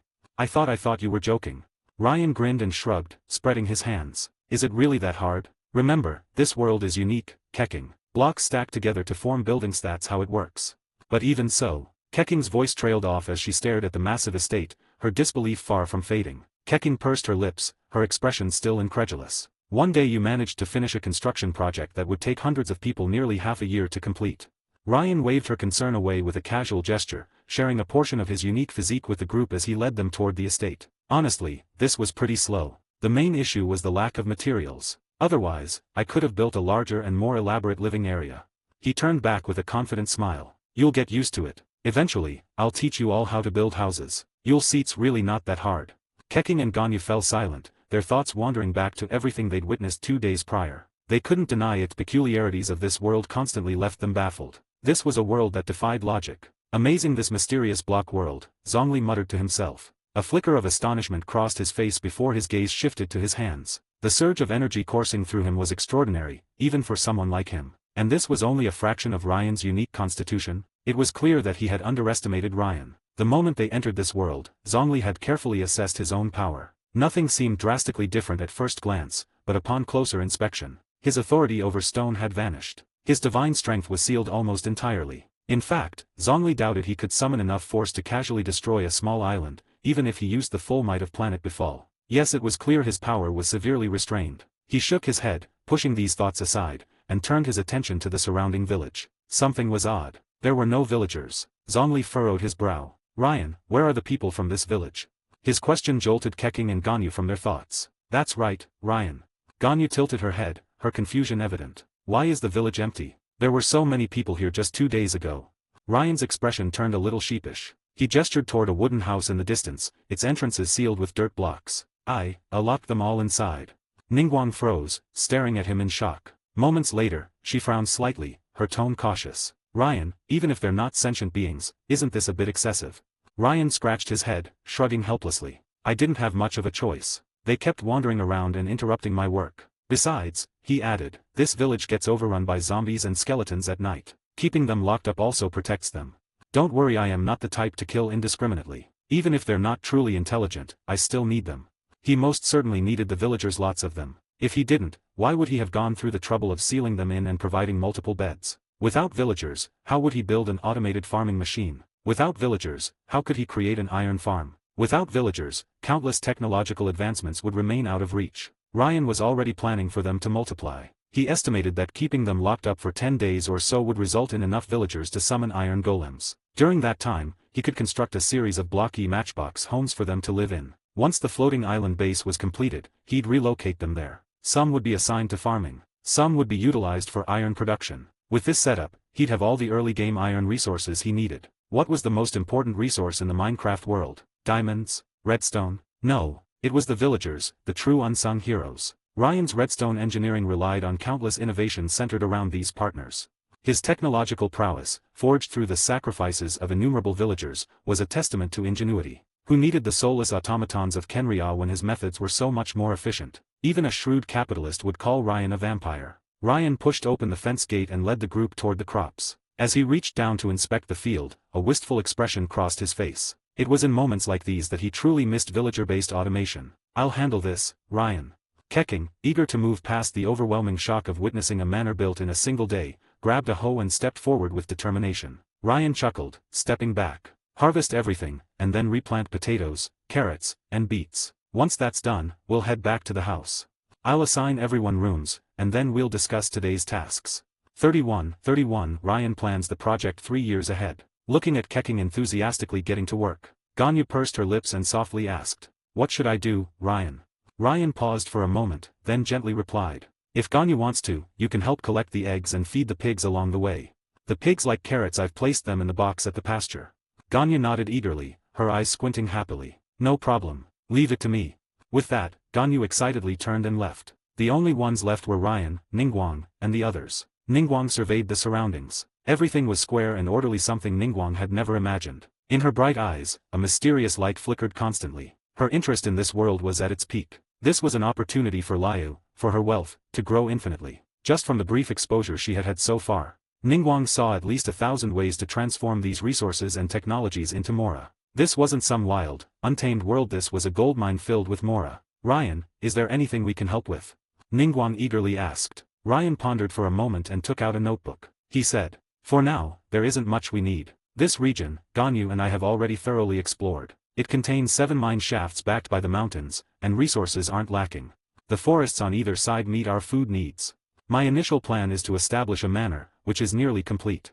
For the second phase, we'll expand outward, transforming the entire village into a fortress. Automated aerial work zones and underground eco-resource areas will be set up. Then, in the third phase, I plan to make use of that prairie over there. Enclosing land, building a city, and developing redstone technology. Of course, the third phase will take some time. Once the second phase is complete, I'll follow this river to explore further. Perhaps we'll encounter desert temples and forest manors, among other things." As Ryan talked about construction, his energy was boundless. Ningguang didn't feel bored either, though she couldn't fully grasp everything. She could see Ryan's clear, structured planning for this world. She admired such a meticulous, well-organized approach to work. Such a person would be the best partner to work with. Ryan's notebook was filled with detailed writing, even filled with numerous sketches. "If possible, I'd like to venture deep into the mine shafts to dig up some obsidian, and then visit the Nether to search for the Nether fortress. Afterward, I'll collect Ender pearls from Endermen to craft Ender eyes. Then, I'll take a trip to the End, slay the Ender dragon, and obtain Elytra and Ender chests. Both resources are crucial for me.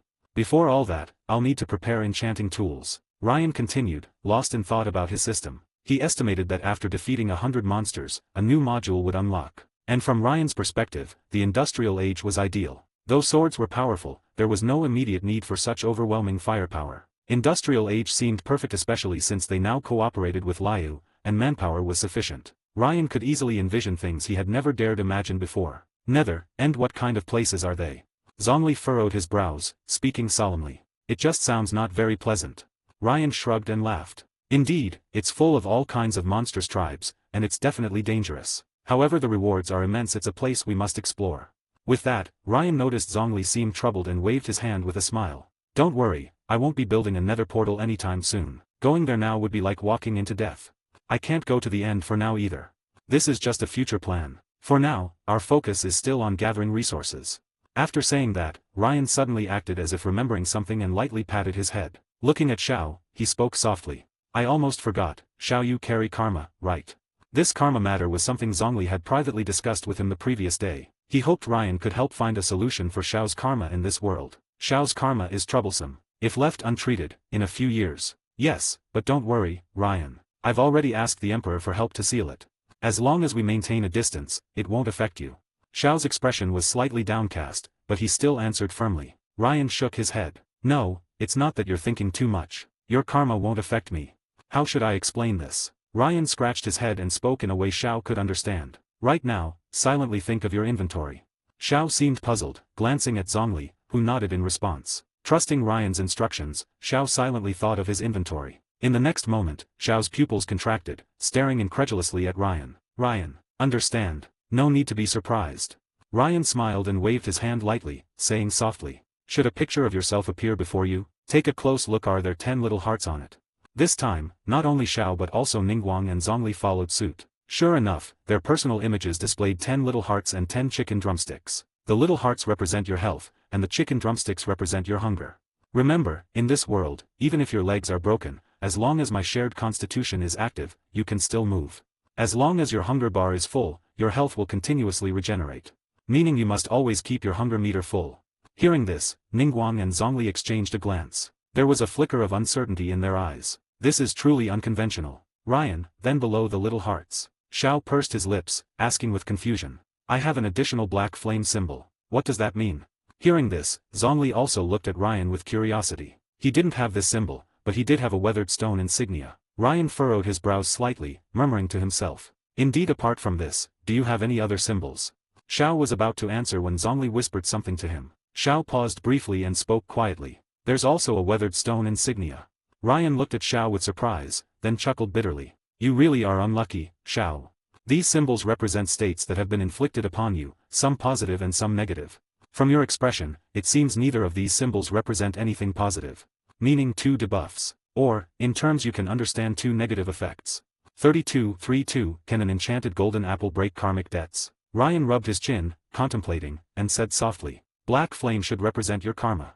As for the weathered stone, Ganyu mentioned to me that in the Teyvat world, even the ancient immortals who lived for ages have signs of wear. Xiao's expression darkened as he glanced worriedly at Zhongli. He wasn't as concerned about his own karma, but Zhongli's wear. That, Xiao struggled to accept. Zhongli had endured immense wear, something Xiao had thought of, but couldn't bring himself to believe. No one understands the significance of wear better than an immortal. Ruta still rests beneath the Wutong tree. Xiao wasn't afraid of death, but he feared for Zhongli. Xiao, take another look at your negative status. Is there a time display below? Xiao immediately turned to Zhongli, who gave a subtle shake of his head. Xiao then spoke urgently. Ryan, no time display. Is that so? Ryan furrowed his brows, letting out a sigh. That's a bit troublesome. Ningguang seemed to have grasped something and focused more intently. Ryan, can you solve it? Will it have any effect? Ryan rubbed his chin in thought, then shook his head. In this world, most negative states even with decay are time limited. But if there's no time limit, then it indicates a very difficult influence to resolve. There are many alchemical potions in this world, including ones that can instantly heal even a near-death person to full health. But the potion you need to remove negative effects, I really can't make it right now. Just as he finished speaking, Xiao's face dimmed slightly, but he still pleaded. Ryan, please. Karma doesn't matter much, but where please find a way to help me. Ryan glanced discreetly at Zhongli, who appeared somewhat comforted but still maintained a composed expression, looking around the surroundings. Don't worry. Ryan raised his hand lightly. Although it's troublesome, given the magic of this world, we should be able to find a solution. Milk alone can cure all poisons. Worst case scenario, enchanted golden apples can be tried. By all logic, any negative status should be eliminated after consuming an enchanted golden apple. If even enchanted golden apples don't work, once new modules are unlocked, they will definitely have a way to solve it. With that, Ryan pulled out a bucket of milk and handed it to Xiao. Try this first. But don't have too much hope in the milk. Xiao hesitated as he looked at the large bucket of milk. Subconsciously, he wanted to offer it to Zhongli first. However, aware that both Ryan and Ningguang were watching, Xiao stayed silent for a moment before softly saying, Ryan, I can't finish this much alone. Do you have a cup? Let me share some with Zhongli and Ningguang. Ningguang seemed to confirm something with a light chuckle, shaking her head. I don't need it. There are cows nearby if I ever want milk. Let Xiao and Zhongli share the rest. Hearing this, Xiao immediately turned to pass the milk bucket to Zhongli. Zhongli, you try it first. This urgency made Ryan sigh awkwardly, rubbing his forehead. Xiao really isn't suited for acting. He seems to want everyone to verify Zhongli's identity. Zhongli, with a sigh, took a few sips of the milk before offering it back to Xiao. How is it? Xiao asked anxiously. Zhongli glanced briefly at his unchanged personal panel and spoke softly. The taste is good, quite fresh. If sold, it would fetch a good price. Xiao froze for a moment, still not convinced. Is that it? Zhongli's voice softened slightly. Of course. After all, I haven't been poisoned or anything. I can't feel much of an effect. Xiao looked a little embarrassed as he took the bucket and drank it all in one go. How is it now? Ryan, though guessing the outcome, still asked. Xiao shook his head. No change, still the same. But maybe it's a psychological effect, but I feel somewhat lighter after drinking the milk. Hearing this, Ryan smiled and nodded. Normal. Milk detoxifies. With your years of battle, you've likely accumulated some toxins. Now, it should all be cleared. However, karma and wear are no use, it's a bit of a pity. Ryan shook his head and then lightly patted Xiao on the shoulder with a gentle smile. Don't worry, the problems you can't solve in your world may not be unsolvable here. When I get the chance, I'll make a few enchanted golden apples for you to try. But I do think karma is the main issue. As for wear, Ryan glanced subtly at Zhongli, implying meaningfully. I personally believe wear might be a result of living too long and seeing too much, leading to a loss of excitement in life. It's a psychological condition, and it's easy to treat. As long as you maintain an expectation for new things, for a mysterious world, where can be eased, or even resolved. Luckily, this world is very new to you, which should be enough to suppress wear. Hearing this, Xiao exhaled deeply and spoke earnestly. Thank you, Ryan. It's nothing. We're friends, after all. I'm counting on you to help me cultivate this world. Ryan chuckled and shook his head before calling out. Ganyu, Keqing, once you're done, come back here. Let's discuss today's work. Keqing quickly put down her hoe and walked back, while Ganyu lingered by the sheep pen, watching them for a moment before returning slowly. Ryan, those sheep are so cute. Ganyu's eyes curved into crescents as she smiled, the bell around her neck jingling softly. Today's farming was the easiest I've ever done. Keqing shook her head with a touch of emotion. If the farmers of Liyue could farm like this, life would be much simpler. Ryan could only smile and express that there would be opportunities for that in the future. He then led the 5 of them into the villa. At first glance, they saw a stairway leading down from below the first floor. Ryan, you even built a basement. Keqing looked at him with surprise, and he nodded, smiling. Correct. The top 3 floors are for resting, so there's no need for a bunch of furnaces or workspaces up there. I built a storage area and work area below. For small-scale projects, you can use your personal room or living room workstation. For large batches, everything can be done down here. By the way, I've finished smelting the glass. Let's go down and get the last batch I need to complete my work.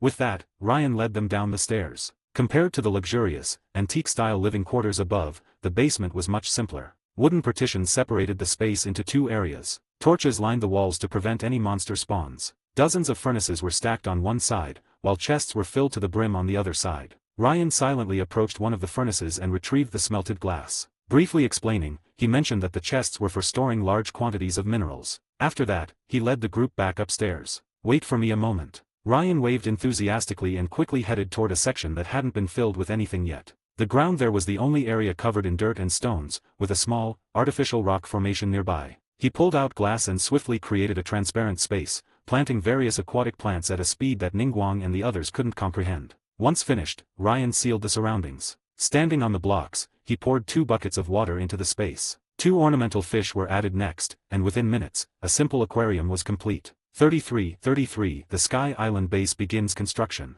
Perfect, just wish there were more fish. Ryan knocked away the glass blocks under his feet, gazing contentedly at the lively aquarium before him. Forget it, let them breed on their own. Having completed everything, Ryan turned around and waved his hand. Let's go. Let me assign rooms for you, and we'll have a brief work meeting. As he prepared to leave, Ningguang, Zhongli, and the others stood there, staring at the aquarium with blank expressions. Ryan chuckled, waving a hand in front of Ningguang. What's up? Spaced out for so long. Ningguang bit her lip and pointed at the aquarium. You built something this large in one day. Ryan shrugged, smiling. Why not? Is it hard? You could do it too if you have the materials. Hearing this, Ningguang took a deep breath and spoke softly. Maybe I could build a pavilions of crystal for myself. If you want, go ahead. The materials are easy to find anyway. Ryan led them upstairs with a cheerful demeanor. You should read more architectural books. If you want, you could spend some time building a port for Liyue too. Though for now, we still need a lot of resources. I need iron, lapis lazuli, redstone, and more to complete my tech. Ryan had prepared plenty of rooms, enough for everyone to settle in. However, considering they wouldn't stay in this world often, he didn't make them overly luxurious. If they wanted to, they could customize their spaces later. Ryan himself had built a comfortable room since he needed to remain in this world. Briefly introducing the layout of his house, with plenty of time left, Ryan led them to the garden on the second floor to sit and drink tea. The tea leaves and cups were, of course, brought from the real world. This world lacked many essentials. Although it's all blocks, the scenery here is quite nice. Zhongli gently sipped his tea, speaking warmly. Even for fostering one's emotions and enjoying life, this place is good. Ryan shook his head with a smile. That's just daytime. At night, monsters are everywhere. It's quite dangerous.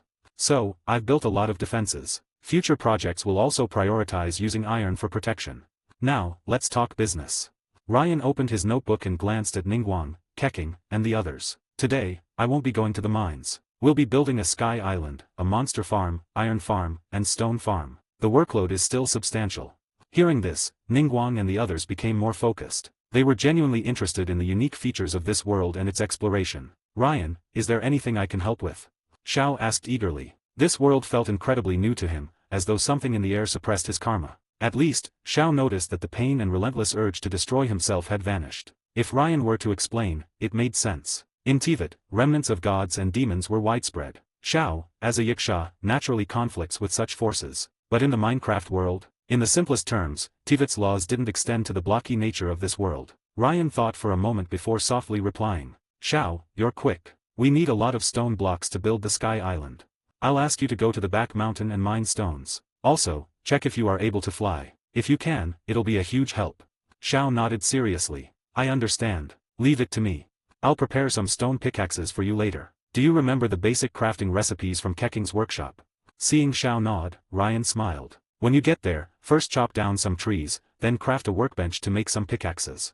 Also, there are many monsters here. If you encounter green, crawling block creatures, be sure to stay far away. As he spoke, Ryan pulled out a notebook, filled with strange, densely packed illustrations of monsters. Simple annotations had been added to some of them. These had been prepared by Ryan last night. This world has many dangerous monsters, so you need to be careful. Otherwise, if Xiao accidentally encounters a Enderman, staring blankly into its eyes, wouldn't that lead to his teleportation torment? Ryan really wanted ender pearls, but he wasn't about to take on a creeper without armor. It was far too risky. Xiao took the notebook and carefully examined the pages. Your world seems quite unsafe, Ryan. Zhongli nodded thoughtfully, his expression turning a bit worried. Can those monsters also enter Teyvat through that portal? Hearing this, Ryan waved his hand with a smile. I won't allow monsters to enter Teyvat. In this world, some equipment can deal with them. But if they were to be transported to Teyvat, the risks would be too great. I don't want to risk my home front. Zhongli gave a gentle nod. He wasn't worried about Ryan's words. From the way Ryan spoke, he didn't seem like the kind of person to let danger in, especially after their contract had been signed. Zhongli may not fully trust Ryan, but he trusted the contract. What can we do to help, Ryan? Ganyu held her cup, looking at Ryan with curiosity. Truthfully, she didn't believe a group of them would be much help in building a sky island. Ryan could build an entire manor on his own in a day. They had just arrived and weren't even proficient with block stacking yet. Their so-called help was more like Ryan guiding them on how to utilize this world. Ryan smiled meaningfully. You know how to stack blocks, right? Ganyu paused, then nodded slightly. That's fine then. Ryan clapped his hands. Don't overcomplicate building in this world. It's really not much different from stacking blocks. Just have a rough idea in your mind, a general shape, and build according to it. As he spoke, Ryan glanced at the sky. It was around 10 in the morning, and by now, everyone had adjusted somewhat to the peculiarities of this world. Ryan stood up, stretching lazily. Alright, let's get moving. We need to lay the foundation for the sky island. If we have time this afternoon, I'll guide you all to plan the area across the plains. That's where I've set aside a space for your first team to settle and start cultivating this world. Before you officially move in, it's best to lay out a base. The nights here are quite dangerous. Hearing Ryan's words, Ningguang's face brightened slightly. She trusted Ryan's ability to act quickly. In this unfamiliar world, with Ryan's support, Liyue would be able to integrate smoothly and quickly into the exploration efforts. There's one more thing. Keqing suddenly raised her hand, curious. Ryan, where exactly are you planning to build the sky island? I didn't see you reserve any foundations in the manor. Ryan smiled as he led them downstairs. Glancing around, he stopped at a 2x2 empty patch of land behind the house. He placed the first stone block there. Turning back to Keqing and the others, he spread his hands. There, the foundation is done. 34, Zhongli, let's build with blocks together. 34, Zhongli, let's build with blocks together. Looking at Ryan's nonchalant expression, everyone opened their mouths to protest but ultimately chose to let it go. This world didn't play by the usual rules. They'd just have to get used to it. Xiao, you can head out now. I'll start working. Remember, don't go into the dark areas, and be careful. The most important thing is to stay away from the green monsters.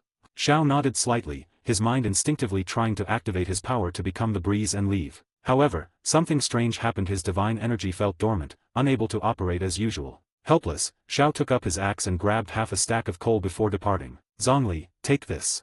Watching Xiao leave, Ryan handed Zhongli a set of ladders with a smile. You just need to follow behind me. As I build upwards, you place the ladders in a straight line on top of my blocks.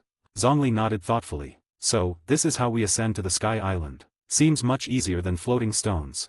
Ryan turned to look at Ningguang and the others, who were eagerly awaiting his instructions. To be honest, building the sky island's foundation could be easily handled by him and Xiao alone. But Ryan wanted them to feel involved. After thinking for a moment, he spoke again. Keqing, could you take a shovel and go out to dig up some dirt? We'll need it soon. Ganyu, go to the riverbank and collect some sand and gravel. Remember, use a shovel. When collecting gravel, watch out for flint, we need those too. For sand, bring some back and throw it into the furnace with coal to smelt into glass.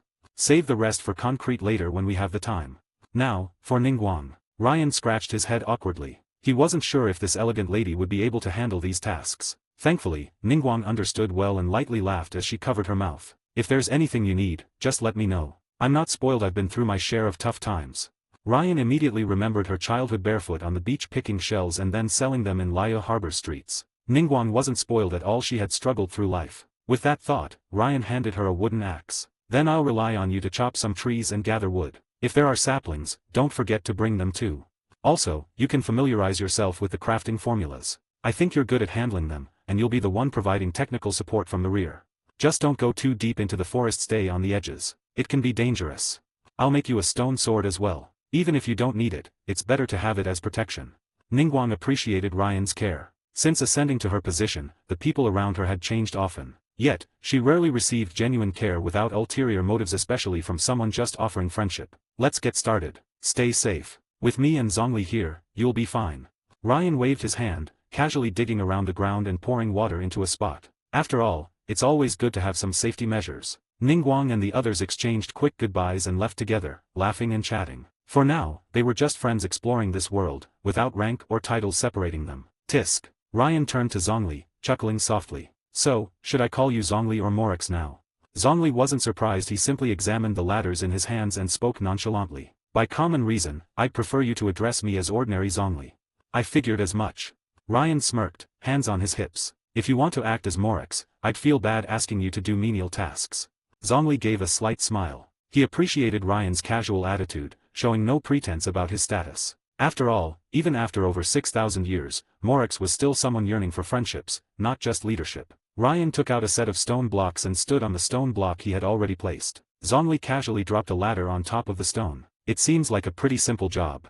Ryan appreciated the efficiency of a qualified worker who understood the task right away. Without hesitation, he jumped in place, stepping upward, then jumping again to step upward. In the blink of an eye, Ryan ascended 7 or 8 blocks, roughly 7 to 8 meters. Zhongli paused for a moment but quickly caught on, instinctively placing ladders and climbing up. Surprisingly, due to a portion of Ryan's unique constitution, the climbing didn't drain his stamina, nor did he worry about falling. It felt as if this was all etched into his bones. Even though it was just a straight stone pillar, it didn't sway in the slightest. Zhongli quietly admired the scene once again. However, he didn't slow his pace. The two continued building upwards in silence. Eventually, after who knew how long, Ryan glanced downward. The once expansive estate below had now shrunk to the size of a fist-sized dot. Checking his remaining stone blocks, he found only 24 left from the full set, 40 meters in height. Ryan pondered for a moment before deciding not to build any higher for now. 40 meters was sufficient, no need to reach the heights of Ningguang's jade chamber in the sky at hundreds of meters. In the Minecraft world, the maximum height for blocks was only a little over 500. Moreover, this was just the first phase of the Sky Island. There would be plenty of room for expansion in the future. Not going higher for now? Zhongli asked, his eyes scanning the breathtaking view around them. From such a height, looking out over the mountains at their backs and the vast plains ahead. With floating blocks, a sun, and clouds seeming so close by. Even at just 40 meters, the grandeur of the landscape was breathtaking. Zhongli couldn't help but feel awe, even though he had witnessed even more beautiful sights. Still, this world was different. New worlds brought new expectations. At least, Zhongli felt that his sense of weariness wouldn't intensify until he had fully explored this world. Let's keep it at this height for now. We'll see if we need to go higher later. Ryan shook his head, speaking softly. I still have a set of stone blocks. Next, I'll start spreading the ground. Once you've built the ladders, come up. With that, Ryan crouched down, carefully placing blocks along the edge of the stone. A simple platform emerged above Zhongli's head. Zhongli picked up a ladder and climbed to the top of the stone platform. In no time, Ryan had constructed a 44 platform. Standing there, the space felt spacious enough for the two of them. Standing atop the platform, Zhongli glanced around and sighed. Indeed, the view is even better, but I still don't quite understand. A rootless floating island, how can it stand in the sky without any foundation? Just relying on a 1-meter square stone pillar, no base at all. Fascinating. If these blocks were spread across Liyue, the port would undoubtedly improve. Ryan patted Zhongli on the shoulder, handing him half a stack of stone blocks. Isn't that what we're doing already? Liyue port will only grow larger. We'll build cities everywhere on land, in the sky, and even beneath the sea. Just wait with anticipation for that day. Zhongli's mood seemed much lighter, a faint smile playing on his lips as he nodded. I'll look forward to it. What's next? Ryan snapped his fingers, his voice booming with confidence. Next, we're building a 50 by 50 square sky island. You and I will work side by side, placing 2 blocks wide paths, spreading out 25 blocks in each direction. Hearing this, Zhongli raised an eyebrow, speaking softly. That doesn't seem to leave enough stone. I think I understand why you sent Xiao to mine stone now. 35, when the redstone war machine takes flight. Ryan handed Zhongli a bucket of water and told him to crouch while placing blocks for greater safety. If you accidentally fall, pour out the water just before landing. Falling onto water will keep you safe. Of course, Ryan still thought it best not to rely too much on this trick. Don't push your luck. In truth, building a sky island had more straightforward methods. 1 bucket of lava and 1 bucket of water ensured fast and safe results. However, first, this was a high-altitude sky island, not land reclamation. Today's goal was to build a cobblestone generator on the platform simple, with both lava and water already available. Following that, a mob spawner tower would be constructed. He planned to handle the achievement tasks at night. Looking ahead, the next step was to build an iron farm. Luckily, villagers were readily available. He only needed to gather 5 iron ingots to craft a hopper. With this thought, Ryan sighed. Ultimately, he would need to explore another mine. But that was fine. His previous mining adventure had only just begun. With the expanded team and Zhongli's exceptional combat prowess, Ryan was confident in reaching the diamond mines. Even though Zhongli was limited in the Minecraft world, his sheer strength and elemental power still made him a formidable force. He couldn't flatten mountains or use rock spears for land reclamation as he did in Teyvat. Suddenly, Ryan realized his hand was empty. He looked up, noticing his stack of blocks had been exhausted. Since they had started on both ends simultaneously, building 2-block pathways. Ryan hadn't progressed for long before Zhongli also ran out of stones. The two exchanged a glance and returned to the ladder. No more blocks? Zhongli casually asked, and Ryan shrugged helplessly. I didn't prepare many stones. I used quite a bit building the estate. Let's head down for now. It'll be a hassle waiting for Xiao to bring back more stones. Once the Sky Island has enough space, I'll build a cobblestone generator up there first. Zhongli nodded slightly and moved toward the ladder. You go down first. I'll set up a few vines. Ryan responded, placing several vines around the ladder. Vines were quite useful as makeshift ladders. Once placed at a high spot, they would automatically extend downward. No need for a crowd of people monitoring a ladder anymore. Though floating vines did look a bit eerie. Once everything was set, Ryan climbed down the ladder. Shortly after, he reached the ground. By this time, they hadn't been working on the Sky Island for long. And Ningguang and the others hadn't returned yet. Ryan and Zhongli could only sit in the courtyard, soaking in the sunlight and chatting. Though, mostly, it was Zhongli speaking. He had already planned to feign death and step down. But when the moment came, he still worried about Liyue's future. Fortunately, Ryan hailed from a godless nation. Zhongli found this perspective quite intriguing. He asked Ryan a few questions about his thoughts on Liyue's future. In the end, Zhongli gained a lot. He had settled on how to proceed after feigning death. The situation in Teyvat could never afford a godless existence. Ryan also advised Zhongli not to go too far. A world brimming with magic, with countless monsters, and gods in several nations. One couldn't simply eliminate all divinity. Liyue without a god. That's tantamount to seeking death. Especially now, with Ryan and Liyue cooperating, Liyue needs to maintain stability.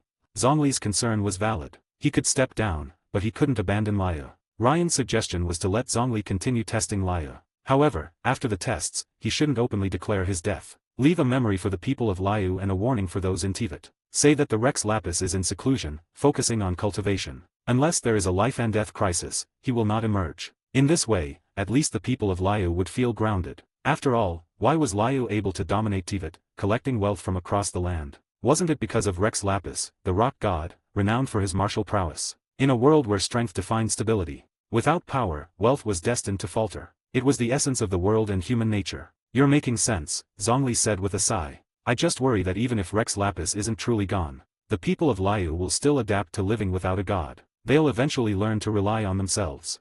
Ryan shook his head with a smile. Before, Liyue never had someone like Keqing, who advocated for rule by the people, did they? Times change, and so can thoughts. Keqing is already leading the way. Your role is to simply trust the people of Liyue. Don't treat them like Mondstadt citizens, always expecting help. Hearing Ryan's words, Zhongli chuckled softly. Mondstadt citizens are giants, huh? You've got a point. Freedom is a good thing, but too much freedom can lead to complacency.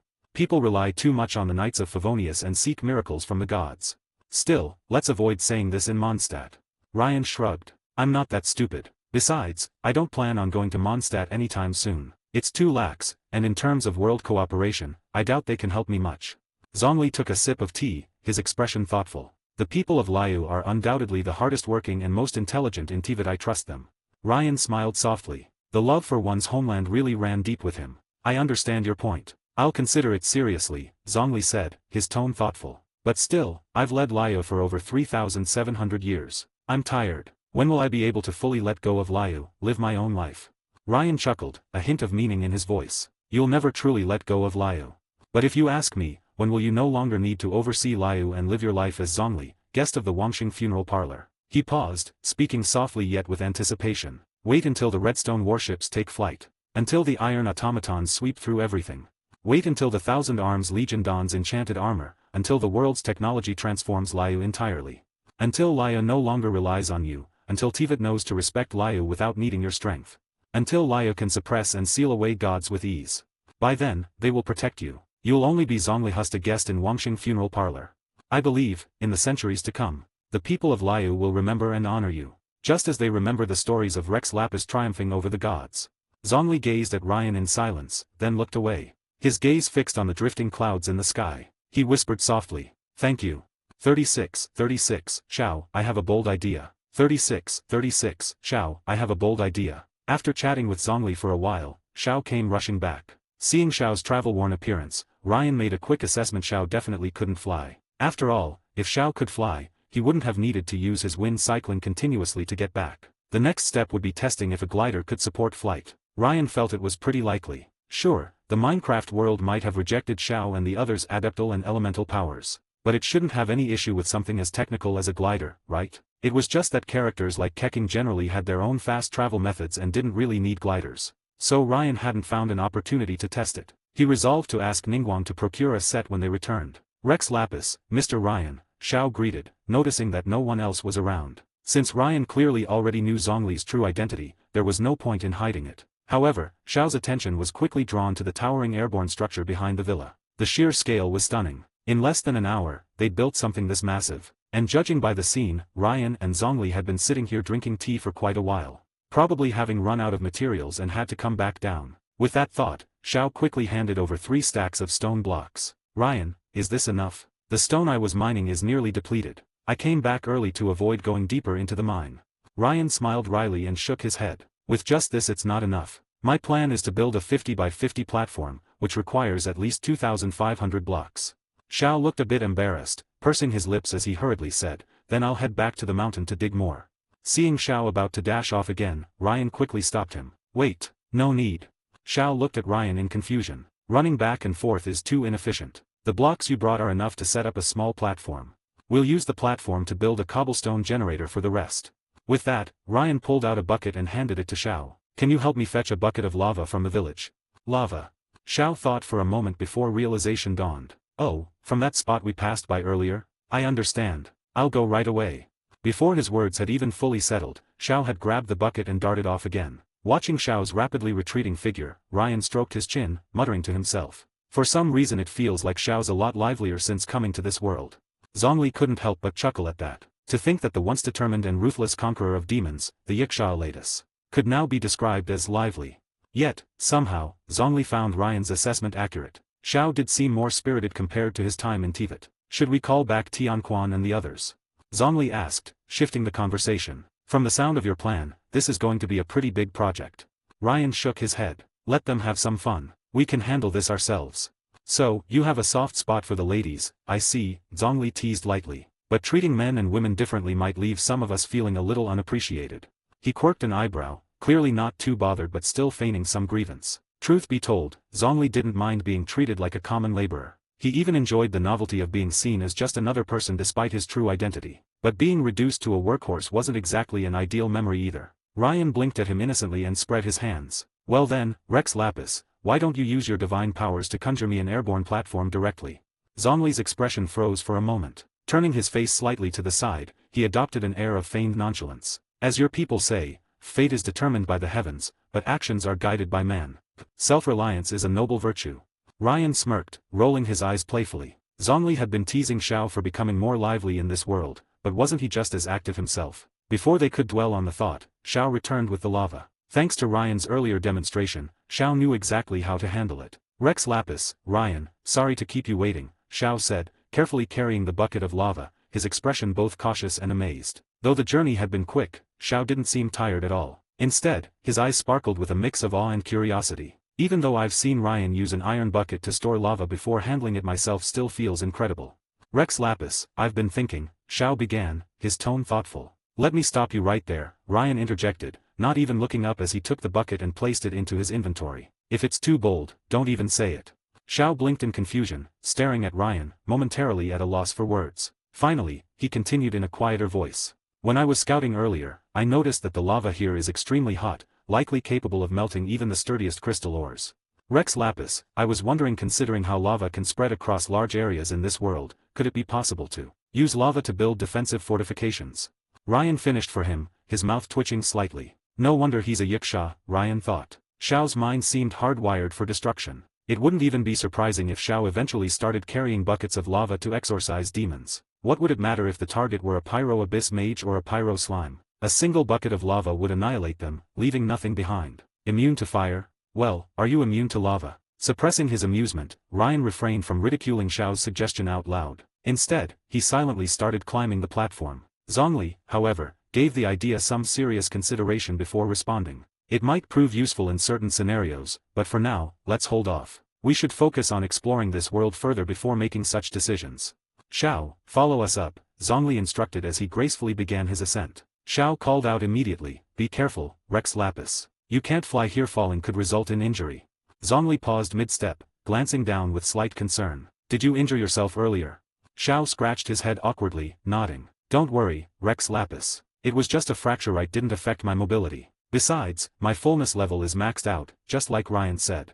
As long as fullness is maintained, injuries heal over time. But that was from a low height. This structure is much taller. Please, be cautious. Hearing Xiao's explanation, Zhongli relaxed slightly, though he shook his head in mild exasperation. You're the one who should be more careful now. Come along. We'll need your help for the construction. Need my help? That one phrase seemed to ignite a fire within Xiao. Suddenly, he was brimming with energy, as if transported back to the days of the Archon War. Nodding solemnly, he followed Zhongli with the determination of a soldier heading to battle. The platform's height was about 40 blocks, not too high, not too low. It took the group less than half a minute to climb. One of the peculiar features of this world was how secure the ladders felt. Unless someone actively tried to fall, they could cling to the ladder effortlessly, without any risk of slipping. Before long, all three of them reached the top. Xiao glanced around in awe, his eyes wide with wonder. Standing up here, it feels even more impressive. Did the two of you really build this in just an hour? Ryan chuckled and corrected him. Technically, it was a little over half an hour. We ran out of materials and had to come back down. Alright, enough chit-chat. You'll understand better once you start building yourself. With that, Ryan distributed a stack of stone blocks to each of them. Let me go over it again. Stay crouched near the edges while placing blocks. That's the safest way to build. Zhongli and I will expand the platform horizontally. After we fill 50 blocks in each direction, we'll regroup. Xiao, your job is to fill in the center and create a solid foundation where we can safely move around. Hearing the clear instructions, Xiao straightened up and nodded with utmost seriousness. Understood. I won't disappoint you, Ryan.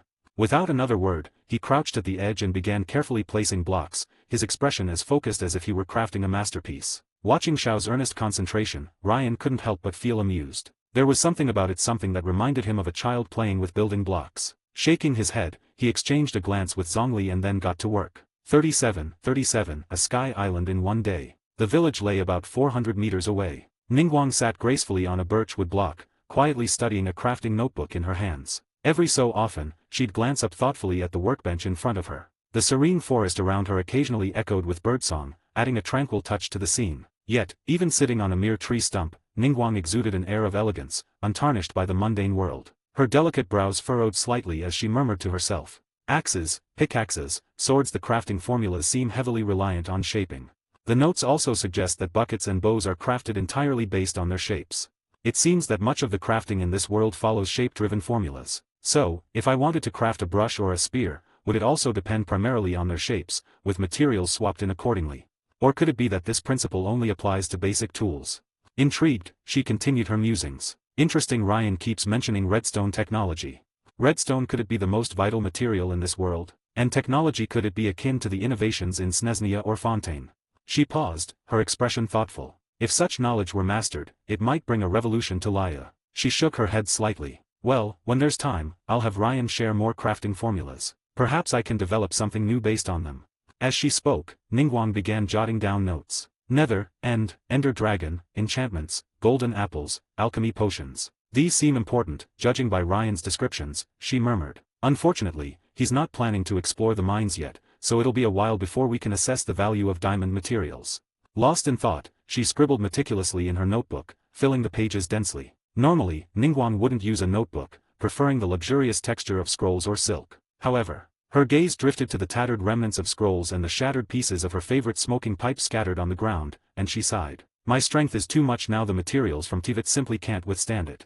In the short time she had spent taking notes, Ningguang had already torn through 12 scrolls, broken 7 brushes, and even shattered her beloved pipe. At this point, she didn't dare retrieve anything from her vision storage space. None of Teyvat's materials could handle the overwhelming power she now possessed in this world. Ryan's strength must be incredible, she muttered. I'll need to ask him how he controls it when I get the chance.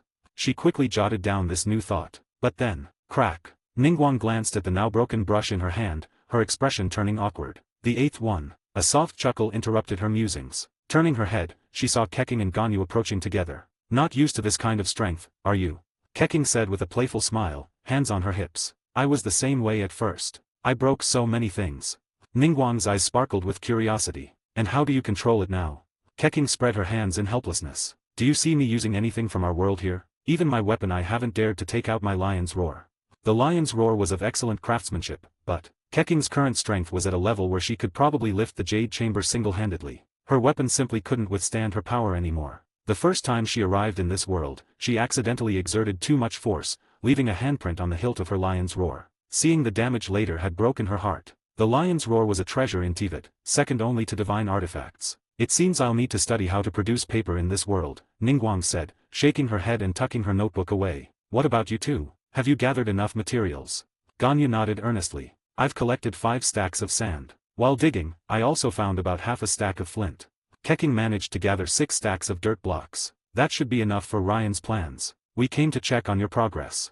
I'm doing fine, Ningguang replied, her tone composed. I've gathered 6 stacks of wood. While chopping trees, I made some other discoveries as well. She reached into her storage space and pulled out a sapling and an apple. After cutting down a tree, I noticed that the leaves gradually disappeared on their own, dropping saplings and apples. Oh, and there were also some sticks, she added thoughtfully. But I didn't collect those. Sticks don't seem particularly important, and I don't have much space left in my inventory.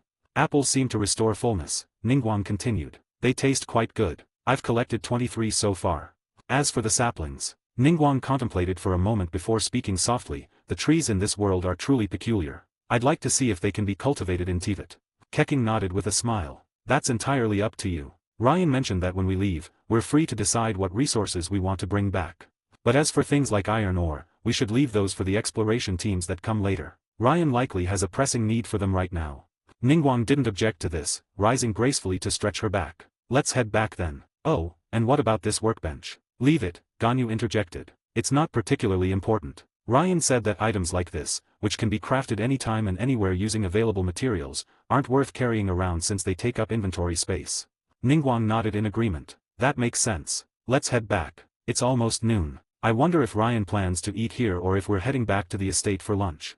Hearing this, Keqing scrunched her face slightly. If possible, I'd prefer to eat here. Going back and forth would waste too much time.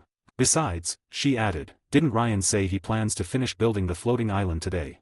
Ganyu's eyes widened in disbelief. What? Keqing, are you serious? Building a floating island in a single day? That's just. Her words trailed off as she froze mid-sentence. She stared blankly at the village, more specifically, at the sky above the estate where a massive platform had suddenly appeared, already taking shape. Keqing and Ningguang followed her gaze, their eyes widening in astonishment. Ningguang rubbed her eyes in disbelief. This is real.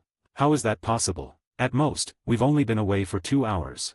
Although Keqing also found it baffling, she thought for a moment and managed to piece it together. Ryan had built the estate in a single day, so constructing a floating island in half a day wasn't entirely inconceivable. If anything, this pace might even be considered slow for him. This world truly gets more fascinating by the moment, Ningguang remarked, quickening her pace. Keqing, Ganyu, let's hurry back and see if we can lend a hand.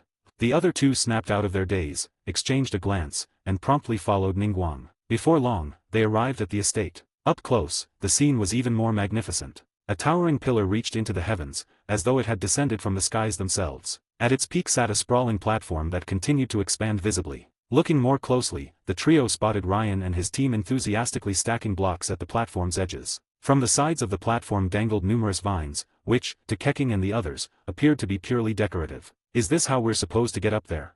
Ganyu asked, pointing curiously at a ladder nearby. Looks like we'll have to climb. As she spoke, Ganyu glanced surreptitiously at Ningguang and Keqing's outfits. For her, it wasn't an issue. Her snug, one-piece bodysuit made such activities relatively hassle-free. But for Ningguang and Keqing, with their dresses and kipeo, it was another matter entirely. Ningguang, too, realized the problem and rubbed her chin in mild exasperation. If it were just us girls, it wouldn't matter as much. But, she sighed, waving off the thought. Forget it. Once we're up there, I'll have a word with Ryan about this. So, who's going first? Before the question even finished, Keqing eagerly grabbed the ladder, giving it a shake to ensure its stability. Satisfied with its sturdiness, she declared, I'll go first. Be careful not to fall. With that, she wasted no time scrambling up the ladder with remarkable speed. Ningguang and Ganyu, already accustomed to Keqing's impulsive nature, didn't dwell on it. They exchanged a glance before following her up the ladder. 38. The cobblestone generator is complete. On the floating island, Ryan placed the final stone in his inventory and stood up, surveying his surroundings. The platform was still the same as before, but now it had expanded significantly. By his rough estimation, it was at least 700 to 800 square meters. At this pace, it would likely reach the planned dimensions of 50 by 50 by around 2 in the afternoon. The platform was no longer just an expanse of endless stone. Scattered across the area were 20 furnaces and 6 crafting tables, alongside 10 large chests neatly stacked in a corner. However, none of this was the most notable feature. Ryan heft his pickaxe and approached a peculiar structure nearby. The structure was about 7 meters long and 3 meters wide, with a hollowed-out center resembling a trough. On one side flowed molten lava, while the other side carried clear water. Between the two was a block of stone. This was a simple cobblestone generator. Without hoppers or advanced mechanisms, it couldn't be automated for now. Still, it served its purpose well enough for the moment. The principle was simple: lava and water, when placed correctly, could endlessly produce stone blocks.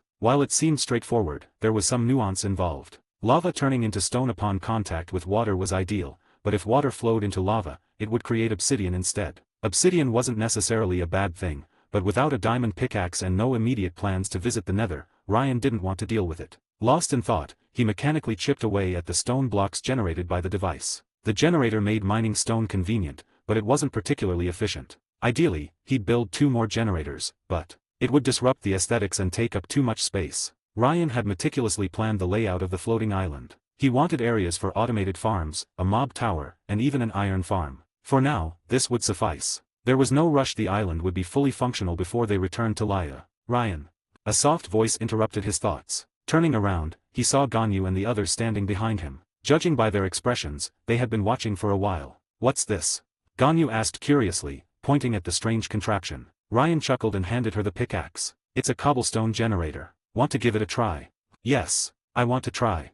Ganyu nodded enthusiastically, gripping the pickaxe with determination. Tentatively, she chipped away at a newly formed stone block. Instantly, the lava and water converged again, creating another stone block right before her eyes. Ganyu's eyes widened in amazement. "That's incredible. Endless stone blocks, just like that."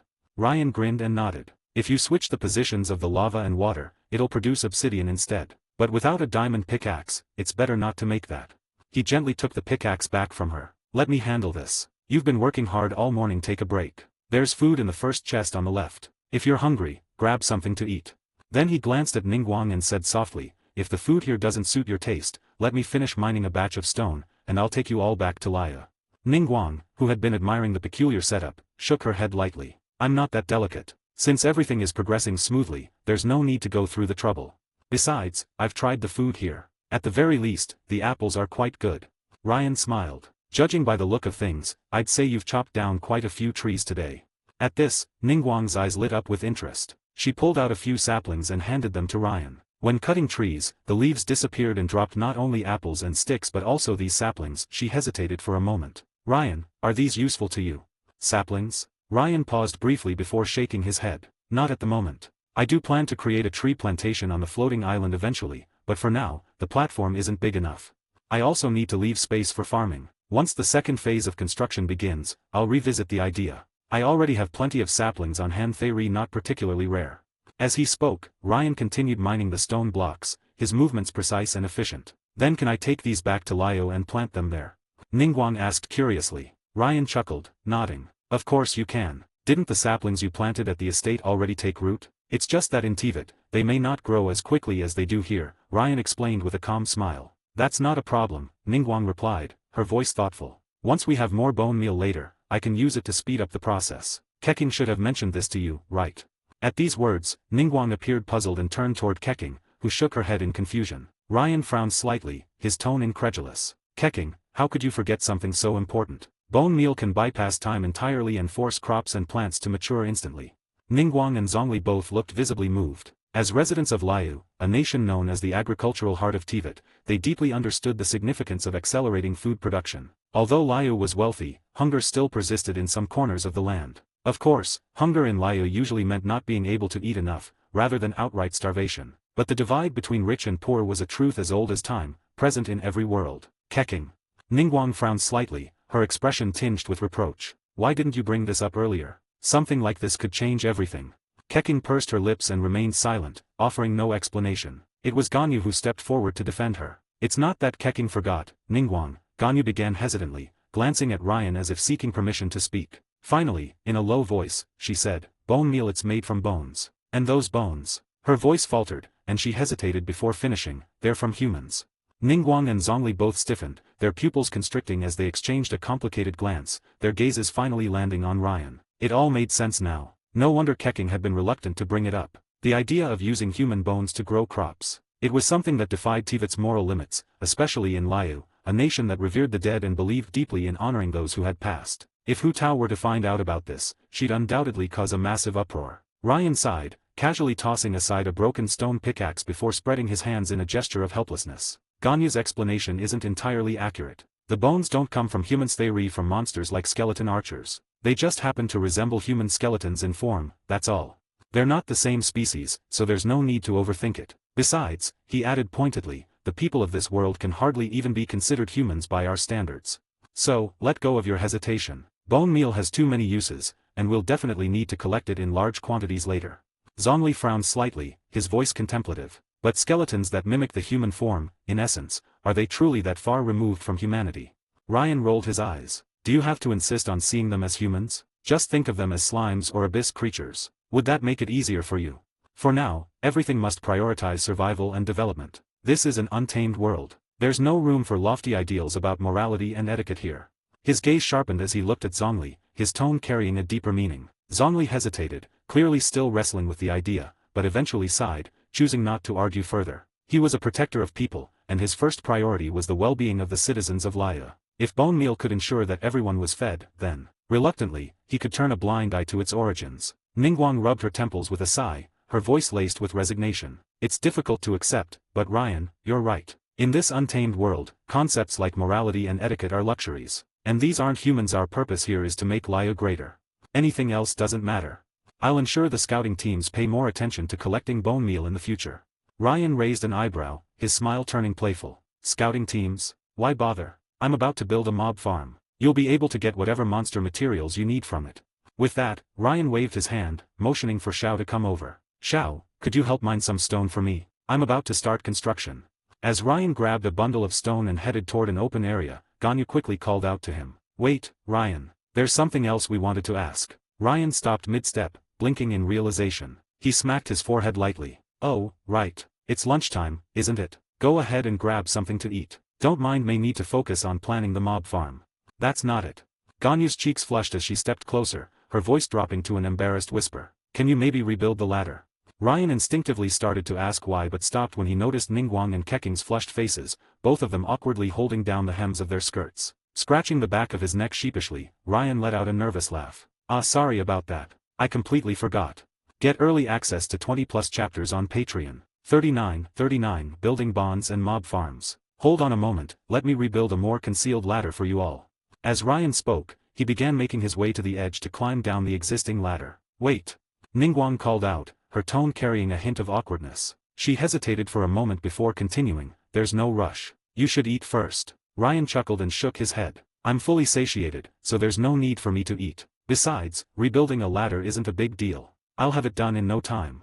With that, he climbed down the ladder. Truth be told, Ryan was quite tempted to try a water bucket landing maneuver. After all, it was a skill that every Minecraft player had to master. Climbing down ladders was tedious, slow, and inefficient. Why not make things interesting? In his gaming days, Ryan had pulled off all sorts of advanced moves. Water bucket landings were just the tip of the iceberg. He'd done scaffold landings, lava boat jumps, mid-air water bucket saves, and even managed flawless descents from insane heights. But imagining it in the game and attempting it in real life were two very different things. No matter how experienced he was, the thought of actually trying it here still sent a chill down his spine. If he were in Teyvat, Ryan wouldn't think twice about jumping off a floating island without a bucket. But in this Minecraft-like world, absolutely not. Here, the rules were equal and unyielding. Even Xiao and Zhongli couldn't fly. If Venti himself were to jump from a high place, he'd probably fall to his death. Elytra, definitely a necessity. Ryan had already planned his strategy. Once he had a full set of enchanted diamond armor, he'd stockpile TNT and head to the end to slay the dragon.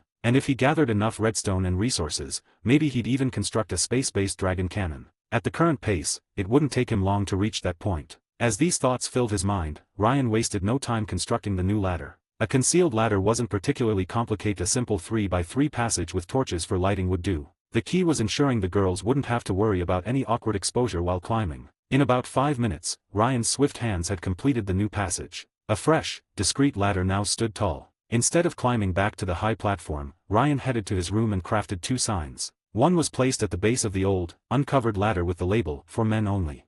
The other was placed at the entrance of the new concealed ladder with the label, "For Women Only." After finishing these tasks, Ryan finally climbed back up to the high platform, taking his time. Before he could even catch his breath, Ganyu came running over excitedly, holding half a loaf of bread. Her bright, sparkling eyes seemed to shine as she offered it to him. "Ryan, you must be tired. Here, have some bread. It's really delicious," she said, her cheeks tinged with a faint blush. As if realizing how it might sound, Ganyu quickly added, "This bread I broke it in half. Don't get any weird ideas, Ryan. It's just that I couldn't finish it." Although Ryan's hunger bar was still full, there was no way he would turn down Ganyu's kind gesture. Taking the bread with a warm smile, he gently ruffled her hair. "Don't worry about it, Ganyu. Even if this was a piece of bread you'd already bitten into, I'd happily eat it. That's not something troublesome at all, it's more like a bonus, don't you think?" Ganyu's cheeks turned an even deeper shade of red as she lowered her head, mumbling shyly, "Bonus Ryan, stop teasing me."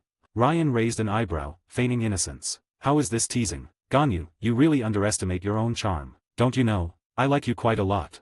At that, Ganyu's face turned crimson, and Ryan could almost see steam rising from the top of her head. Finally, she mustered the courage to glare at him with embarrassment, pouting as she grumbled, "Ryan, you're too much. You can't just say things like that out of nowhere. I am going to help Keqing and the others now." Watching her flee in a flustered rush, Ryan chuckled to himself and shook his head. Taking a bite of the bread, he casually placed a wooden block beneath him and sat down to rest. What he had said to Ganyu wasn't a lie. Why would anyone need a reason to like someone? And why hide it? Such reserved and bashful courtships were for kids. For Ryan, liking someone meant being straightforward about it. After all, what's a man without a bit of boldness? Ryan had never denied that he was a bit of a flirt. If he weren't, he wouldn't have spent the past year getting along so well with Ganyu and Keqing. He always made time to listen to them, to comfort and guide them. Why? Because it was all for the sake of winning a wife. What else could it be? Surely not to loyally serve them like some overly dedicated fool. That'd be too naive. Since he was here, wouldn't it make sense to pursue multiple wives? Otherwise, how could he call himself a man? Of course, Ryan wasn't entirely fixated on women. Right now, his top priority was developing this Minecraft world. With mods enabled, the level of entertainment the world could offer in the future far surpassed anything in Teyvat. Living, as far as Ryan was concerned, was all about having fun. Everything he did was to ensure maximum enjoyment later on.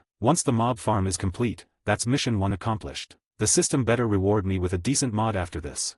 Clapping his hands to brush off the dust, Ryan stood and headed toward the open space he'd reserved for construction. As he passed Zhongli, he casually threw out an instruction, "I'll need some large-scale construction soon. Work with Xiao to quickly build a 50 by 50 platform, okay?" Zhongli's eye twitched slightly at Ryan's commanding tone. After a moment of helpless resignation, he nodded in agreement. Not far off, Ningguang and the others noticed Ryan starting to move and hurried over to join him. "Ryan, are you going to build that mob farm thing now? Can we help with anything?" Keqing's excitement was palpable as she twirled her pickaxe, clearly ready to jump into action at a moment's notice. Ryan first glanced at Ganyu, whose eyes darted away nervously. Her face was still tinged with redness, and she avoided looking directly at him. He chuckled to himself, finding her reaction amusing, and shook his head. "There's no need for help right now, but you're welcome to watch. This will be a good opportunity for you to learn how I build it. When your expedition teams start exploring or constructing cities in the future, mob farms will be an essential structure. A mob farm helps you efficiently gather monsters in one place and eliminates them safely. Zombies can drop enchanted tools and weapons, skeletons provide bows and bones, and creepers drop gunpowder, which is perfect for crafting TNT." As he spoke, Ryan began to muse aloud, rubbing his chin thoughtfully. "Now that I think about it, we're still missing a slime farm. That'll be necessary, too. And pillagers, why hasn't this village ever been raided by pillagers? We haven't seen any witches either. What a shame." Realizing that Ningguang and the others were staring at him in confusion, Ryan slapped his forehead and chuckled. "Alright, let me give you a quick overview of how it's done.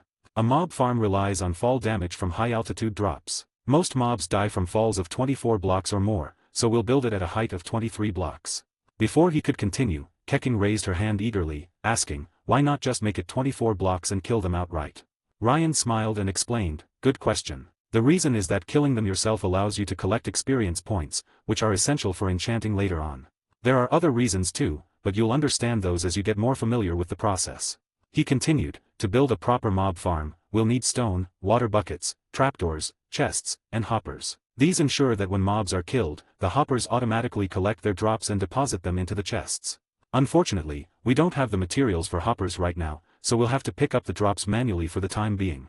As Ryan spoke with methodical precision, Ningguang, Keqing, and Ganyu listened intently. Keqing even took notes, occasionally asking insightful questions to clarify details. Before long, the four of them began working together to construct the farm. Their coordinated efforts were seamless, the perfect example of how a mixed team makes the work easier. Meanwhile, in the distance, Zhongli sat alone, painstakingly working on the massive platform Ryan had ordered. With a weary sigh, he muttered to himself, That man, is he really treating me like some kind of laborer? His sharp eyes briefly darted toward Ganyu. And that child, she clearly has feelings for him. But at this rate, it's hard to say whether Ningguang or Keqing might develop similar feelings. As an experienced observer, Zhongli could sense these subtle shifts better than most. Though he himself was often teased for his stoic demeanor and solitary lifestyle, even he could recognize the complexities of relationships. Ah, well, it's their choice to make. Shaking his head, Zhongli turned his attention back to the half-completed platform before him. The sheer scope of the task made his scalp tingle with unease. I should have asked Liyue's masons to join. This workload is too much for one person. Get early access to 30 chapters. Patreon. 40. The Mob Farm Dilemma. Master. Zhongli. Xiao rushed over, panting slightly, and pulled out 5 stacks of stone blocks from his inventory. I've mined 5 more stacks. Use these for now. If you need more, I'll keep digging. Thank you, Zhongli replied with a nod, casting a complicated glance at Xiao. The boy was visibly sweating, though his expression remained stoic. Yet, beneath that calm exterior, there was an unmistakable glimmer of excitement in his eyes. He didn't seem the least bit upset about being treated as manual labor. Zhongli sighed inwardly, his voice soft as he said, "You've worked hard, Xiao. Take a break for now. These stones should suffice for the moment." Xiao, however, shook his head resolutely. "No need to worry about me, Master Zhongli. This is a rare opportunity for Liyue, and we must seize it. Even the humans, Lady Ningguang and Lady Keqing, are working hard. As the vigilant Yiksha, I cannot afford to slack off. Based on Ryan's plans, these stones won't be enough. I'll go mine a few more stacks." With that, Xiao turned and left, his movements swift and decisive, a true exemplar of the golden-winged Yiksha. But, as Zhongli worked, the laughter and playful banter from the nearly completed tower echoed in his ears. He couldn't help but sigh deeply. Ah, foolish child, Ningguang and Keqing are happily playing with Ryan, not toiling like you. Shaking his head, Zhongli picked up the stones and resumed stacking them at the platform's edge. Even though he felt like he'd been roped into this laborious task, Zhongli had to admit there was something oddly therapeutic about this block-building process. 6,000 years of wear and tear on my soul, it all feels a bit lighter now. At the tower's top, Ryan and the others had already reached the designated height and were now expanding outward. With 3 beautiful women working alongside him, any trace of morning fatigue Ryan had felt vanished entirely. Though they were delicate-looking ladies, they worked with impressive enthusiasm. Of course, that wasn't the main reason Ryan felt energized. Their presence alone was a feast for the eyes. That was enough. "Ryan, what's next?"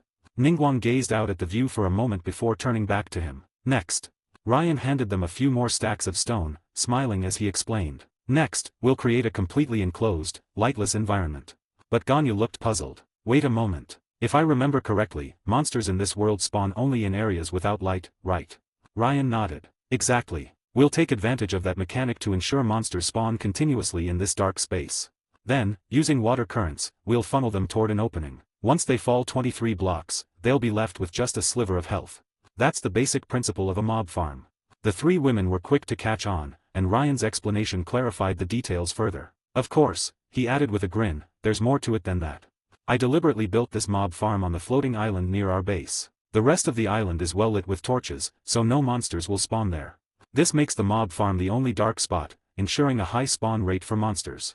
Ningguang murmured a quiet "I see" before jotting down notes in her notebook. Ryan waited patiently for her to finish before waving a hand to signal the others to get started. As he offered additional instructions, the 3 women diligently followed his guidance, committing each detail to memory. Fortunately, the enclosed platform at the top wasn't very large, and they completed it fairly quickly, leaving only the ceiling open. The rectangular platform, crisscrossed with a plus-shaped channel, looked like a giant matchbox. Ryan had already poured 4 buckets of water into the channels. The water flowed outward exactly 8 blocks before stopping at the central openings, where it funneled downward. Though the water seemed to flow gently, none of them were eager to test whether it could sweep them away. Next step. Ryan crafted a workbench on the spot and swiftly produced a pile of trapdoors. Ganyu, crouched beside him, tilted her head curiously. "Ryan, why are you using trapdoors?"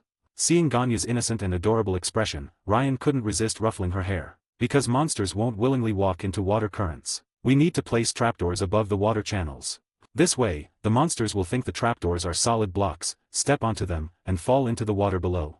Ganyu's cheeks flushed red as she nodded shyly, her voice barely audible. I see." Ryan calculated the number of trapdoors needed, and once he had enough, he distributed them to the 3 women. After reminding them to be careful, he got to work placing all the trapdoors above the water channels. Ningguang, ever the meticulous one, opened and closed a few trapdoors, her eyes flashing with intrigue. Clearly, she'd come up with some new ideas. Ryan smiled with satisfaction. "Alright, that should do it. Time to seal the top."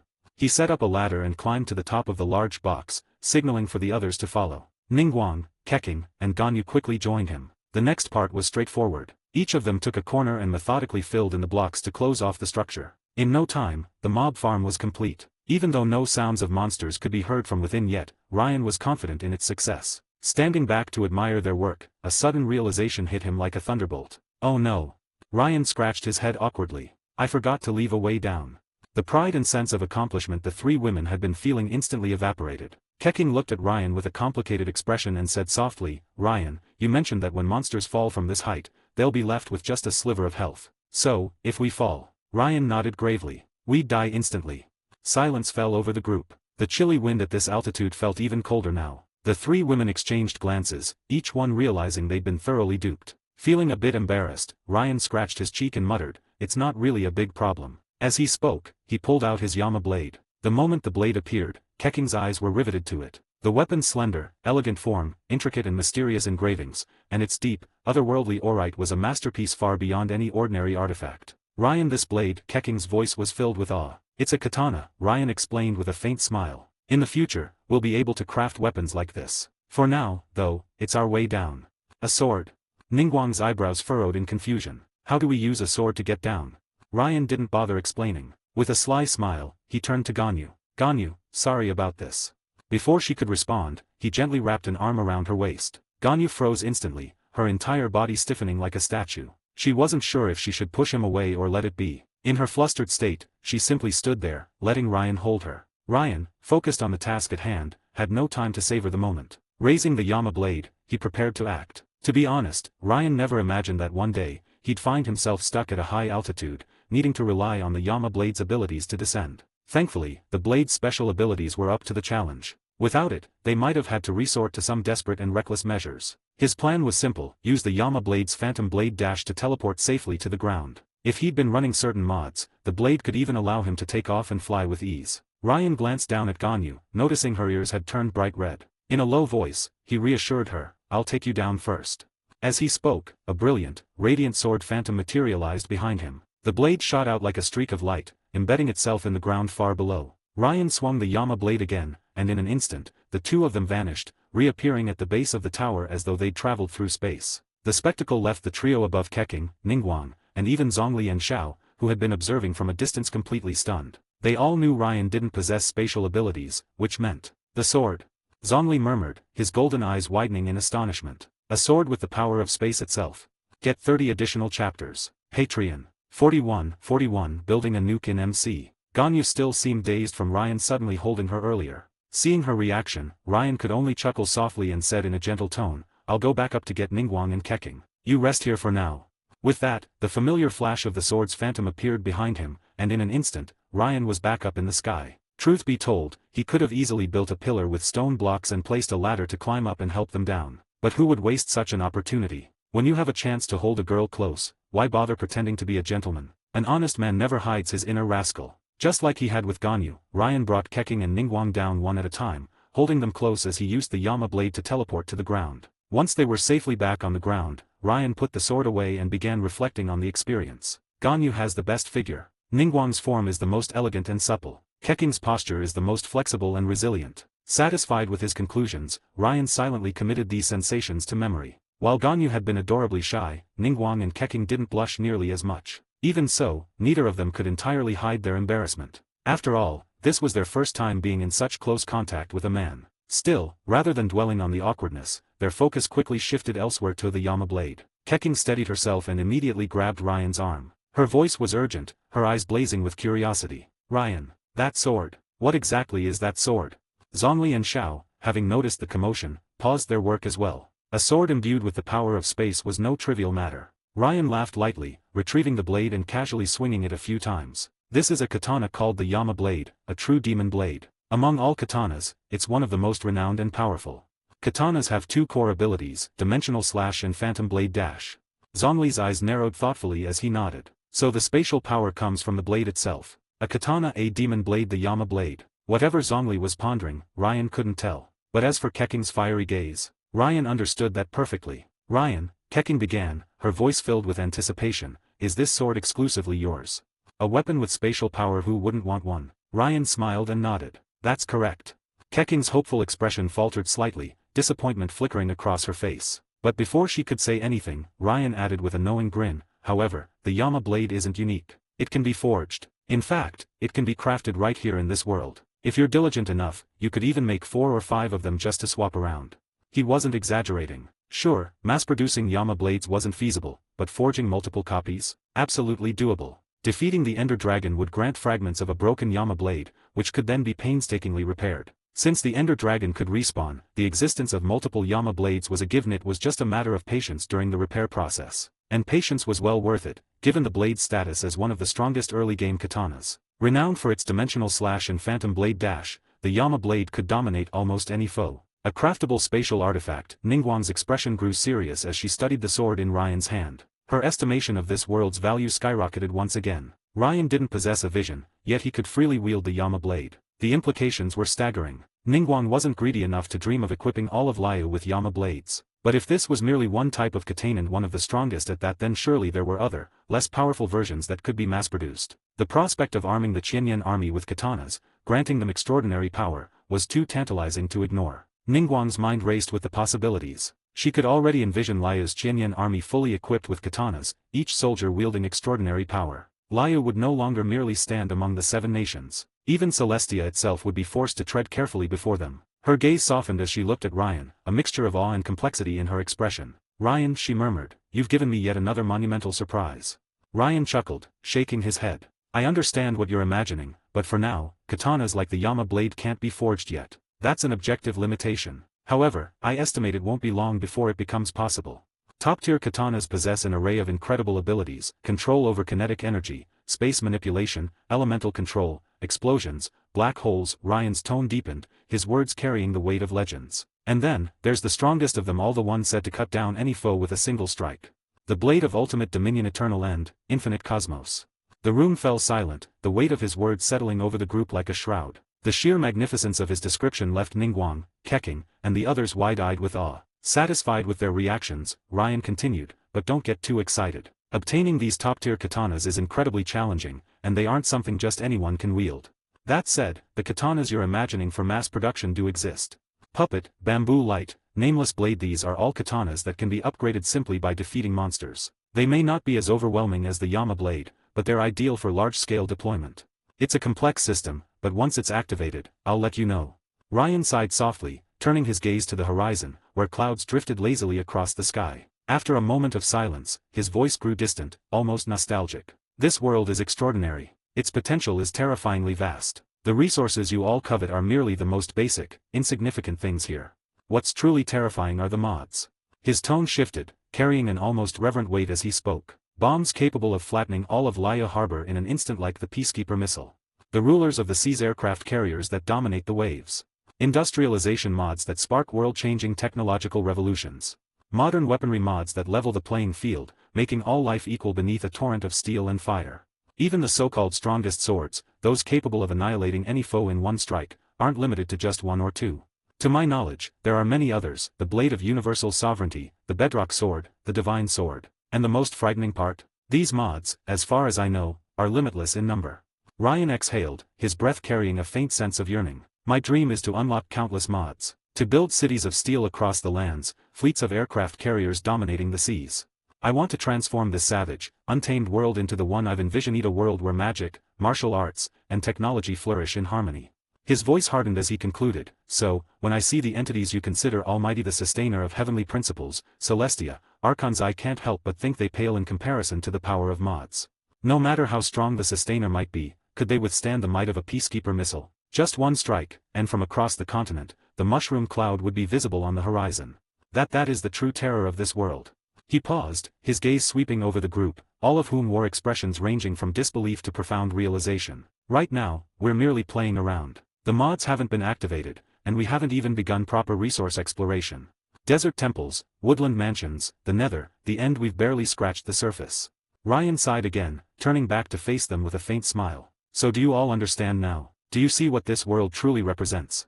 For a moment, silence reigned. The weight of Ryan's words hung in the air, leaving Ningguang, Keqing, and the others at a loss for how to respond. When no answer came, Ryan scratched the back of his head awkwardly. With a resigned shrug, he muttered, "How about I show you some modern firearms instead?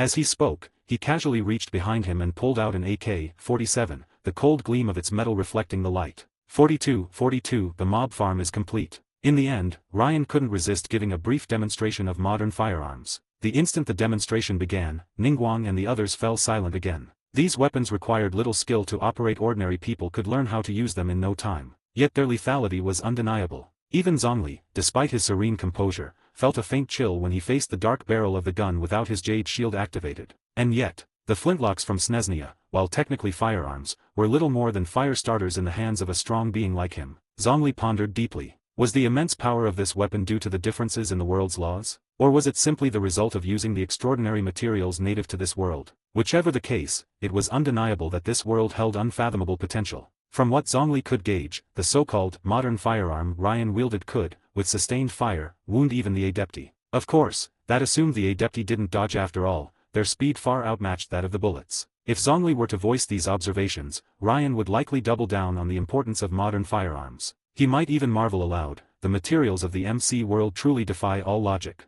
But beyond firearms, what concerned Zhongli most was the so-called Peacekeeper missile. Just hearing Ryan's description of its power sent chills down his spine. Brutal, devastating, and undeniably deadly. Truth be told, Zhongli hoped such a thing would never appear in Teyvat. Because, from what Ryan had described, even Zhongli himself doubted he could withstand the Peacekeeper missile's blast unscathed. Then again, considering it from another perspective, if he couldn't endure it, neither could the sustainer of heavenly principles. If that were the case, then perhaps it was worth ensuring that such a weapon could be controlled. Zhongli's thoughts drifted back to the distant past, the snowy mountain where a nation had been pinned beneath the frost, the destruction of Kenria. He didn't like war. Despite being hailed as the god of war, revered as the most victorious deity of the Archon War, Zhongli had never sought battle for its own sake. His fights had always been a necessity, an endless struggle to protect his people. The tragedy of the snowy mountain had been a wake-up call for him. The fate of Orobashi had stirred a deep, unshakable sorrow. And Kenria. That was when Zhongli's quiet resistance against Celestia and the sustainer of heavenly principles began to take root. For 5 centuries, he had harbored the thought, if one day, Liyue. But now, change was finally within reach. In the past, Zhongli had lacked the strength to defy Celestia. Though powerful, he was far from being a match for the sustainer. This powerlessness had been one of the reasons his strength had waned so rapidly over the past 500 years. It was also why he had offered quiet support to the Cryo Archon's audacious plans. He admired her boldness and her tragic determination, but Zhongli had his own people to consider. He couldn't take such extreme measures. But now, he saw a new glimmer of hope. A path that didn't rely solely on himself or the Adepti. A path that relied on human son, the imagination and resolve of his own people. On Ryan. A path toward reaching a point where even the sustainer of heavenly principles would no longer inspire fear. Zhongli vividly recalled one of Ryan's earlier remarks. The difference between having a gun and not having one is as vast as heaven and earth.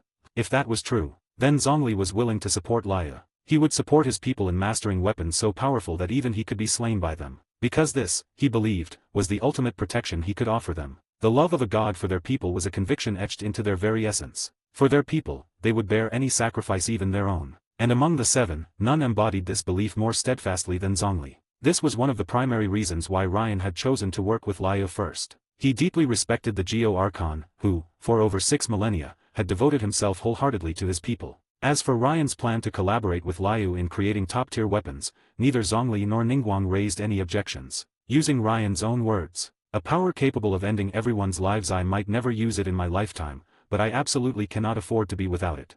Ningguang and the others understood what he meant. It was akin to the current state of the 7 nations. The gods might rarely appear, but their existence was indispensable. Nuclear deterrence followed the same principle. Regardless. Keqing clapped her hands decisively, her voice brimming with excitement. "We need to increase our investment and expedite our exploration of this world. We've severely underestimated Ryan's world. The mysteries it holds have the potential to overturn everything we know. Perhaps one day, Liyue might even step beyond Teyvat." The concept of other worlds wasn't foreign to Teyvat. After all, outsiders were not uncommon in this land. But Teyvat natives venturing beyond their world, that was exceedingly rare. Let alone bringing an entire nation into the unknown. Now, Ningguang and the others saw an unprecedented opportunity laid out before them. "Ryan, what do we need to do next?" Keqing gripped Ryan's arm tightly, her striking eyes shining with an unprecedented fervor. "I can't wait to explore this world. Let's mine. Let's venture into the Nether." Ryan's face darkened immediately. Sure, mining and exploring the Nether were essential tasks, but, coming from Keqing, it sounded downright ominous. With a resigned sigh, Ryan reached out and gently patted Keqing's head. "Don't be so impatient. We'll go, but we're far too fragile right now. We don't even have full iron armor, let alone diamonds. We're nowhere near ready. The nether is dangerous. At the very least, we need to go in with enchanted iron armor. Honestly, I'd feel much better if we had enchanted diamond gear instead. First, you all need to familiarize yourselves with the unique aspects of this world. Safety is our top priority. You know as well as I do that opportunities and risks always go hand in hand. Keqing understood this perfectly well. But Ryan's grand visions had left her deeply inspired. She couldn't even begin to imagine what Liyue would look like if everything Ryan had described became reality. A nation greater than it had ever been, even under the leadership of the Geo-Archon. Keqing was sure of it. Taking a few deep breaths, she steadied her emotions. I understand, Ryan. Her confidence radiated as her earlier passion condensed into a steady resolve, flickering like an inner flame in her brilliant violet eyes. There's still plenty of time left today. What's your plan? Ryan lowered his gaze thoughtfully, pausing for a moment. Bang. Before he could finish, the unmistakable sound of something crashing echoed from nearby, followed by the chilling groans of a zombie. Mr. Ryan, everyone, be careful. Xiao instantly drew his primordial jade-winged spear and positioned himself in front of the group. If one observed closely, his stance was subtly closer to Zhongli than anyone else, a habit formed over thousands of years. Luckily, everyone was too startled by the sudden appearance of zombies to pay attention to this detail. Otherwise, Keqing might have started piecing together Zhongli's true identity. A zombie? How is there a zombie here?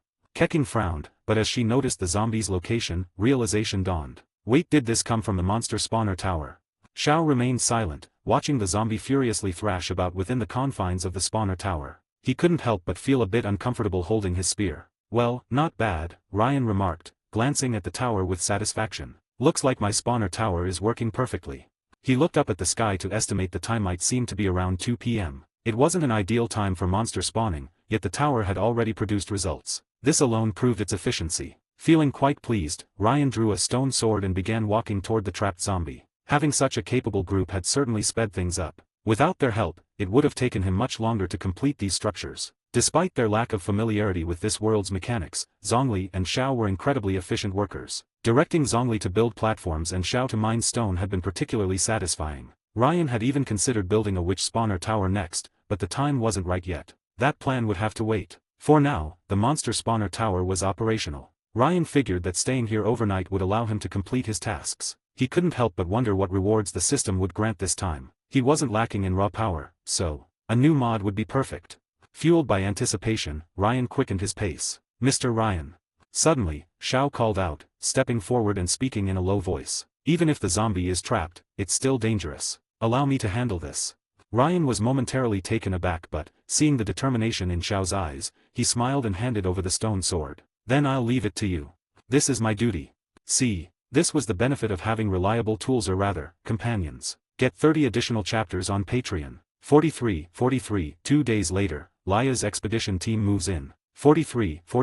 2 days later, Liyue's expedition team moves in. On the aerial platform, now 3/4 complete, the diligent Yiksha tirelessly poured his effort into multiple tasks at once. From time to time, Xiao would rush to the monster spawner tower, slay the fallen creatures, shut the trapdoors, and collect the drops. Once no monsters remained, he would hurry back to the cobblestone generator and resume wielding his pickaxe. Watching Xiao's relentless toil left Ryan feeling a bit guilty. Pressing his lips together, Ryan sighed. Next time we venture into the mines, we need to find more iron and craft some hoppers. That'll save Xiao the trouble of climbing in to collect everything.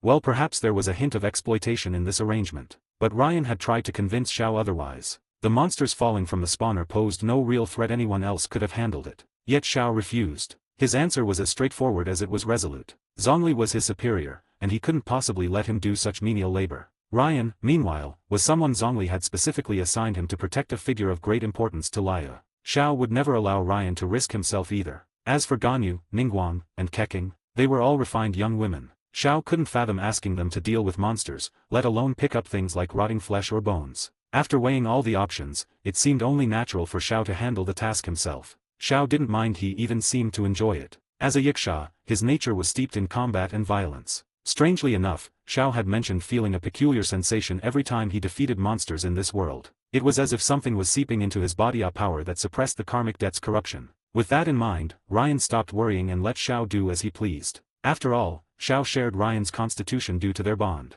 Any monsters Xiao killed also contributed to Ryan's system mission. Judging by the efficiency of the spawner tower, Ryan estimated they could deal with 70 monsters by sunset. Once night fell, another 30 wouldn't take long to handle. Today's system mission, practically guaranteed. All that remained was the enticing question, what kind of reward would he receive? As these thoughts swirled, Ryan's hands never stopped moving. Thanks to Xiao's steady supply of stone, he and Zhongli had nearly completed constructing the massive floating island base. Only the remaining quarter needed finishing a task that would take no more than 10 minutes. This impressive feat left Ningguang and the others marveling. While they had already seen the peculiar mechanics of this world, witnessing such monumental progress firsthand was still a challenge to accept. Over time, though, they'd likely adapt. Perhaps one day, they too could build sprawling mansions in just an afternoon. Ryan, you look quite pleased. The sound of chimes accompanied by a cool breeze drew Ryan's attention. Turning, he found Ganyu crouched beside him, resting her chin in her hands and gazing at him with an adorable expression. Ryan chuckled softly, continuing to stack stones. Of course I'm happy. Back when I was wandering this world alone, it was miserable, lonely and far from secure. But now, with all of you here, trusted companions by my side, I've made more progress in just a few days than I ever dreamed. And besides, compared to the monotonous days of chopping wood alone, even stacking stones feels enjoyable when I have Ganyu chatting with me. Why wouldn't I be happy? Hearing Ryan's sincere words, devoid of any teasing, Ganyu's cheeks flushed a light pink. Shyly, she tucked a strand of hair behind her ear. Well, it's not that big of a deal. We all know we're still unfamiliar with this world. It's you who's been leading us through everything. We're all very grateful to you, Ryan. Once we've learned enough, we'll do our best to truly support you. And Liyue will stand by your side as you explore this world. Placing the last stone in its proper place, Ryan straightened up and stretched. He looked down at Ganyu, still crouched, her wide eyes gazing up at him with an innocent charm. From this elevated angle, he caught a glimpse of something he shouldn't have seen. Ryan, however, didn't feel embarrassed. He reached out and helped Ganyu to her feet with a warm laugh. Don't underestimate yourself, Ganyu. Sometimes, simple companionship is its own form of salvation. Okay. Ganyu lowered her gaze, her luminous eyes glimmering with quiet emotion. It seemed the maiden's tender thoughts had begun blooming within her half a year ago. All right, I'm done on my end. Once Zhongli finishes up, the floating island will be complete.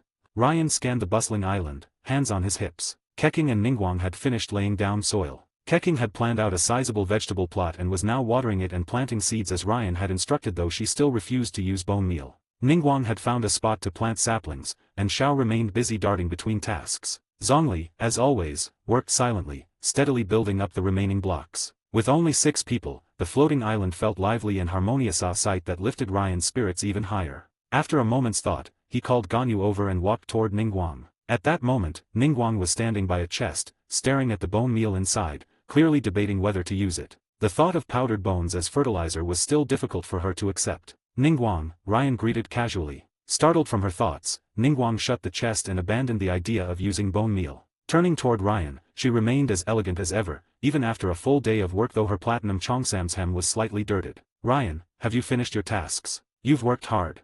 Ganyu chuckled lightly, teasing. It's a pity there aren't any tools on the floating island. Otherwise, I could have treated you to a session of my tea ceremony. Ryan smiled gently and nodded. If the opportunity arises, I certainly wouldn't pass up such an honor.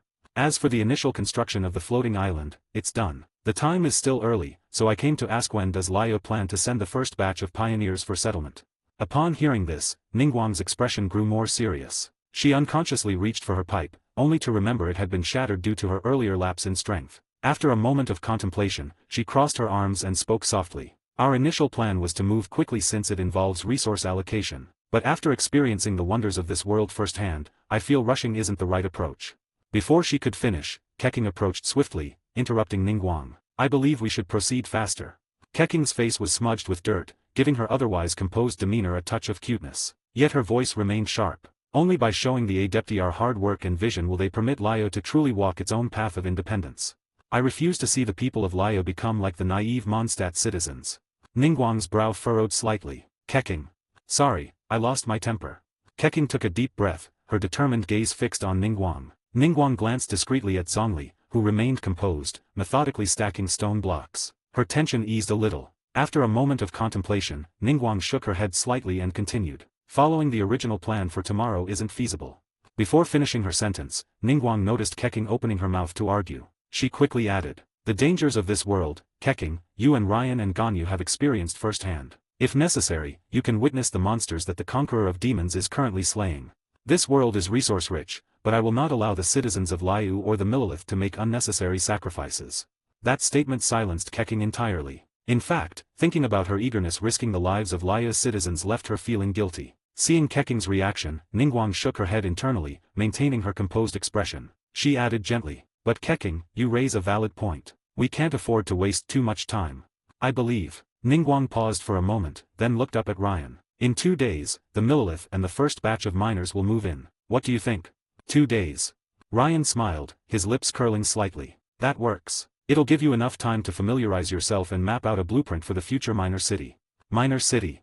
44, preparing to explore the caves. Hearing the word city, Zhongli and Xiao immediately stopped what they were doing and hurried over. Ningguang pursed her lips. She had to admit Ryan's statement had stunned her. A mining city and a mining base were worlds apart. If it were just a simple base, there would be no issue. But a city would mark Liyue's first urban establishment in this world. It would be Liyue's first city outside of its own realm and, apart from Liyue Harbor, its only other city. To Ningguang and the others, the prospect carried the weight of territorial expansion. But precisely because of this, even Keqing, who most desired Liyue's growth, couldn't easily accept it. "Ryan, you should reconsider," Ningguang said, her usual elegance giving way to hesitation. Looking at Ryan, who seemed to offer cities as casually as one might offer flowers, Ningguang spoke carefully. "A city is a monumental decision for us and for Liyue. It's not something that can be agreed upon lightly.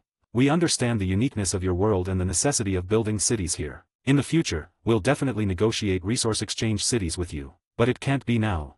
Ningguang took a deep breath, forcing down the impulse to accept on the spot. "Our time in this world has been far too short. Everything remains unknown, and for the safety of our people, we can't risk building and relocating to a city right now. Besides, the planning of a new city, its regulations, its management team, all of that takes an incredibly long time to establish. Ryan, your generosity touches us, but this gift, we simply can't accept it, nor can we manage it." Beside her, Zhongli gave a small nod. To be honest, when Ryan had first mentioned gifting them a city, Zhongli was so shocked he nearly fell off the floating island. The situation brought to mind memories of the Archon War. Back then, his initial goal had simply been to secure a small area where his people could survive. Then Gizhong had joined him, bringing with her the Gailai Plains. Havria had joined, bringing with her the lands of salt. And each time a god attacked, their defeat added their territories to his domain. In the end, though Zhongli had only ever fought to defend himself, he became known as the god of war, securing Liyue's borders. He, Zhongli, never liked fighting. But trouble always found him, and those who sought trouble were inevitably crushed. With no one left to oppose him, their lands and people naturally became his. Now, in this strange world, all he'd done was befriend Ryan and explore for a short time. There hadn't even been a fight. Yet Ryan wanted to gift him a city. An otherworldly city, no less. Zhongli couldn't help but feel that his rise to power had always been unconventional. Still, seeing Ningguang's unwavering refusal in the face of such a tempting offer brought him comfort. This era's Tianquan was indeed more capable than the last. The wind on the floating island was gentle, failing to carry away the heavy silence that followed. As Ryan remained silent, Ningguang and the others exchanged uneasy glances. They were genuinely grateful for Ryan's gesture, but Ningguang had spoken the truth. This was a gift too immense for them to handle. Just as Ganyu was about to step forward and soften the mood, Ryan suddenly looked at Ningguang with an amused expression and said, "What are you thinking? I didn't mean it that way." "But didn't you just say?" "I said the blueprint for a mining city." Ryan spread his hands, grinning. "I never planned for you to build a city now. First, you're unfamiliar with this world. Second, I haven't even done much exploration myself. Resources are scarce. Building a city is out of the question. What I meant by a mining city is more of a concept, similar to the villages that once surrounded mining areas in my world.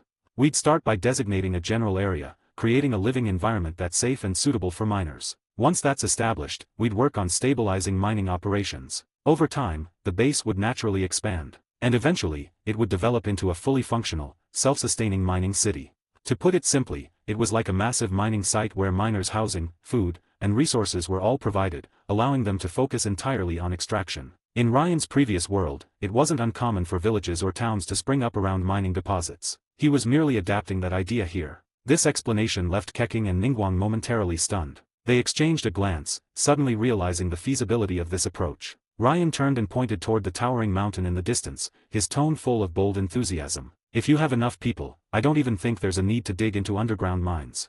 Start at the peak. Hollow out the entire mountain. Expose the mine directly to sunlight. Sure, it's a bit more troublesome, but this way, the sunlight ensures safety within the mine, and you'll gain far more resources this way." As everyone's gaze followed Ryan's gesture to the mountain, Ningguang silently observed its massive size. However, she refrained from echoing Ryan's enthusiasm. Ganyu, patting her chest softly, spoke in her usual gentle tone. "Well, it's good to know you're not planning on building a city right away. So what should we do before the miners and the Qianyan army move in?" Hearing this, Ryan withdrew his gaze from the mountain and gently patted Ganyu's head. Over the next 2 days, as I mentioned earlier, we should define the living area for the miners. The most important thing is to ensure their safety. Other than that, Ryan paused, turning back to the mountain, I plan to venture into the mines again.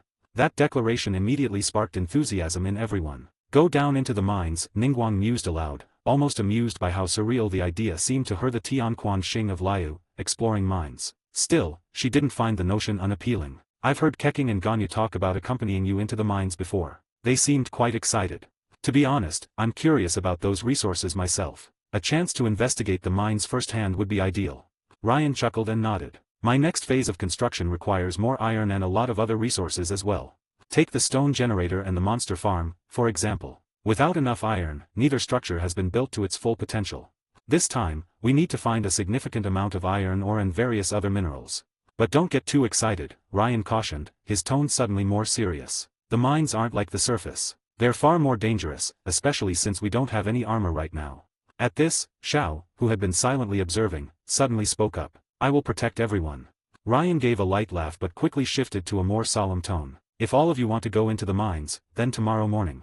It's already late afternoon. While we could stay here tonight, I'm sure you'll need to head back to Liyue Harbor for meetings. Once the sun sets, I'll escort you back. For now, let's use the remaining daylight to survey the terrain and mark the target area. We'll light it with torches so the miners can set up their homes when they arrive. The suggestion met with no objections. After all, building houses in this world wasn't particularly difficult. The miners only needed somewhere to rest, and most of them wouldn't stay permanently, as Liyue Harbor was still their home base. Ryan then began walking toward the edge of the floating island. Seeing this, the others hurried to follow. This time, however, Ryan didn't summon the Inma blade to open a portal for spatial travel. Instead, he made his way to the ladder and began climbing down in a deliberate, almost methodical manner. Ganyu's eyes betrayed a hint of disappointment. She had secretly been looking forward to the thrill of being carried through space by Ryan again. But seeing Keqing and Ningguang head toward the ladder designated for women, Ganyu quickly shook off the thought and followed them. 45, Ningguang, I'm crafting a Ganyu pavilion in MC. 45, Ningguang, I'm crafting a Ganyu pavilion in MC. Although Ryan had leveled half of the original village, the other half remained intact. The essential structures were still standing, the lava-fueled blacksmith shop and the houses packed with villagers. As they passed by, the faint chatter of the villagers could still be heard from within, though the numbers didn't seem to have changed much. Ryan estimated it would take about a week to reach his target population for the village. Not too long, and he had the patience to wait. Following the remnants of the road, they walked toward the river. Ryan had no intention of setting up the miners' base near his own home. After living in the chasm for so long, he had no desire to return to such a setting. Instead, he planned to clear the area near the mountain caves behind his home, turning it into a miner's base. The location was perfect. It was far enough from his main base to avoid disturbances, but close enough that Ryan could intervene quickly if anything happened. From the floating island above, he could easily monitor activities in the area. The base would be situated near the caves, making mining operations convenient. Meanwhile, the trees in the vicinity could be felled to build the base, providing ample resources for construction. There might even be surplus wood to transport back to Liyue Harbor, where it could be processed into lumber for trade. Of course, Ningguang would probably feel heartache over such resource use. To her, every tree was as good as gold mora. As for why Ryan, having already decided on a location, had brought them to the river by the village instead, he had his reasons. After all the effort he'd put into recent projects, he figured he deserved some relaxation. And what better way to enjoy the moment than by spending time with 3 lovely ladies? If only he had saddles and armor for horses, he might have taken them for a ride. As for Zhongli and Xiao, who were also part of the group, Ryan decided to momentarily ignore their presence. They stopped at the edge of the river, a waterway roughly 20 meters wide. The current wasn't particularly swift, and the riverbank where they stood was about 4 to 5 meters higher than the water level. Not far away, the sandy riverbed was marked by small pits and ridges, most likely Ganyu's handiwork from earlier. The river was clear enough to see partway into its depths, but the bottom remained shrouded in darkness. Ryan suspected the deeper waters might harbor drowned creatures. Across the river stretched an endless grassland dotted with cattle and sheep. Even from this distance, they could spot a group of leisurely grazing horses, their movements slow and unhurried. The scene exuded a sense of tranquility that seemed to seep into the group, easing their spirits. Even though this world is made of blocks, the scenery is incredible, Ryan remarked. It's the perfect place to relax and unwind. Ningguang stretched lazily, shedding her usual dignified demeanor and revealing a rare, serene softness. Maybe we could turn this into a tourist destination. Ryan chuckled and teased, I thought you'd want to make money off of it. Ningguang rolled her eyes at him with a faint smile. While I do enjoy earning mora, I'm not so practical that I can't appreciate a moment of relaxation. Ryan shrugged, choosing not to press further. I actually think Ryan's idea has potential, Keqing chimed in enthusiastically, pointing to the vast grassland across the river. Didn't Ryan mention this world's stunning variety of landscapes? Grasslands, jungles, deserts, snowy plains, oceans. Once we've developed parts of this world, we could definitely expand into the tourism industry. Traveling to another world would undoubtedly attract countless visitors. And with this world's unique features, we could offer tailored construction projects. It could be a brand new business model for Liyue. The prospects are enormous, and it could drive Liyue's economic growth significantly. As Keqing spoke, her thoughts flowed so naturally that she pulled out a notebook to start jotting them down. Ryan blinked in mild surprise at her earnestness. It seems like someone else here is more obsessed with work, Ningguang teased, winking at Ryan. Keqing, however, frowned slightly, her tone turning firm. I'm being serious. This is something we should plan for, Ningguang. It's crucial for Liyue's future. Seeing Keqing's work-focused stubbornness flare up, Ryan couldn't help but laugh softly. He intervened gently, saying, with the current state of things we haven't even explored beyond a 10-kilometer radius. You might be getting ahead of yourself, Keqing.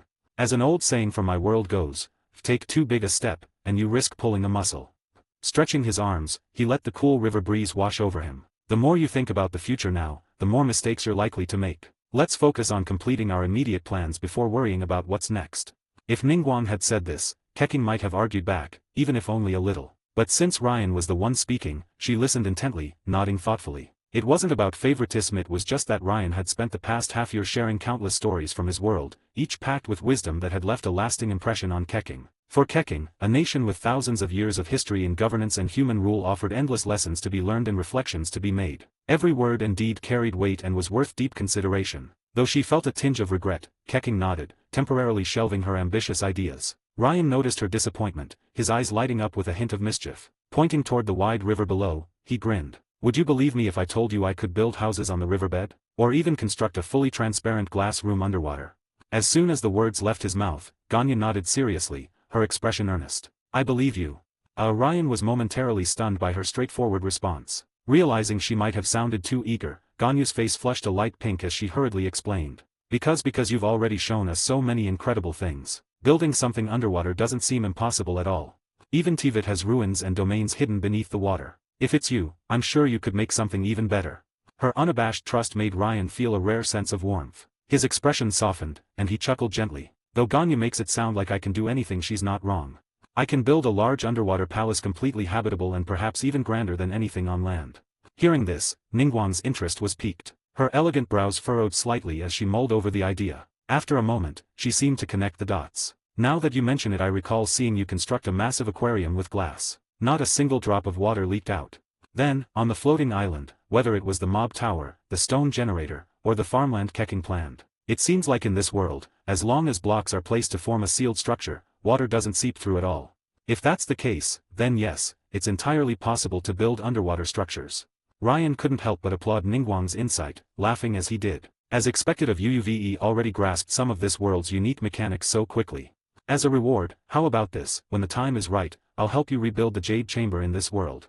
Ningguang's lips curled into a light smile, her radiant eyes gleaming with an unusual brightness. If it's possible, I'd rather you teach me. I'd like to construct the Jade Chamber myself. What was impossible in Teyvat could become simple in this world. Living in a Jade Chamber I built with my own hands would be immensely satisfying. Ryan, appreciating her perspective, nodded without hesitation. Of course, I'd be happy to guide you. He was just about to say more when a piercing sound cut through the air like a blade, sharp and sudden. Ryan's expression darkened instantly. Without a second thought, he pulled out his shield and positioned himself in front of Ningguang. Bang! Everything happened in a flash so quickly that even Zhongli failed to react. By the time the group regained their senses, they saw Ryan holding his shield, where a peculiar weapon had embedded itself. It was a trident, sleek and menacing, still trembling slightly from the force of its impact. 46 Fishing 101. Ryan. Master Ryan. With the sudden attack, Ganyu and Keqing quickly drew their shields and rushed to Ryan's side. Zhongli's expression darkened slightly, swiftly casting the jade shield to protect everyone. He had to admit, even he hadn't sensed the attack earlier. Xiao's face grew serious as he watched Ryan deflect the strange weapon. His expression turned grim. After all, he had just promised to protect everyone. And Ryan was specifically under Zhongli's protection an even greater responsibility. Seeing himself as the bodyguard, Xiao felt ashamed and furious. If Ryan or anyone else had been hurt, he doubted he could ever forgive himself. Especially with his leader standing right there watching. Fuming, Xiao drew his weapon, the primordial jade winged spear, and coldly said, Master Ryan, please retreat with Tianquan and Ganyu. I will handle this enemy. However, Ryan remained calm. The trident was indeed powerful, but with his Steve physique, deflecting it wasn't a problem. Still, if Ningguang had taken that hit, even with his partial protection, she would have been seriously injured. Xiao, wait a moment. Ryan stopped the charging Xiao and glanced back at Ningguang, whose face showed a hint of surprise. Are you okay? He asked softly. Ningguang returned to her senses, her expression serene as always. I'm fine. Thank you, Ryan, she said with a gentle nod and a faint smile. Seeing her composed reaction, Ryan relaxed. He silently praised Tianquan's calm demeanor and gestured for her to join Ganyu and Keqing. However, he didn't notice the faint blush on Ningguang's ears, a subtle indication of her unease. Master Ryan. Xiao's low voice broke through his thoughts, his gaze focused warily on the river surface. Earlier, he felt the attack coming from the river, but now there was no trace of the enemy. Considering this world's peculiarities, Xiao dared not act rashly. Ryan stepped forward, holding his shield as he scanned the river carefully. He quickly figured out who their attacker was. Only a drowned would throw a trident like that. Drowned were more troublesome than zombies. First, they could hide underwater and were immune to sunlight. Second, many carried tridents, giving them a ranged advantage. Tridents dealt significant damage. Third, there was a high probability of encountering multiple drowned at once, likely a small group of them. Ryan's keen eyes quickly identified 5 drowned floating up from the water. 3 of them held tridents. It seemed his luck wasn't in his favor today. Xiao, seeing the rising threats, was about to leap into battle. Hold on. The underwater fight isn't your specialty, Xiao. It's too dangerous. Ryan stopped Xiao again. The latter frowned but reluctantly withdrew. Should we retreat? Xiao asked cautiously. Retreat. Ryan chuckled softly, his gaze fixed on the 5 drowned. 3 tridents between them, that's too valuable to leave behind. After a brief moment of thought, Ryan handed his shield to Xiao and handed him one of the tridents thrown by the drowned. Use this. Your weapon's damage won't be as effective here, he said. Xiao obediently stored away the primordial jade-winged spear and curiously tested the trident's weight and balance. It was halfway between a spear and a gun, but for Xiao, it was still a functional weapon. The trident seems heavy, and its damage seems pretty high, Xiao remarked thoughtfully. Xiao, I'll leave these to you. Ryan glanced at the setting sun, which had begun to dip towards the horizon. Before sunset, I want all these creatures gone. Xiao nodded solemnly. I understand. What do you need me to do? Ryan pointed to the riverbank and softly said. Grab your shield and go to the riverbank. Those monsters will be drawn to you and swim towards you. All you need to do is protect yourself. When they get close, use your weapon to push them back. Leave the rest to us. Xiao didn't ask further. His training as a vigilant yiksha taught him to trust his teammates. Without hesitation, he grabbed his shield and trident and jumped into the water. As expected, the drowned sensed the human presence and immediately roared as they surged towards Xiao. Ryan handed Ganyu a wooden bow and a few arrows, smiling. From now on, we're going to work together, Ganyu. Ganyu nodded seriously. I understand. I won't let Ryan down. It's not that serious. Ryan waved his hand dismissively, leisurely pulling out a fishing rod. With a soft chuckle, he said. Just follow my lead. When I tell you to shoot, you shoot, okay? Ganyu didn't speak, but simply nodded solemnly, standing beside Ryan. Ningguang watched Ryan with the fishing rod, gesturing as if he was about to fish up drowned. She opened her mouth, about to advise against it, but before she could, Ryan's eyes lit up. You're it. He suddenly swung the fishing rod with force. The long fishing line, driven by the hook, traced a perfect arc and landed precisely on the leading drowned wielding a trident. Dead corpse hook. Reel in. Ryan heaved the rod, and with a single powerful pull, even the fishing rod barely bent. No finesse, no skillful maneuvers, just sheer strength. The fishing hook snagged the drowned, lifting it out of the water and into the air. It landed just a short distance from Ryan. Watching Ryan's bizarre fishing technique, whether it was Xiao down below wielding his shield or the others watching in astonishment, they were all stunned. This method, even after thousands of years of experience, felt unprecedentedly explosive. Even though everyone had seen absurd feats throughout the day, Ryan's violent pull to fish out the corpse still left them speechless. Ryan, however, remained unfazed. His gaze was locked on the drowned that, exposed to sunlight, burst into flames. Flames engulfed it, causing the corpse to flail wildly, screaming as it stumbled and ran aimlessly. Yet Ryan's fishing technique was too refined. No matter how the drowned tried to escape, it couldn't return to the river. Calculating its health, Ryan estimated its life force had nearly depleted. He turned to Ganyu and patted her on the shoulder. It's your turn, Ganyu. Finish it. Oh, okay. Still a bit bewildered by Ryan's mysterious techniques, Ganyu raised her bow. Yet, her archery skills were deeply ingrained. Without needing to aim, she simply drew her bow and shot. The arrow found its target, and the drowned collapsed into a wisp of smoke. Only a piece of rotten flesh and the trident it carried were left behind. Ryan smiled slightly, internally praising Ganyu's luck. Killing a drowned often resulted in a trident drop, a 1 in 10 chance. Ryan didn't rush to collect the trident, instead patting Ganyu's shoulder again with a grin. You worked well. There are still 4 left. So time for me to cast again.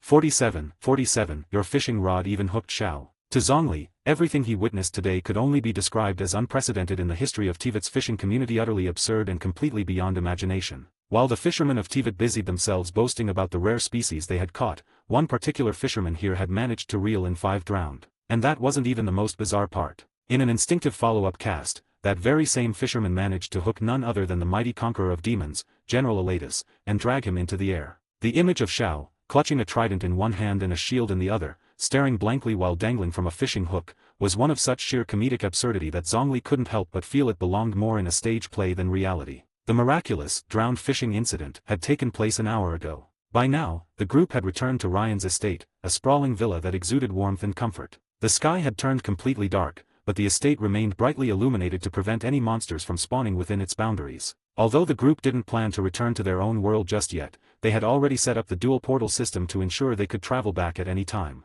Now, they sat around a campfire near the villa, enjoying cups of hot tea and basking in the cozy atmosphere. This fishing rod truly is extraordinary. Ningguang's soft exclamation broke the silence, marking the umpteenth time she had marveled at the peculiar item. If the fishing association in Liyue knew about a rod like this, they'd be willing to spend an astronomical amount of mora to get their hands on one.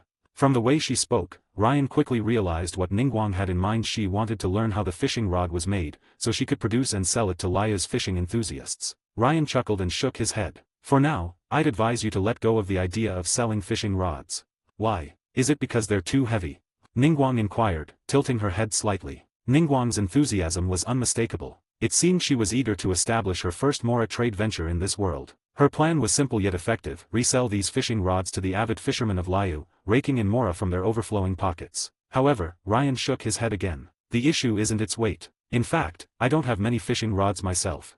Ningguang appeared to grasp his point and asked softly, is it because of the materials? Ryan sighed and nodded reluctantly. To make a fishing rod, you need 3 wooden sticks. That's the easy part. But the other key material is string. String is a peculiar material, Ryan explained, his tone carrying a tinge of helplessness. It can only be obtained by killing spiders or breaking down spider webs. He paused for a moment before continuing, and, on top of that, string is a primary component for crafting bows and arrows. Given our current situation, we can't afford to squander it on something as indulgent as trade. String isn't exactly easy to come by, after all. Ningguang nodded thoughtfully at his words. Although she didn't show any overt signs of disappointment, Ryan could sense a subtle trace of regret in her expression. Unable to resist, he added a few reassuring words. It's not a huge issue. There are plenty of spiders and webs in the mines. Besides, we've already built a mob farm, so it won't be long before monster materials become abundant. Hearing this, a gentle softness flickered in Ningguang's eyes, and she gave a slight nod. Now I see why you prioritized building a mob farm first. Ryan chuckled, choosing not to elaborate further. Instead, his gaze shifted toward Xiao, who sat nearby clutching a trident that was nearly as tall as himself. Well, it had been thanks to Ganyu's incredible luck. 3 of the drowned zombies they had encountered had been carrying tridents, all of which were retrieved after the fight. Ryan had given one of these tridents to Xiao as a gesture of goodwill. After all, it was partly Ryan's fault that Xiao had been unceremoniously fished out of the water and slammed onto the ground with enough force to break both his legs. Although Xiao had quickly dismissed the incident, stating that his injuries had fully healed after eating an apple and restoring his saturation levels, Ryan still felt responsible. If the hook had been higher, Xiao could have genuinely been in danger. Plus, gifting Xiao the trident wasn't just an apology, it was also a way to boost his combat prowess in this new world. While Xiao's signature weapon, primordial jade-winged spear, was a fine tool, its unique divine attributes were largely nullified in this world. At most, it was just a sharp weapon. In terms of sheer damage against monsters, the trident likely outperformed the spear. When Ryan glanced at the clock, it was nearing 8 p.m. He decided it was a good time to wrap things up. Alright, there's not much left to do tonight. Let's head back soon, he announced. But before that, let's take stock of today's gains. The group quickly grew serious, setting aside their lighthearted banter as they turned their attention to Ryan. Truth be told, Ryan himself hadn't accomplished much that day. Most of his time had been spent constructing the floating island. At best, he had taken down a few drowned zombies, inspected some trees, and harvested a modest batch of potatoes and carrots. After a moment of thought, he spoke up. I didn't get much today, so I can give you all some seeds to plant back in your world. Also, bone meal. Ahem. Keqing interrupted him with a sharp cough, cutting him off before he could finish his sentence. I managed to gather quite a bit of soil, along with some wood and stone, she said quickly. I'll just bring those back. I'm planning to claim a plot of land near Mount Tianheng, fill it with soil from this world, and try growing crops from our world. However, I'll need to borrow a water bucket from you, Ryan, she added. Ryan nodded readily. The bucket's in the chest. Take it whenever you're ready. That said, you might also want to try using bone meal on your crops. Ahem. This time, it was Ningguang who interrupted with a delicate cough. With her usual elegance, she said, I gathered several saplings and 6 stacks of birch wood blocks. Once I've processed the wood into planks at a crafting table, I'll send them to the harbor for further refinement or direct sale. Either way, they'll fetch a good amount of mora. As for the saplings, I'll leave those to you, Keqing, she added. Keqing nodded in agreement. No problem. Realizing that further attempts to promote the use of bone meal would be futile, Ryan decided to let the matter rest. It seemed they would need more time to fully adapt to the peculiarities of this world. I think I'll take some sand and glass back with me, Ganyu said softly, her fingers fidgeting with the hem of her sleeve. Glass has a strong market appeal, especially given how unique the glass from this world is. This batch can serve as a test to gauge its market reception. The group unanimously supported her idea. After all, glass wasn't just valuable in Liyue, it was highly sought after in all 7 nations. The only challenge lay in transporting it safely. But the glass produced in Ryan's world was remarkably durable, making logistics far less of a concern. With their plans finalized, the 3 women had clear goals for what they wanted to bring back. However, Xiao and Zhongli seemed a bit lost. Xiao had spent the entire day working on the floating island, ending up with a pouch full of cobblestones. Meanwhile, Zhongli had alternated between mining stone and slaying monsters, leaving him with an equally unappealing collection of cobblestones and rotting flesh. Xiao, for one, had no intention of bringing those grotesque monster materials back with him. They were far too disgusting. But the idea of leaving empty-handed after an entire day's work felt like a waste. Noticing their hesitation, Ryan clapped his hands together and suggested with a grin, all right, here's the plan. Take the cobblestones back with you and practice crafting some basic items, stairs, levers, furnaces, that sort of thing. It'll give you some experience with crafting. Also, I'll pack some dyes for you to take back. His words left the group momentarily stunned. After a brief pause, Zhongli raised a curious eyebrow and asked, dyes. 48, Ningguang, the Ganyu Pavilion owes you nothing. 48, Ningguang, the Ganyu Pavilion owes you nothing. Yes, dyes. Ryan rose from his seat and walked to a chest on the other side of the room. From it, he retrieved a large pile of roses and dandelions. These flowers were the raw materials for crafting rose red and dandelion yellow dyes, 2 of the most basic and easily obtainable colors in the world. As for other dyes, some required bone meal, while others relied on lapis lazuli. The former was far too precious to spare at the moment, and the latter was completely unavailable. Ryan had made a habit of collecting flowers of all kinds. They grew quickly and often appeared in large clusters, making them easy to harvest. Thanks to his efforts, he had stockpiled a variety of flowers enough to fill 4 or 5 stacks. For now, he selected only half a stack of roses and half a stack of dandelions. With practiced ease, he placed them on the crafting table, breaking them down into a stack of rose red dye and a stack of dandelion yellow dye. Handing the dyes to Zhongli, Ryan smiled. These are the most basic colors. If you combine these 2, you can create orange dye. Feel free to give it a try. These dyes are made purely from flowers, which means they're of the highest quality. I imagine they'll fetch a good price in Liyue Harbor. As he spoke, Ryan turned his gaze toward Ningguang. He hadn't forgotten that she had a top-tier tailor under her command, as well as Liyue Harbor's largest bespoke tailoring shop. If anyone could appreciate the value of these dyes, it was her. Just as he expected, Ningguang's eyes lit up with admiration as she examined the dyes. A soft smile graced her lips, her gaze lingering on the vibrant colors. Dyes crafted purely from flowers? Even in Liyue Harbor, I've never heard of such premium quality dyes. With my expertise, I can say with certainty that these dyes will be highly sought after. They'll sell for an excellent price. It seems we'll need to pay more attention to flowers from now on, she added thoughtfully. Then, crossing her arms with an air of elegance and authority, Ningguang tilted her head slightly and fixed Ryan with a shrewd yet playful gaze. Additionally, she began, her tone calm but laced with a subtle allure. If possible, I'd like to incorporate these dyes into our private trade agreements. Ryan couldn't tell if she was being serious or teasing him, but it didn't matter much. It was a minor issue and easy enough to agree to. Nodding with a grin, he replied, that's something we can discuss in more detail later. For now, though, let's call it a day and head home. The next day marked the official signing of a trade agreement between Ryan and Liyue. While their return journey wasn't exactly overflowing with treasures, it was still a productive expedition. As before, Ningguang arranged for Xiangling's Wanmin restaurant to deliver a sumptuous dinner that evening. Around the dining table, the group shared stories and laughter, their camaraderie as warm as ever. By 9 o'clock, Ningguang and the others had bid their farewells and departed. Tonight, even Keqing and Ganyu decided to leave. After all, staying too long in a remote place like Mount Tianheng alongside Ryan might give rise to misunderstandings. However, both women mentioned they might return early the next morning. Xiao, on the other hand, had mentioned something intriguing before leaving. He planned to bring along a friend who was highly likely to fly.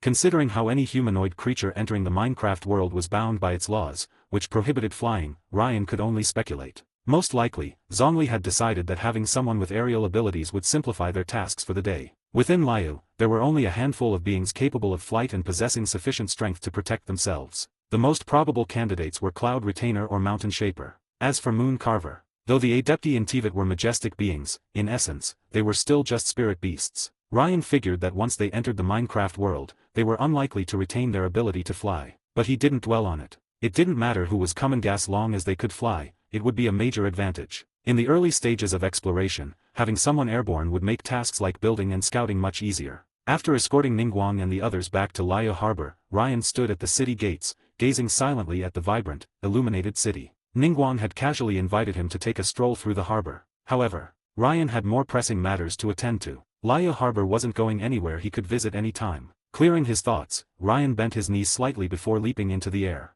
The resulting boom reverberated through the harbor like a thunderclap, startling the citizens. Yet, despite searching high and low, they found nothing damaged. Eventually, they chalked it up to a sudden, inexplicable thunderstrike. Meanwhile, in the floating jade chamber, Ningguang and the others exchanged knowing glances, letting out wry chuckles. "There's probably a new crater at the harbor gate," Ningguang quipped, her tone light. Keqing nodded in agreement, her expression serious. "Indeed, we'll need to send someone to smooth it out later. Also, tomorrow, we should remind Ryan to be more mindful of his strength while in Liyue. Such power could easily cause significant damage." Her suggestion was practical, but Ningguang shook her head gently, her smile tinged with indulgence. "There's no need to make a big deal of it. Ryan knows his own strength well enough. We shouldn't risk upsetting him by nitpicking over trivial matters." Keqing opened her mouth as if to argue but was swiftly interrupted by Ningguang, who smoothly shifted the conversation. "It's strange without Ryan's physical enhancement. I'm starting to realize just how frail I've become." Ningguang examined her slender arm with a mix of amusement and seriousness. "In the past, when I roamed the streets of Liyue Harbor selling goods to earn mora, my body wasn't exactly strong, but the constant activity gave me a certain resilience. Now, even though I've worked harder than ever since becoming the Tianquan, my body has grown weaker instead of stronger." She sighed, shaking her head with a rueful smile. "I suppose, without realizing it, I've let myself grow soft and accustomed to luxury." Keqing gave her a pointed look, her thoughts unspoken but clear. "Soft and accustomed to luxury. You, the Tianquan of Liyue, whose power and wealth are unrivaled across Teyvat?" Still, Ningguang chuckled lightly, her gaze distant yet resolute. "It seems I'll need to spend more time in Ryan's world. They have a saying there, your health is your greatest asset." "Enough deflection," Keqing interjected with a sigh, her frustration evident. "Fine, I won't bring up Ryan's strength. But honestly, what's there to worry about? He's our friend, and a little reminder wouldn't hurt our relationship."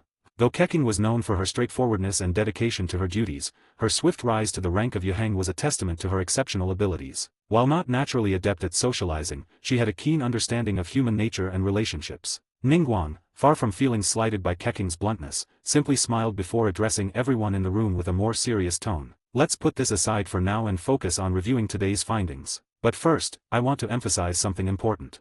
Her golden gaze swept across the room, commanding attention. Even Xiao, known for his aloofness, and Zhongli, who often maintained a detached demeanor, listened intently. "Our partnership with Ryan must remain rooted in fairness, mutual benefit, and trust. Beyond that, I hope we can be more than just collaborators. I hope we can become steadfast allies, united in both prosperity and adversity."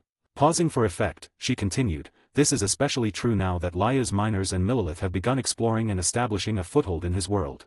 The room fell silent as her words sank in. "I hope that as we venture further into Ryan's world, we can approach him not just as partners, but as friends," Ningguang concluded. Her declaration left little room for dissent. Even Xiao, bound by his allegiance to Zhongli, offered no objections. Zhongli himself, who had entrusted Ningguang with the details of this collaboration, readily acknowledged her expertise in such matters. As for Keqing and Ganyu, they had long considered Ryan a friend, though Ganyu's thoughts on him often strayed into more complicated territory. Seeing the group's unified response, Ningguang allowed herself a moment of relief before addressing Xiao directly. "Now, about today's discovery, there's one thing in particular I'd like to revisit. Xiao, could you show us the trident Ryan gave you?"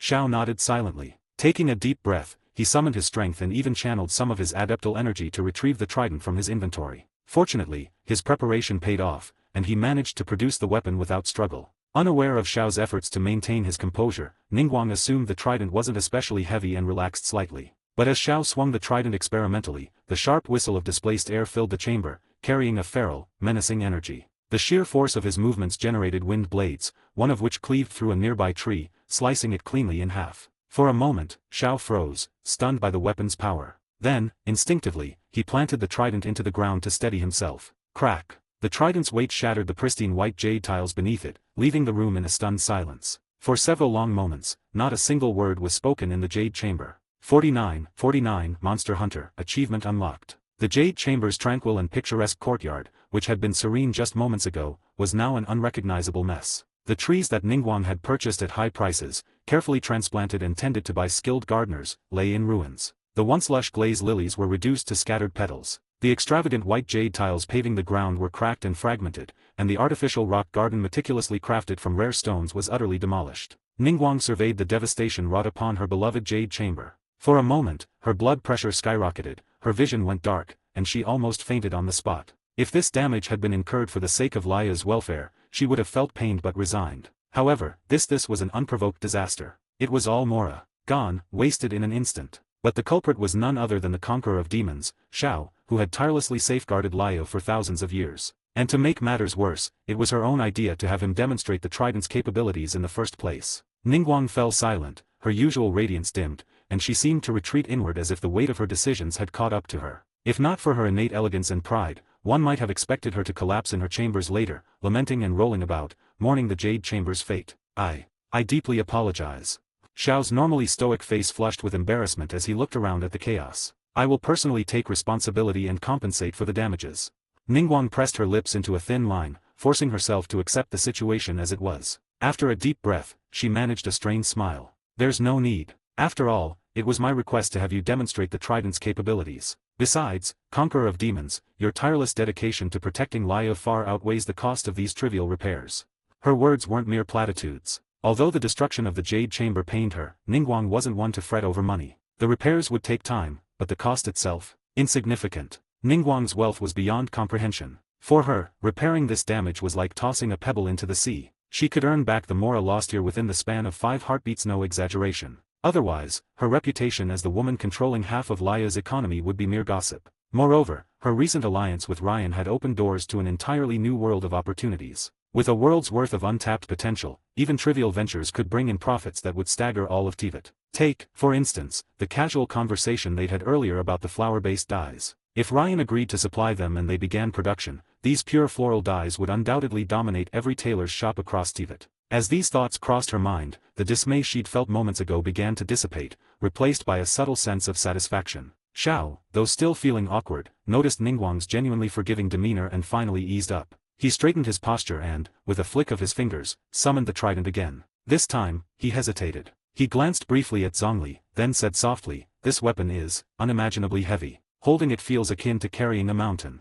He paused for a moment, his golden eyes flickering with an almost imperceptible ripple of unease before continuing, "I've examined it with my adeptal powers. Its structure is incredibly durable. As far as I can tell, there's nothing in Teyvat that could break it." He hesitated briefly, then added, almost as an afterthought, "Though I'm sure the Geo-Archon could destroy it if he wished."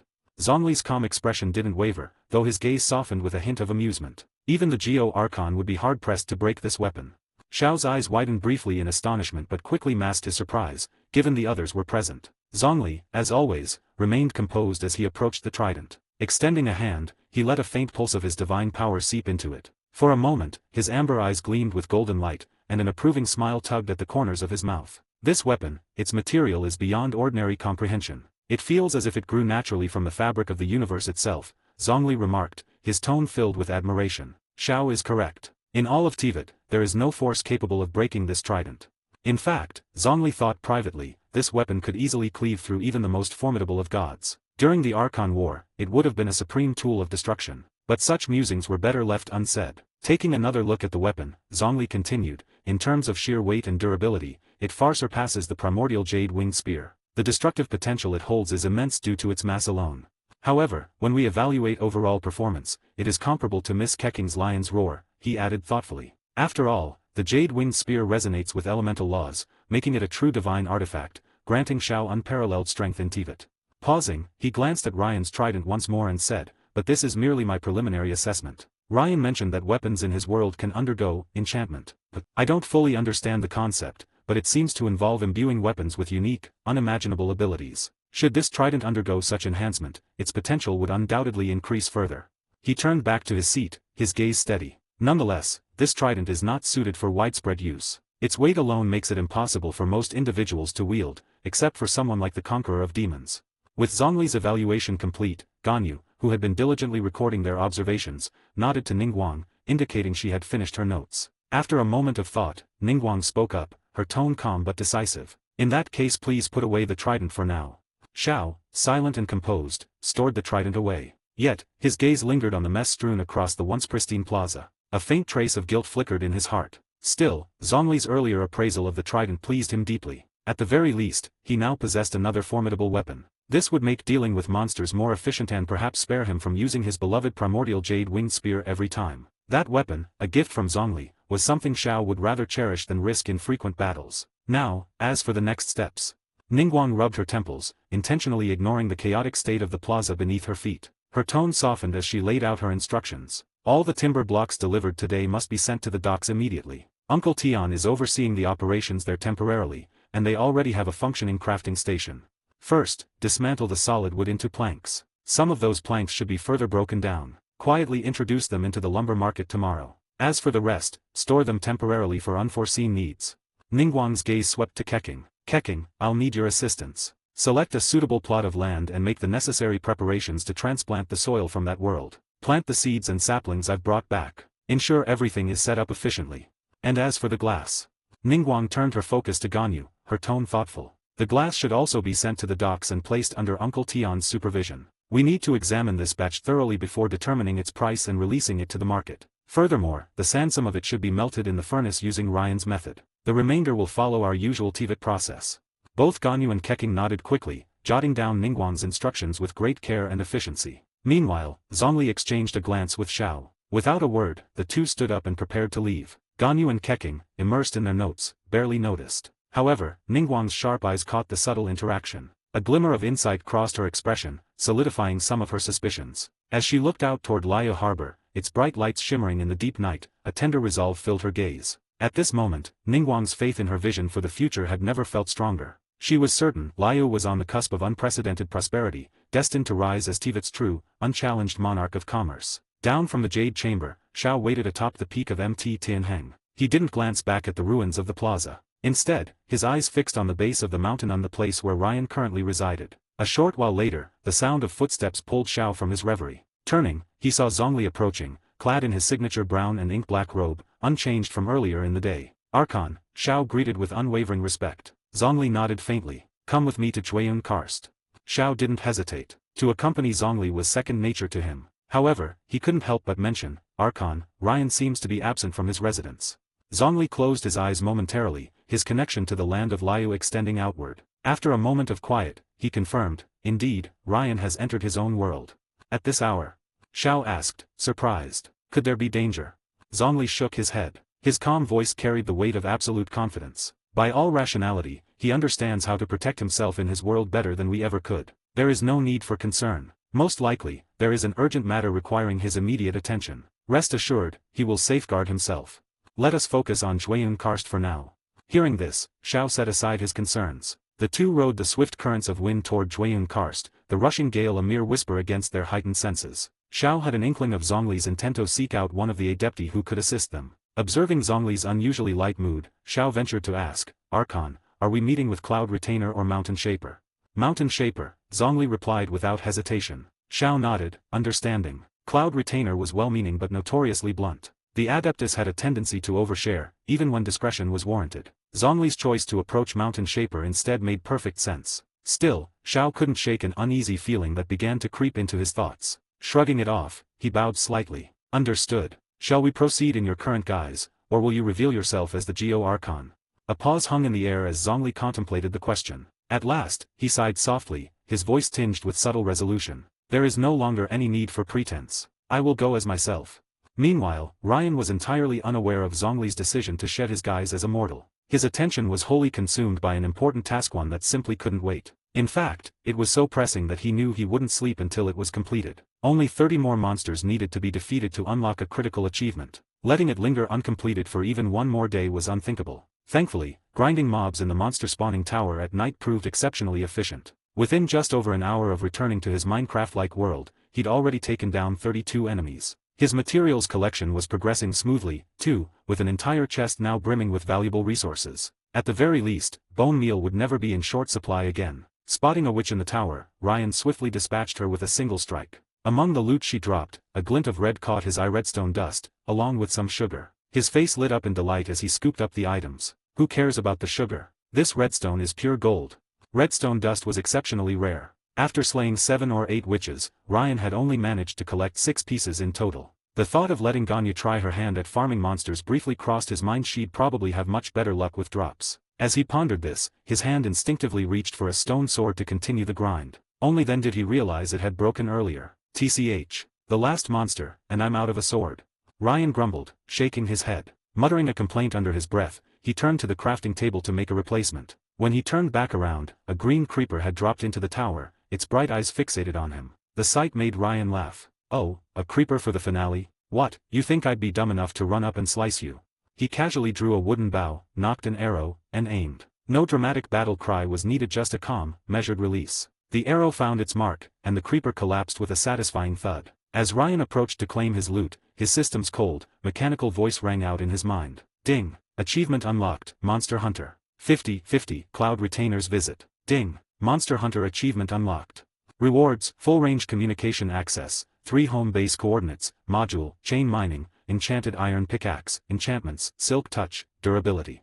Next achievement mission, diamonds. Diamonds. Objective, collect 100 diamonds.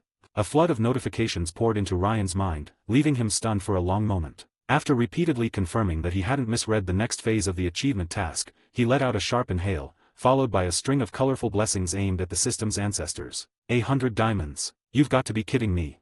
Ryan groused, sitting on a block of solid wood with his arms crossed and an irritated look on his face. Do you think diamonds grow in fields like giant sweet potatoes? 100. Even if I hollow out this entire mountain, it's a coin flip whether I'd find that many diamonds. Getting stuck with a taskmaster like you must be the worst luck of 8 lifetimes.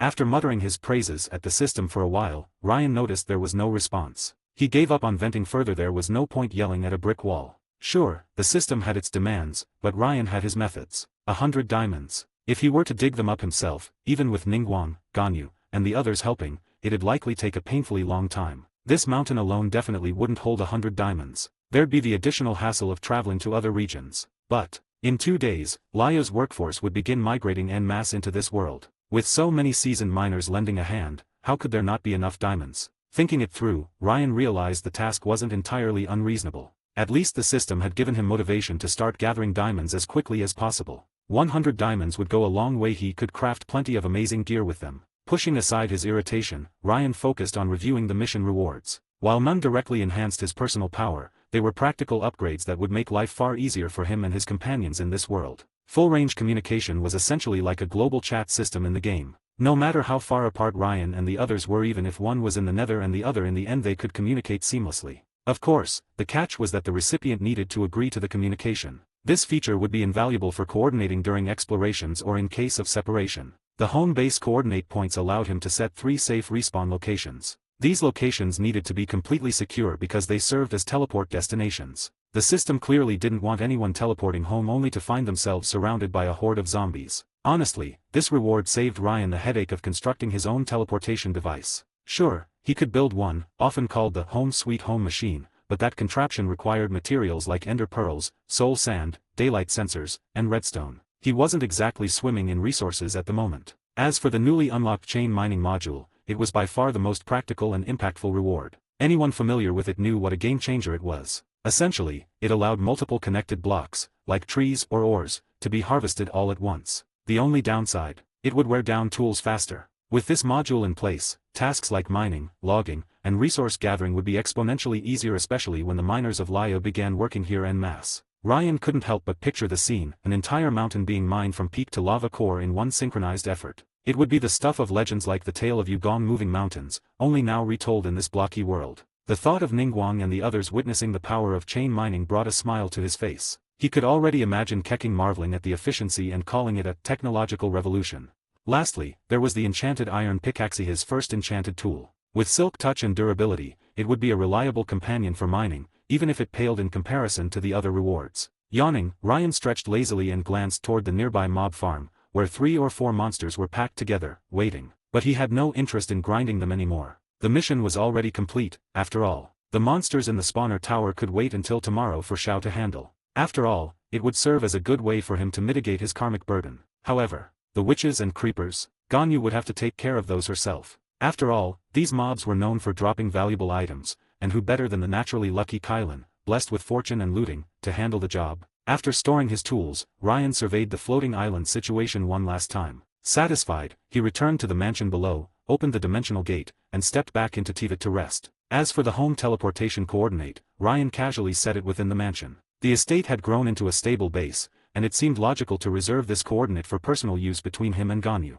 For the mining and development team from Liyue, who would arrive soon, he planned to establish a separate base nearby. He could assign them another teleportation point to use at their convenience. Ryan wasn't in the mood to sleep in the MC world tonight. Although the mansion was comfortable enough, tomorrow would be a busy day. He'd have to bring Ganyu and the others back into the pixelated world early in the morning. When Ryan finally stepped through the dimensional gate, leaving the Minecraft world, the once lively landscape fell into complete stillness. Far off, within a distant mountain cavern, faint torchlight flickered. A peculiar, humanoid figure made of blocks emerged briefly, a green shirt and deep blue pants. It vanished into the darkness as quickly as it appeared, leaving behind a trail of diamonds and redstone or glittering in the cave. The next morning, Ryan was jolted awake by Keqing's persistent knocking. Although his enhanced physique rendered sleep unnecessary, old habits died hard. Ryan wasn't ready to abandon the comforts of humanity just yet. Groggy, he stepped out of his room, only to find Keqing and the others already waiting in the courtyard. What surprised him, though, was the sight of a makeshift table crafted from wooden fences and stairs.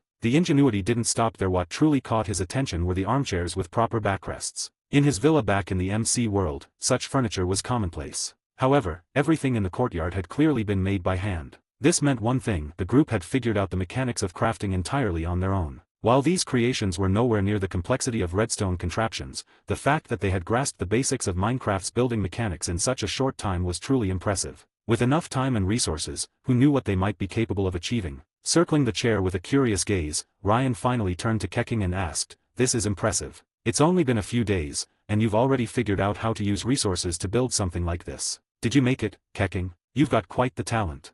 Keqing looked pleased but shook her head. "Actually, I only built the table based on what I saw in your villa. As for the chairs..." Before she could finish, a sharp, clear crane cry echoed through the courtyard. A light breeze swept past, carrying a faint, refreshing scent. Ryan turned his gaze to the source. There stood a majestic white and blue crane, its form towering over a person. Its feathers glimmered faintly with a misty sheen, exuding an ethereal elegance that seemed untouchable. The crane carried a bundle of King's flowers in its beak, which it carefully set down as it folded its wings. Tilting its head, it regarded Ryan with a discerning look. And who might this be?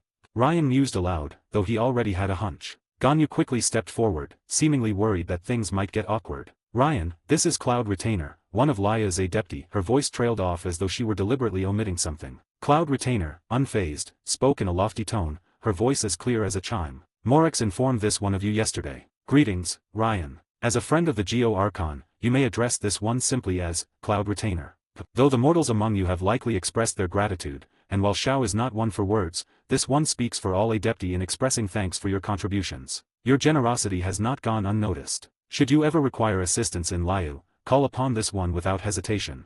Her gaze flickered briefly toward Keqing and Ningguang, both of whom stiffened under her scrutiny. Cloud Retainer then added, "Also, this one is Ganyu's foster mother." "Oh, Ganyu's mentioned you before," Ryan said casually, noticing Ganyu's growing discomfort. He smiled slightly, steering the conversation away. Cloud Retainer raised an elegant brow, intrigued. "She has. Strange. This child often seems reluctant to engage with this one. She always flees before I can finish speaking." This one had thought her to be entering some sort of rebellious phase. Ganyu, mortified, stood frozen. Her mind raced. What would Ryan think? That she was an immature, rebellious Keqing, an ungrateful daughter? Oblivious to her distress, Cloud Retainer continued, her tone now lighter. "Keqing was just speaking of your skill, Cloud Retainer," Ryan interjected smoothly, shifting the conversation again. "She said you're remarkably adept at building things. She mentioned you even designed that chair yourself." Keqing, momentarily startled, noticed the subtle change in Cloud Retainer's demeanor. For the first time since the Rite of Dissension incident, the Adeptus looked at her without a hint of hostility. "Is that so? It seems the Yuheng star has a keen eye after all," Cloud Retainer remarked, her tone carrying a hint of satisfaction. "This one is indeed unmatched in the art of craftsmanship among the Adepti. Even Morix himself has praised this one's ingenuity. In ages past, only Gizhong could rival this one's creations. Her voice faltered as she spoke of Gizhong, her expression briefly clouding with sorrow. Ah, those were times of joy and camaraderie, but the past cannot be revisited, she murmured, more to herself than anyone else. The courtyard fell into an uneasy silence. But Cloud Retainer soon collected herself, her gaze softening as it fell upon Ganyu. Enough of bygones, she declared. Little Ganyu, it has been some time since this one last visited. I have brought you the finest Kingsin from Jueyun Karst. It should suffice for a few days. Alas, this one does lament how you've grown so distant, Ganyu. Once, you were such a round, chubby little thing. Now you've grown so thin. Ganyu stood frozen as her deepest secret spilled into the open. Keqing, Ningguang, and Ryan all heard it clear as day. And with that, the dignified Kylan felt her world shatter into pieces. Hi guys. I made a paid service in Telegram where you will find a great collection of fanfiction audiobooks organized and regularly updated. What you get? An unlimited access to the full audiobook library. New fanfiction audiobooks added regularly. You can play audios directly from Telegram anytime. Joining our service is available through a monthly subscription of $5. You can pay using PayPal or Ko-fi. So what are you waiting for? Send me a message on Telegram or Discord. I will provide the payment details. After the payment is confirmed, you will receive access to the private Telegram channel containing all audiobooks. If you enjoy fanfiction and prefer listening instead of reading, this library is made for you. Message me anytime to join.